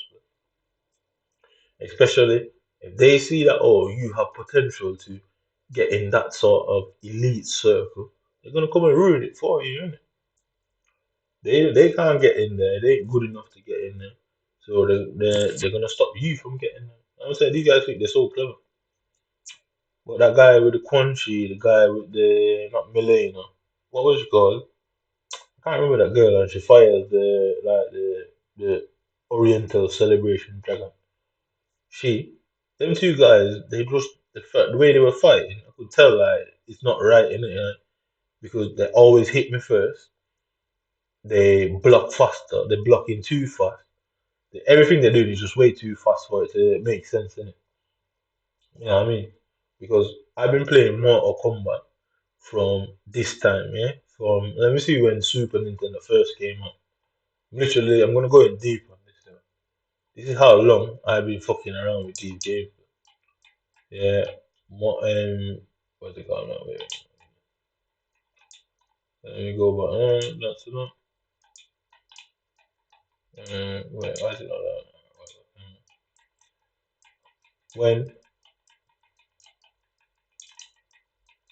was so on this we used to play what Mortal Kombat, Ultimate Trilogy.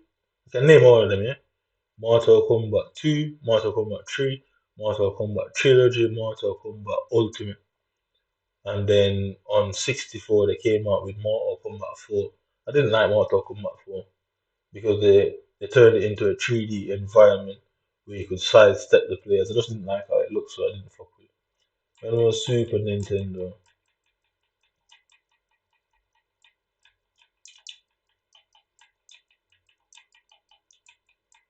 yeah, it's already there. I didn't fuck with it on 64. Trilogy was on 64 as well. Yeah, so the Super Nintendo entertains me, commonly shortened to Super Nintendo, Super NES, or whatever. Video game developed was released 1990 in Japan and in North America 1992. Yeah, so that's how long I've been playing. 1992, I was what 2 years old. Yeah, I was born 89. So this game basically came out when I was 2 years old. So you can see how fucking long I've been playing this. I know the game at the back of my hand. These guys can't trick me for nothing. I'm playing football games since when you had to run up the pitch. So how we play football now on that 3D pitch, it weren't like that. You only could go up, so it was like a fucking flat screen, and you could go up, and you couldn't do any skill moves, nothing. All you had to do was just pass, and you take a little two-step, blah blah blah, and you kick the ball, and it says goal across the screen. I've been playing games for ages, so trust me, I recognize that something is not right. Um, I'm well enough. I recognized the whole time that something just wasn't right here. Super Nintendo,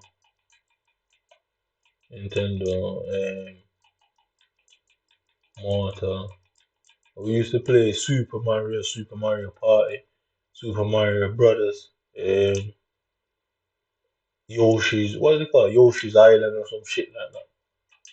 I mean, Killer Instinct. Yo, we used to go crazy with it. I've been playing games for years, but I'm a veteran. But yeah,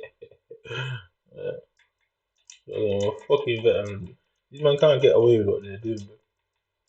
Because if the police, yeah, and I'm glad I thought of that. The police will say, oh, they've had experiences, and you are not a professional because you don't have the amount of experience they have. You ain't got no hair on your chest. So who are these little fucking kids to be beating me when I obviously have experience and been playing this game long before any of them have? Because while everybody is trying to chain these combos, I'm simply jump kicking man into oblivion. As simple as that experience. I just fucking jump kicking man into oblivion, bro. Simple as that. And it was more than enough. You know what I mean? So if we go all the way back to these times, I'm telling you, but like, yo, summers in my house, oh, it's crazy, bro.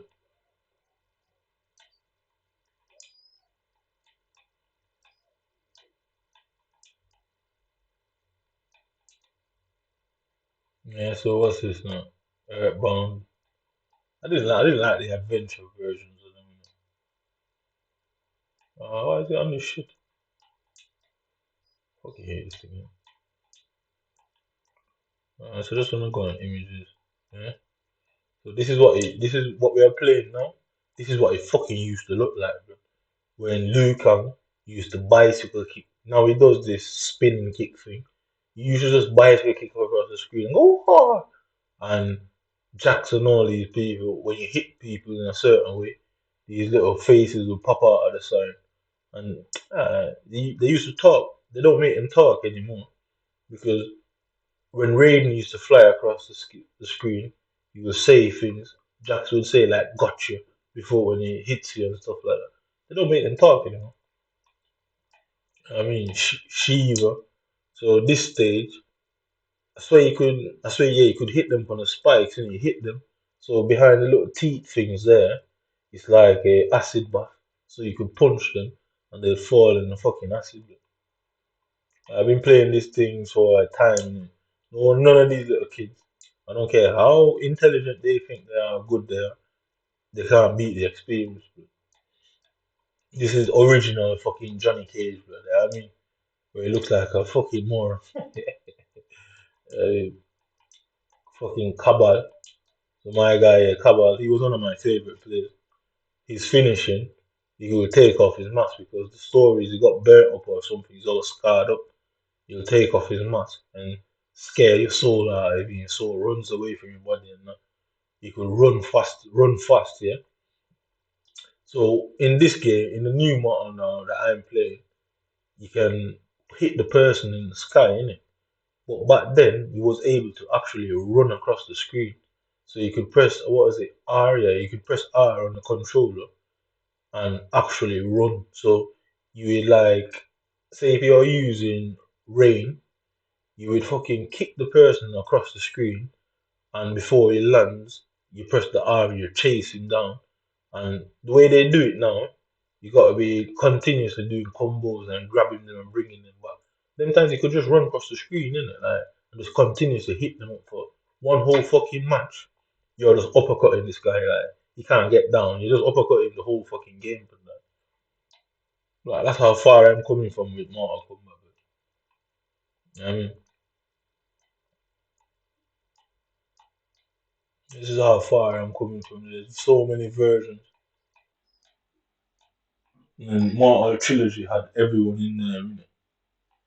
So the roster, the whole roster, when you had Mortal 1, 2, and then I think it was just Trilogy. It had everybody from Mortal 1 and Trilogy in there. And then they introduced new players. You had Ultimate, and then that had everybody.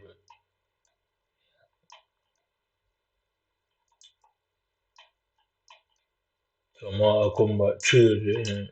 This is where I think they first introduced Striker. So the little police guy in this, yeah, back in the day, if you press, was it back forward X, yeah, he would fly across the screen and whip you and throw you over, and he could fire like this little gun thing. The whole thing that he does, he's just a cameo now. We could actually use him in the game back then, and you could shoot people with him and all sorts of stuff.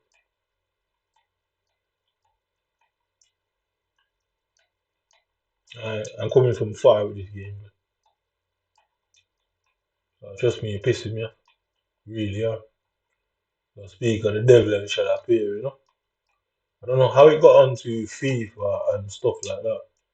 I don't know why I don't know why Microsoft is fucking around with. So I mean, so what was that now? Smoke. Ah yeah, that was when Smoke was a fucking robot. Because now he's a ninja. Smoke was a robot. and Reptile was actually a ninja. He couldn't, that thing that he jumps on the ground, because now when he goes on the ground and spins, that's what crocodiles do when they're feeding, isn't it? When they want to break off like meat or the body apart, they spin on the, what do you call it, a death row. That's what they're taking off. Reptile is actually a crocodile in this fucking one. But back then he weren't a crocodile, he could just spit acid. He was like a reptile in it, like, so every form of reptile that it was, that's what it was in it. But now they're more gearing towards an actual. In this one now, where was it now? What was that? What was that? Yeah, you could punch them off in the lava there, you know, like the stage finishing. That one you could hit them in the train and stuff, in the train and kill them. You had what? You had mercy, fatality, babyality, animality, brutality. Yeah, yeah, yeah. They had various forms. They took faith, they took friendship out of it. Yeah, because friendship and mercy was different. Friendship, they just do some little stupid dance and the game ends. Mercy, it basically gives the person about half of their life. So when you after you get to finish him, after you're now able to finish him, you obviously do the combination and it goes back to mercy. And what that does is regenerates his life to half of it. He can continue the fight. So you can see the roster here was crazy back then, but like I'm saying, you know, outrageous, outrageous stuff that time. Them summons, that's what Shao Kahn used to look like. The whole lot was outrageous. Smoke, that right above was that Lucan's head, that smoke and Striker beside him. That's what Striker used to look like when you could actually play with him. The little thing, the two little Mortal Kombat symbols. Yeah, you could get like it's like a randomized token, something like that, innit? Where it would spin, and sometimes you can unlock like certain characters that you're not allowed to use in the game, innit? And sometimes you unlock like certain things. Alright, them times used to be mad. But, yeah, my house used to be full of pure people. So I'm coming from far with this game, and I don't like that these guys are ruining it. But like, it actually upsets me. I just deal with it because I've been dealing with it for FIFA for ages.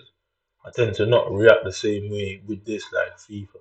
It's just because FIFA has been going on for a lot longer.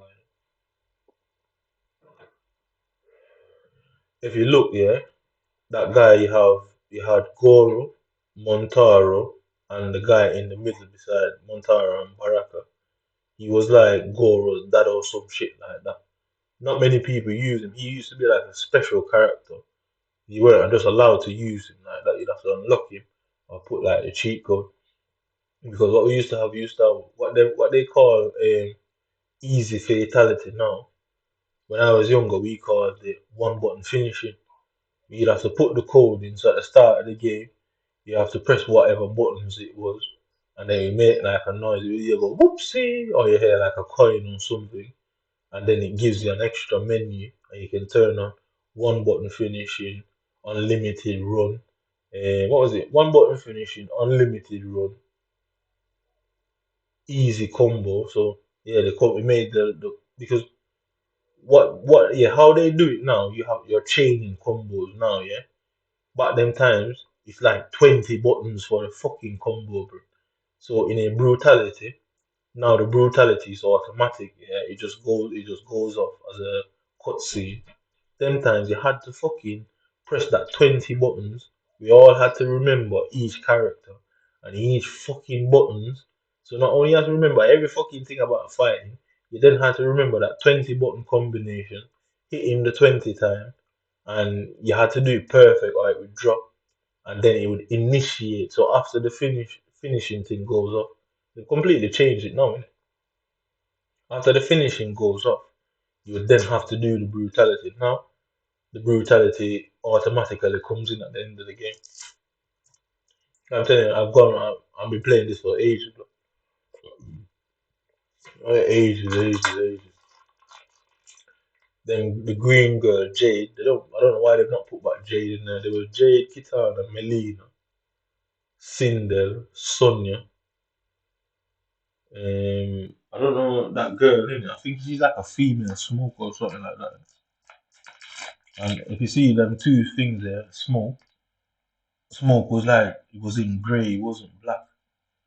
Then we had Noob Cybot. So if you see down at the bottom there, that's Rain, innit? No, Ermac, yeah. So Ermac now, how Ermac looks now, that's not how he looked. Ermac was just a ninja. Because majority of the fighters are just plain ninjas. Smoke was a robot in, I think, it was his trilogy. Smoke was a robot in trilogy, and then they turned him into a ninja.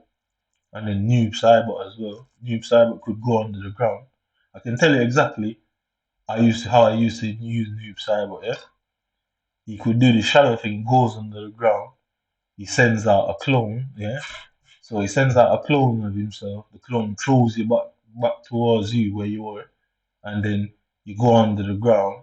And then it's like you go under the ground, you take him under the ground, bounce him off the ground, hit him with the smoke. Because Noob Cybot used to have this cloud thing. That when he hits you with the cloud, you can't touch him, yeah? It makes Noob Cybot invincible, innit? So you hit him with the cloud, send his clone now, go under the ground, fucking kick him across the screen, send your clone now, under the ground, cloud him. You just keep repeating that. Them times it's crazy, bro. So trust me, I've got years of experience. Nobody should be beating me that way.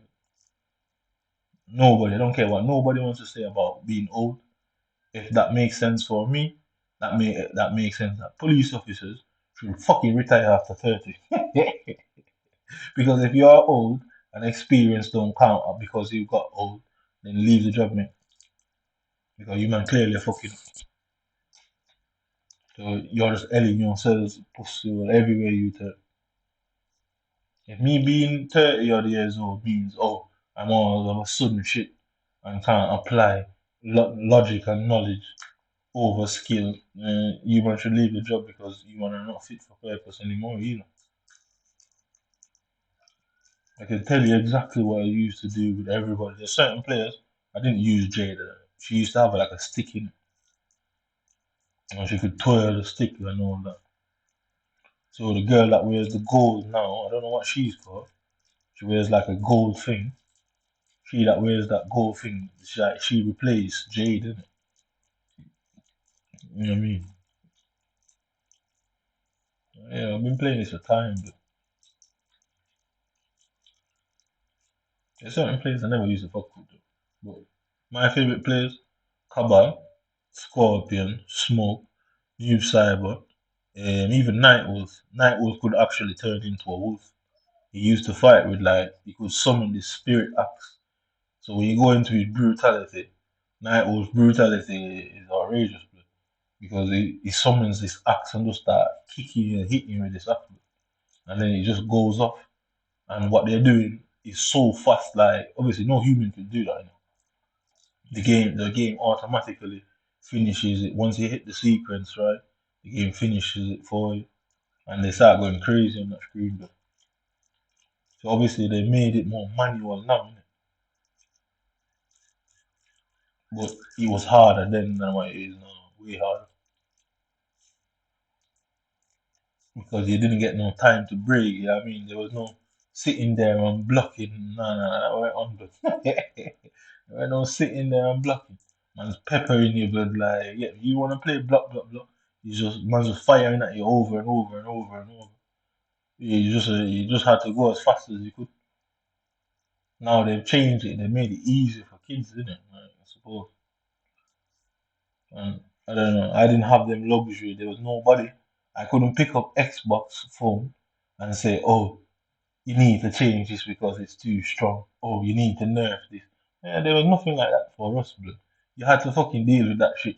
And that made us tough, you get me? That made us hard men, blood. That made us into men, blood. There was no way to fucking complain to. So you see me not complaining to the point where most people would. It's because there was nobody to complain to, blood. I had to fucking learn that shit or fucking cry, innit? You had to learn how crime, man. Trust me, we've seen many a tears to get me. Yeah, I watched somebody cry, man. Get me. I don't care, innit? I'll do the next one, innit? I enjoyed it. I mean, used to go, I can tell you way back. I can literally tell you how I used to use the players up to this day. We could do continuous run, yeah? So rain in this new game now, rain can kick you behind the screen, yeah? We used to we used to put this combination in and it's continuous run and you could kick people behind the screen. So you just be kicking, you just stand up. Once you get caught in that cycle, that's it. For the rest of that match or whatever, you're just being kicked behind the screen. So he kicks you there, the times it kicks you back, and just keep kicking and kicking and kicking and kicking till the fucking match is over.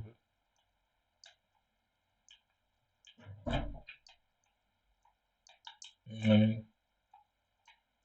Sometimes they used to outrageous, but fucking unlimited run and all that. You could just uppercut people, I mean, just time the uppercut and just keep uppercutting them. But obviously, it's a time thing. You couldn't just randomly press it. You'd have to time it perfectly to just continuously do it. And people would just, yo, I see man get upset, and like, get really so many fights and shit over that. Like, fucking so many fights, man, crying, dude. You know what I mean? Because once you get the only people who do it is people who I guess can do it, innit? And once they catch you in that, blood, like, trust me, you have to be pressing block. You have to spam every button on the controller, basically, or you ain't never getting out of it. So now, to this day, I still play like that. I press every button on the controller, every button, because you couldn't get out of that situation without doing it. You'd have to press it because you have to press it. So as soon as he fucking mistimes it, he don't just fucking kick you again, innit? Because you could roundhouse kick them behind the screen and then uppercut him. So as soon as he makes a mistake, because as if you don't press it right in time, he just kick you again and start it over and over and over. So as soon as he makes a mistake, you have to do something to get out of the situation. This is what Shang Tsung used to look like. So this as well, this is like the older one. So Shang Tsung went from this old guy like Mortal 1 to this one to this guy. They changed Shang Tsung 3 times. Kano, this was the original Kano Mortal Kombat 1, where you go to the actual arcade and the fucking game box. And you could see the little pixels on them and that. I mean, this is the original Montaro, isn't it? He looked like a cat in it. Them days, man, we used to go crazy at these games. And then you had what Mortal Kombat Ultimate. You know what I mean? After that, like, they brought out Mortal Kombat 4, innit? I didn't like Mortal Kombat 4. I came back to start playing like was it? What was it? 10 here, Mortal Kombat 10 here, Mortal Kombat X, innit? I didn't play none of the rest of them between that. One, I couldn't afford it. I was broke out here, mate. Mortal Kombat Ultimate. Yeah, so after the trilogy, they dropped out the roster to this one. So basically, it's all the best players who they considered in the game. They put all of them there. Sub-Zero, Scorpion, they've never left the game. You get me? There's ones, Raiden is in this one. But Sub-Zero, Scorpion, and Liu Kang is really the star of the whole series, isn't it? So I think Liu Kang's down here, isn't it? Sub-Zero and Scorpion is the star, and obviously Liu Kang is the golden boy, isn't it? Like, who this whole thing is based on. You know what I mean? But here is that Ermac. Yeah, I think that's Rain, isn't it? Because Rain and Ermac look similar. Rain's got like, yeah, here's Ermac in it. So they don't put Ermac in it now. Ermac looks different now, when he can summon spirits and all that weird stuff. But that's Ermac there, and that's Rain, innit? Rain was the purple one. I remember that had like an orange like thing in it. Oh, yo, them times were crazy stuff. Like they say that if you could rewind time, what would you do? Yo, them summers in yard crazy. Crazy times, mate. Them summers in yard mad, mate. Yo, as I'm telling you, nobody's coming telling me that none of these little cunts are that good and that much better than me. Because I've got experience in it. Like fundamentally, the game is always the same. Yeah, you can do all these things that look mad and all these button variations, but fundamentally, the game's really simple. Eh?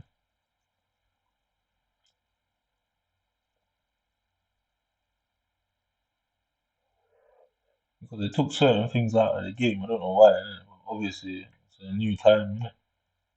But they took certain things out of the game.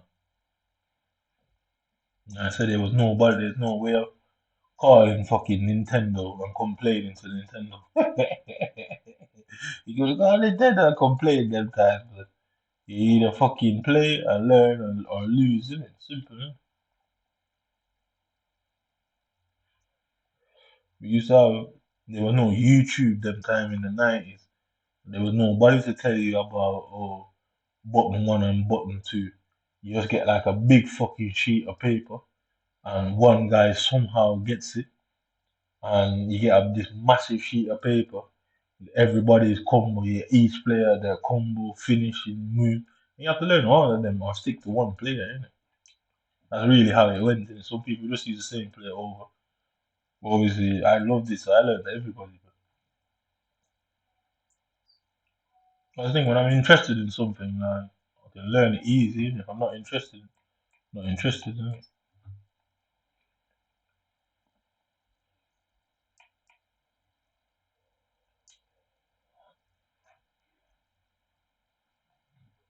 So nobody coming here to tell me that these guys are that good because they're blocking too fast. I can blatantly see it. And blatantly see it. They're firing and blocking at the same time, and the animation because how they've done it now, it doesn't allow it. So they shouldn't be doing it. Is because they're overriding the game.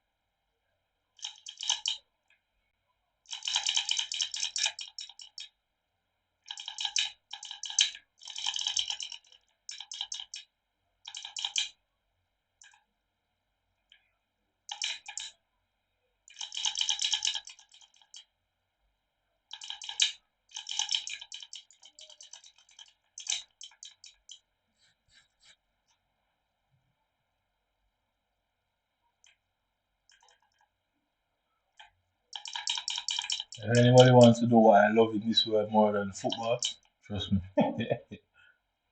I take him on personal for it, man.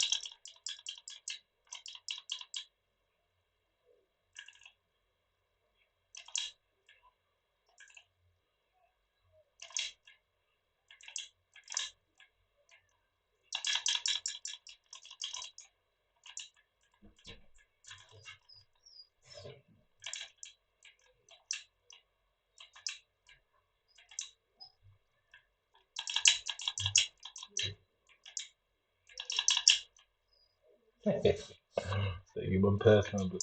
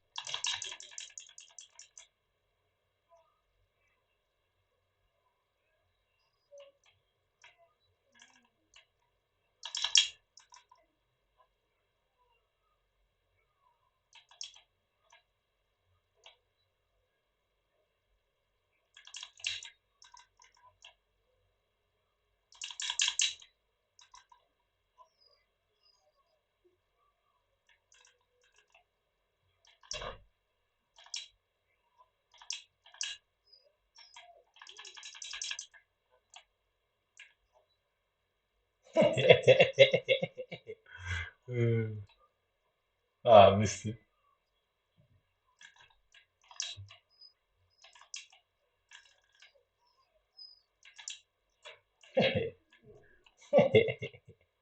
Ah,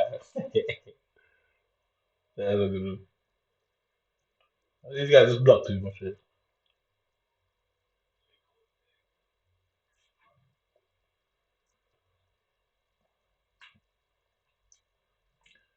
I said, well, they've clearly done something to the game.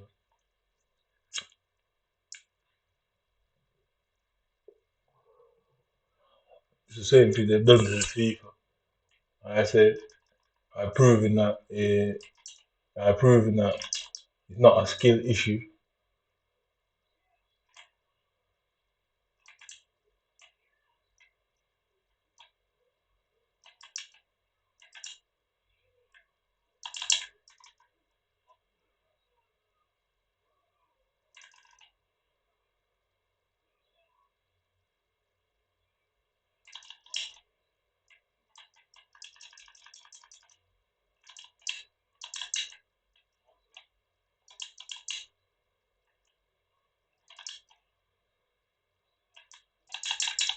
Yeah.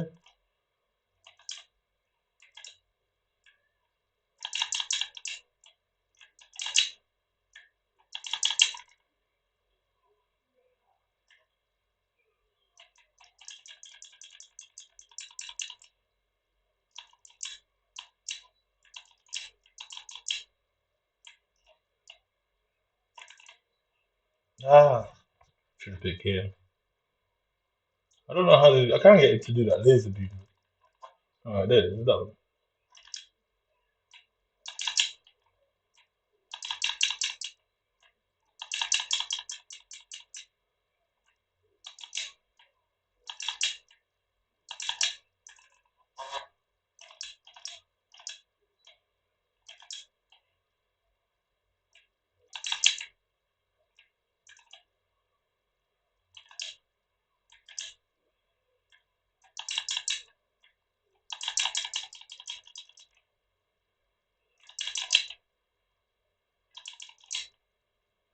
Mhm.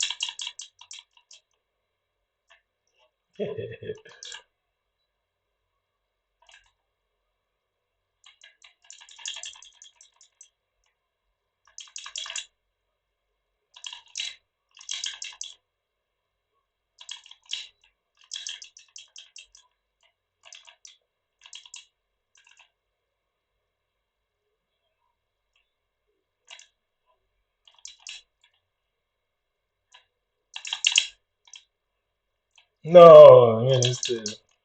Yeah.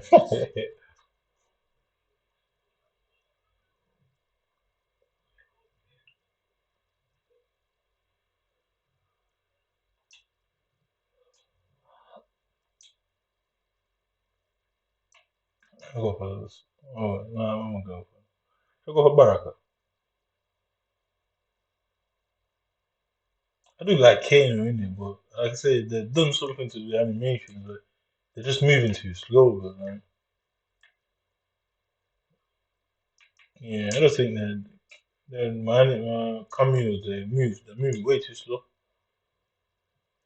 And I think they've done that on purpose, isn't it? Like I can tell, like when I press something, they take a minute to come out, and then before they initiate the stuff, it just takes too long. And I don't think that's not how they intended the use of it.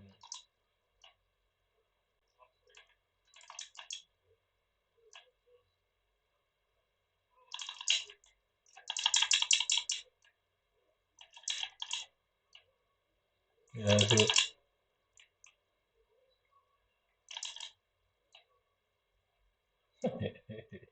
he's gonna live with it.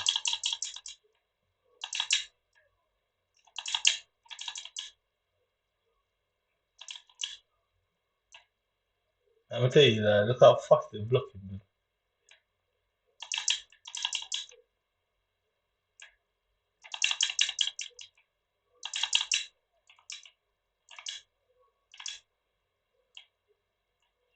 You see, what I've noticed, yeah, is they're doing the combo, but how fast they block while trying to do the sequence is a bit odd, isn't it?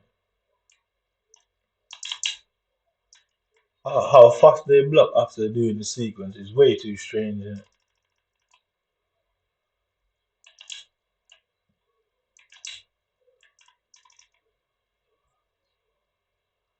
Yeah, how fast I'm saying cameo. That's why I use her all the time because the thing that she does, I can rely on it because where she does it from the screen, where she does it from the screen,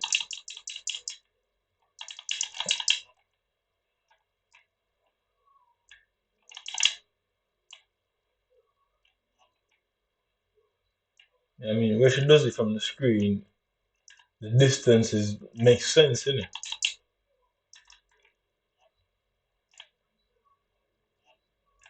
Look, he's just jumping forward. Innit? They obviously like the advantage that they've been given. Innit?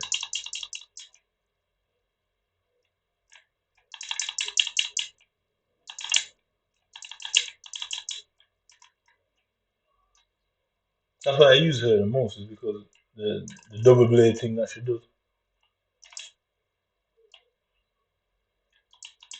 That's an overhead, so you shouldn't be blocking it all the time.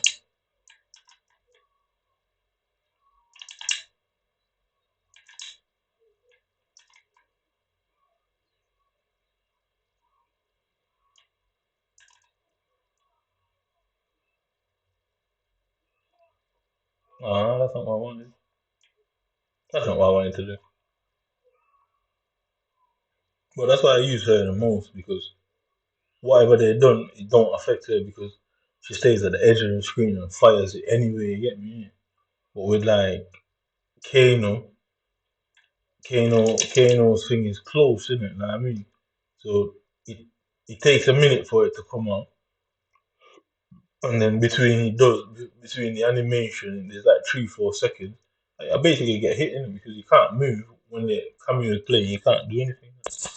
So but that's what they did. I think it's smart. That's why I stick to her because look, she just comes at you and fires it in. So the distance, the distance, the distance there doesn't make a difference in it.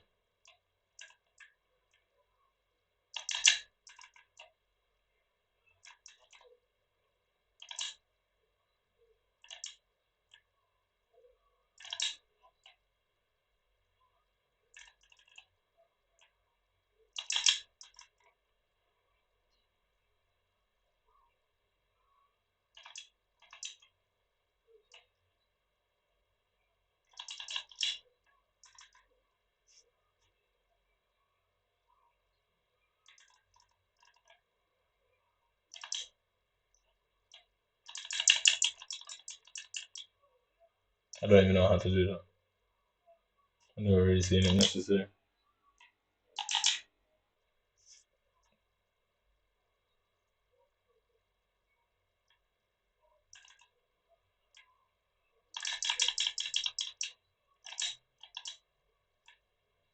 No, so I hit him there, yeah. He shouldn't be able to. He shouldn't be able to. He shouldn't be able to do that. I'm saying they're blocking too fast, isn't it? So he's got the cameo doing it and he's blocking and saying, shouldn't, that's not how they create the game. It's too obvious that I mean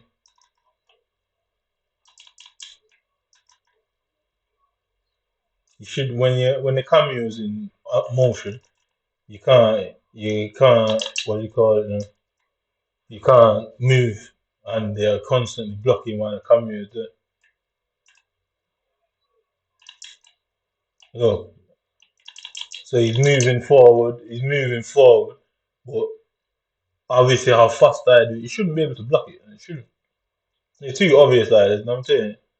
They're trying to make it so like inconspicuous, but they obviously can't. They can't win the whole idea innit? Because like I said, I've been playing this game for years, but I know exactly how the game works.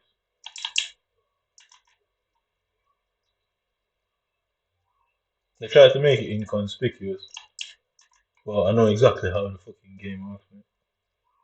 The cameo when the cameo is in effect,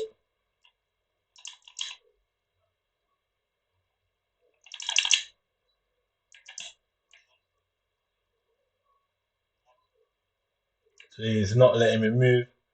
Yeah,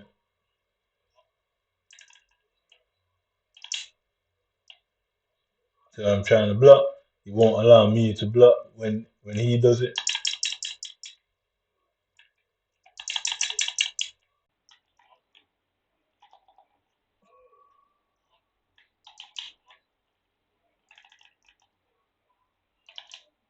No, I mean they can't win what they're doing. They think they're clever. Innit? So when Serena's blade comes out, it knocks you back towards the person. You can't block while it's happening, but you're constantly seeing them block as soon when it happens. They're blocking it. It shouldn't be like that. Yeah, he obviously wants to run now, innit? Because they know it's not meant to happen. So, like I say, what these guys were trying to do was do these things without it being noticeable to the naked eye. But anybody that plays the game would know that that's not meant to happen. Because you have to block before the blade hits you. So i.e. when she fires the blade, you have to block and you have to sit there and wait for the blade to come back. Yeah? Because once it hits you, it's hitting you towards the person. That person now gets to continue what they're doing. But they're blocking their way through it. So once I go towards them, it starts to take him out of the animation and allows them to block.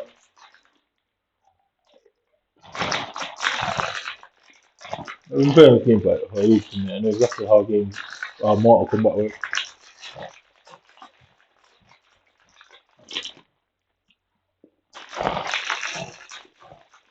You know, I hate it, but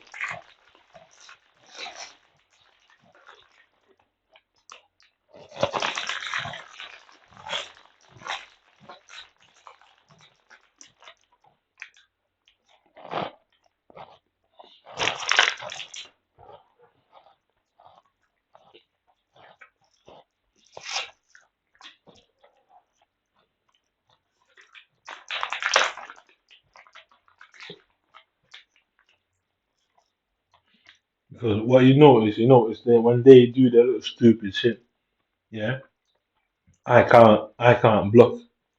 Yeah, you'd see them just do it until they drop it. I can't block it, but whenever I do it, they block it, innit? Because I go from Serena's blade. Serena's blade, it's like a boomerang. It goes back and comes back to her. That's essentially what it is, a boomerang. Yeah. And when the boomerang goes up, look at the ping 117. Yeah. Now they're trying to make it look like it's a delay. It's no delay.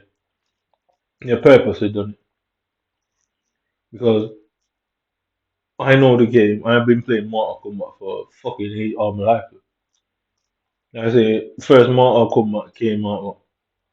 I think Super Nintendo is the first one. No, it was on the first Nintendo, Mortal One, and then two, three, Ultimate, whatever came out, and then Mortal Four came out on Nintendo 64. I've been playing this all my life. I know exactly how the game plays.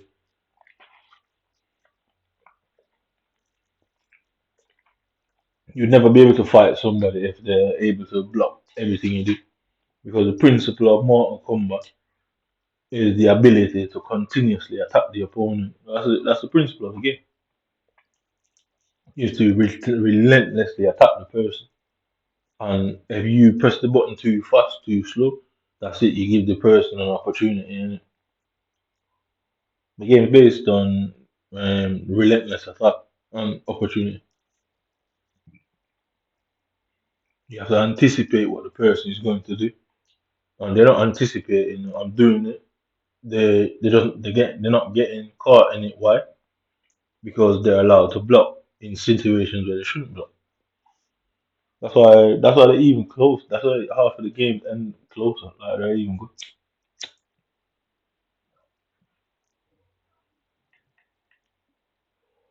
Because even the best of players out there, because I've seen that Sonic Fox guy play. Obviously, he's very good. And them man are putting in hours every day. And obviously, I don't do that. No, I'm not going to say I'm the best because you need to practice it. FIFA is a different thing. FIFA is a context of mind game. Innit?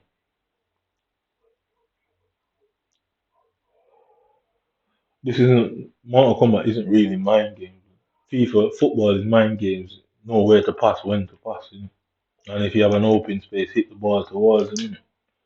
Innit? So I mean, so obviously, what you call now, yeah. Serena and Sub Zero as a team overrides the whole process for them. Yeah, so watch it. So as soon as the blade goes off, yeah, as soon as the blade goes off, so you see it knocks him forward, and there shouldn't be that guy before. He was blocking before he falls over.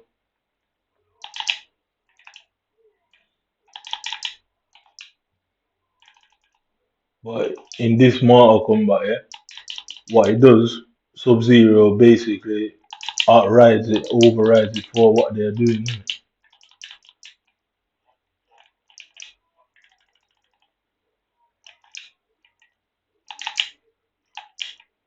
I mean, that's the problem they have, innit? Because of Sub Zero's way he's orientated and the stuff he does. They can't get to do it the way they want to, innit? Because if it was up to these guys, blood, I play every game and just get battered. If it was up to them, I just get battered every game, man.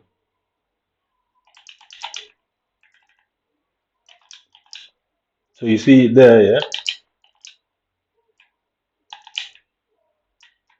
You see when he's meant to, in that woozy period, you still can hit him.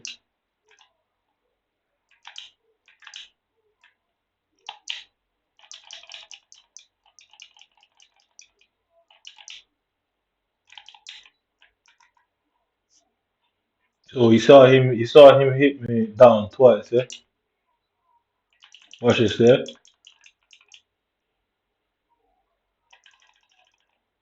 So you see what he does, he hits you back to. If he keeps that sequence up, that's why they only allow you to do it twice. It burns the meter after doing it twice, innit? Because if you use her, it would just keep everybody in the same sequence over and over and over.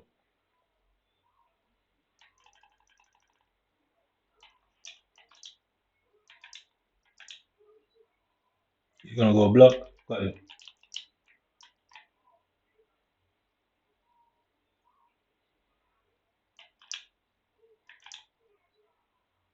He's gonna jump. Yeah. See, that's what the combination of these two. They can't work out how to stop it, isn't it? Because Sub Zero is freeze and his ice cold. Yeah, it causes a problem for anybody, innit? So, I mean, immediately after that, as he gets up, there you go, innit? If it was up to these guys, they would remove Sub Zero out of the game. But if it was up to them, they'd remove him out of the game. Because what they're doing is meant to be subtle.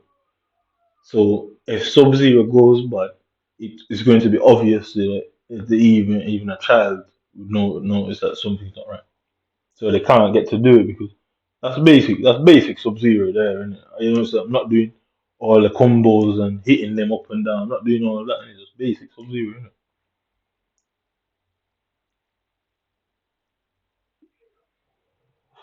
If it was up to them, bro, they remove Sub-Zero out of the game to put.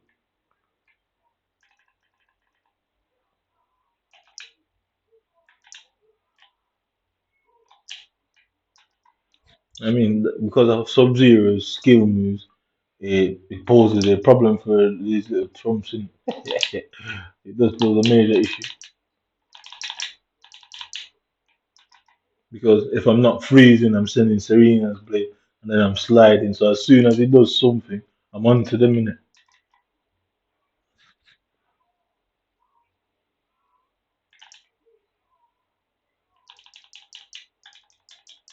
I mean, as soon as he does something, I'm onto them.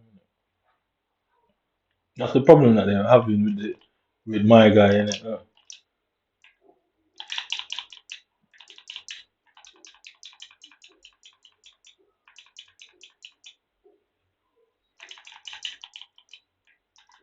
That's the problem that they're having. They don't know what to do about him. They're trying to work out something. They're trying to study how I use him. They're trying to handicap me with him in some way. I can tell, innit? No, then freeze, then slide over the immediately. As soon as he lets that block button go, it's game over, innit? Nobody else in the game is arranged like Sub-Zero, and that's the problem. Both the freeze, yeah, both the freeze that it does and the sliding, it's pretty much the same thing, innit? It's a high and a low attack, innit? So if he bends down, you send the blade after him and get close to him. I mean, I mean, I've been playing with this for ages, but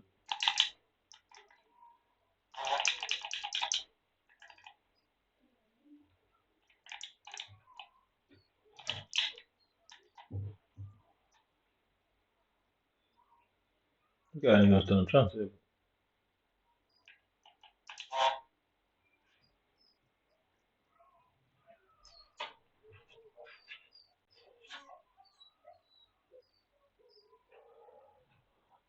And with Sub Zero, there's not much they can do but just disable the control at times. That's the only thing they can do. Because all they have to do is keep them at a distance, and that's it. Innit? They can't come close because of the ice cream. Yeah, because I'll just put the ice cream between me and them, and then if they jump over around house, kick them where they're coming from. I mean, no, they find it. They don't know how to approach the whole Sub Zero subject. Everybody else they can do it because everybody else is slightly different. Sub Zero freezes you in one place, and you have to block it. If you don't block it, you're screwed. Plain and simple. If you don't block the Sub Zero freeze, you're fucked. And as soon as they block it, guess what? They have to have the muscle memory to bend down and block. They have to know me as a person, know me as how I play, to know that I'm immediately going to slide at them. And if I see him bend down too early, I'll just wait, innit? As soon as he tries to move, I'll send the blade, and he's gonna try to avoid the blade or sit there. And I'll fucking slide across there. There's always that's the thing about Sub Zero, innit? Like he's really a full screen fighter. These guys they want to get close to you, innit? Like that's how because they watch the YouTubers. That's how they learn to play the game off. How the YouTubers they play close combat fighting. Innit? Obviously, I'm playing from before there was nobody to teach. You had to learn that shit yourself, man. Yeah, come on, last one with country. Yeah, I just watch the difference with it. Watch this country now.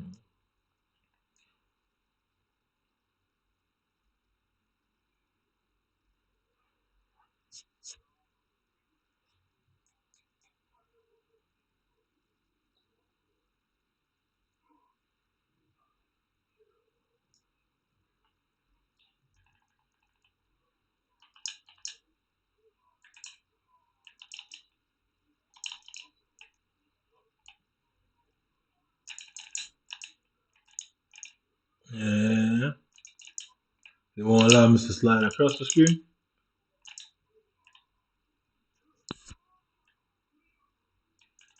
So I'm telling you, they have to stop me from sliding. They have to disable the button, or it won't work for them. No.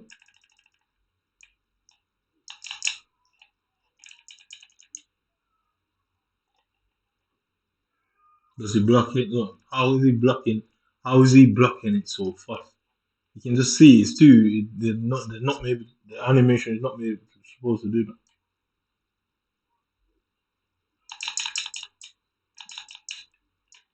I'm that close to them. They're not supposed to block it that fast.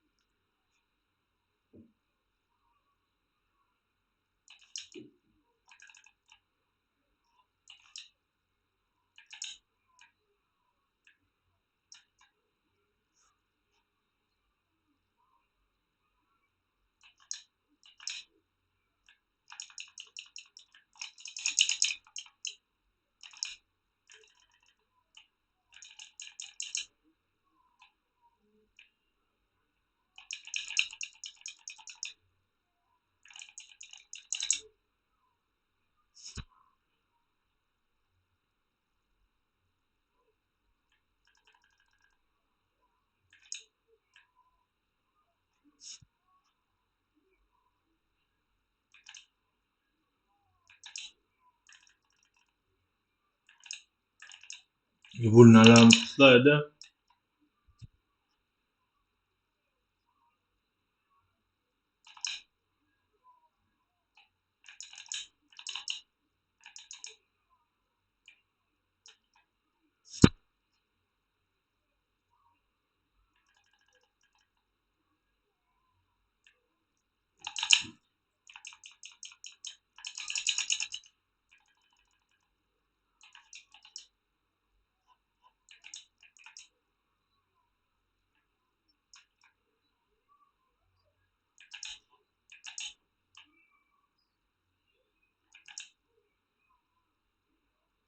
So that should have been a brutality.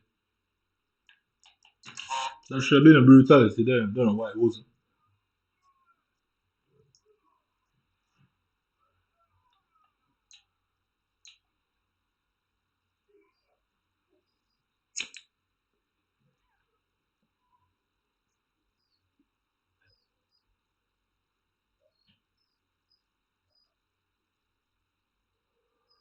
No, I he didn't stay too long.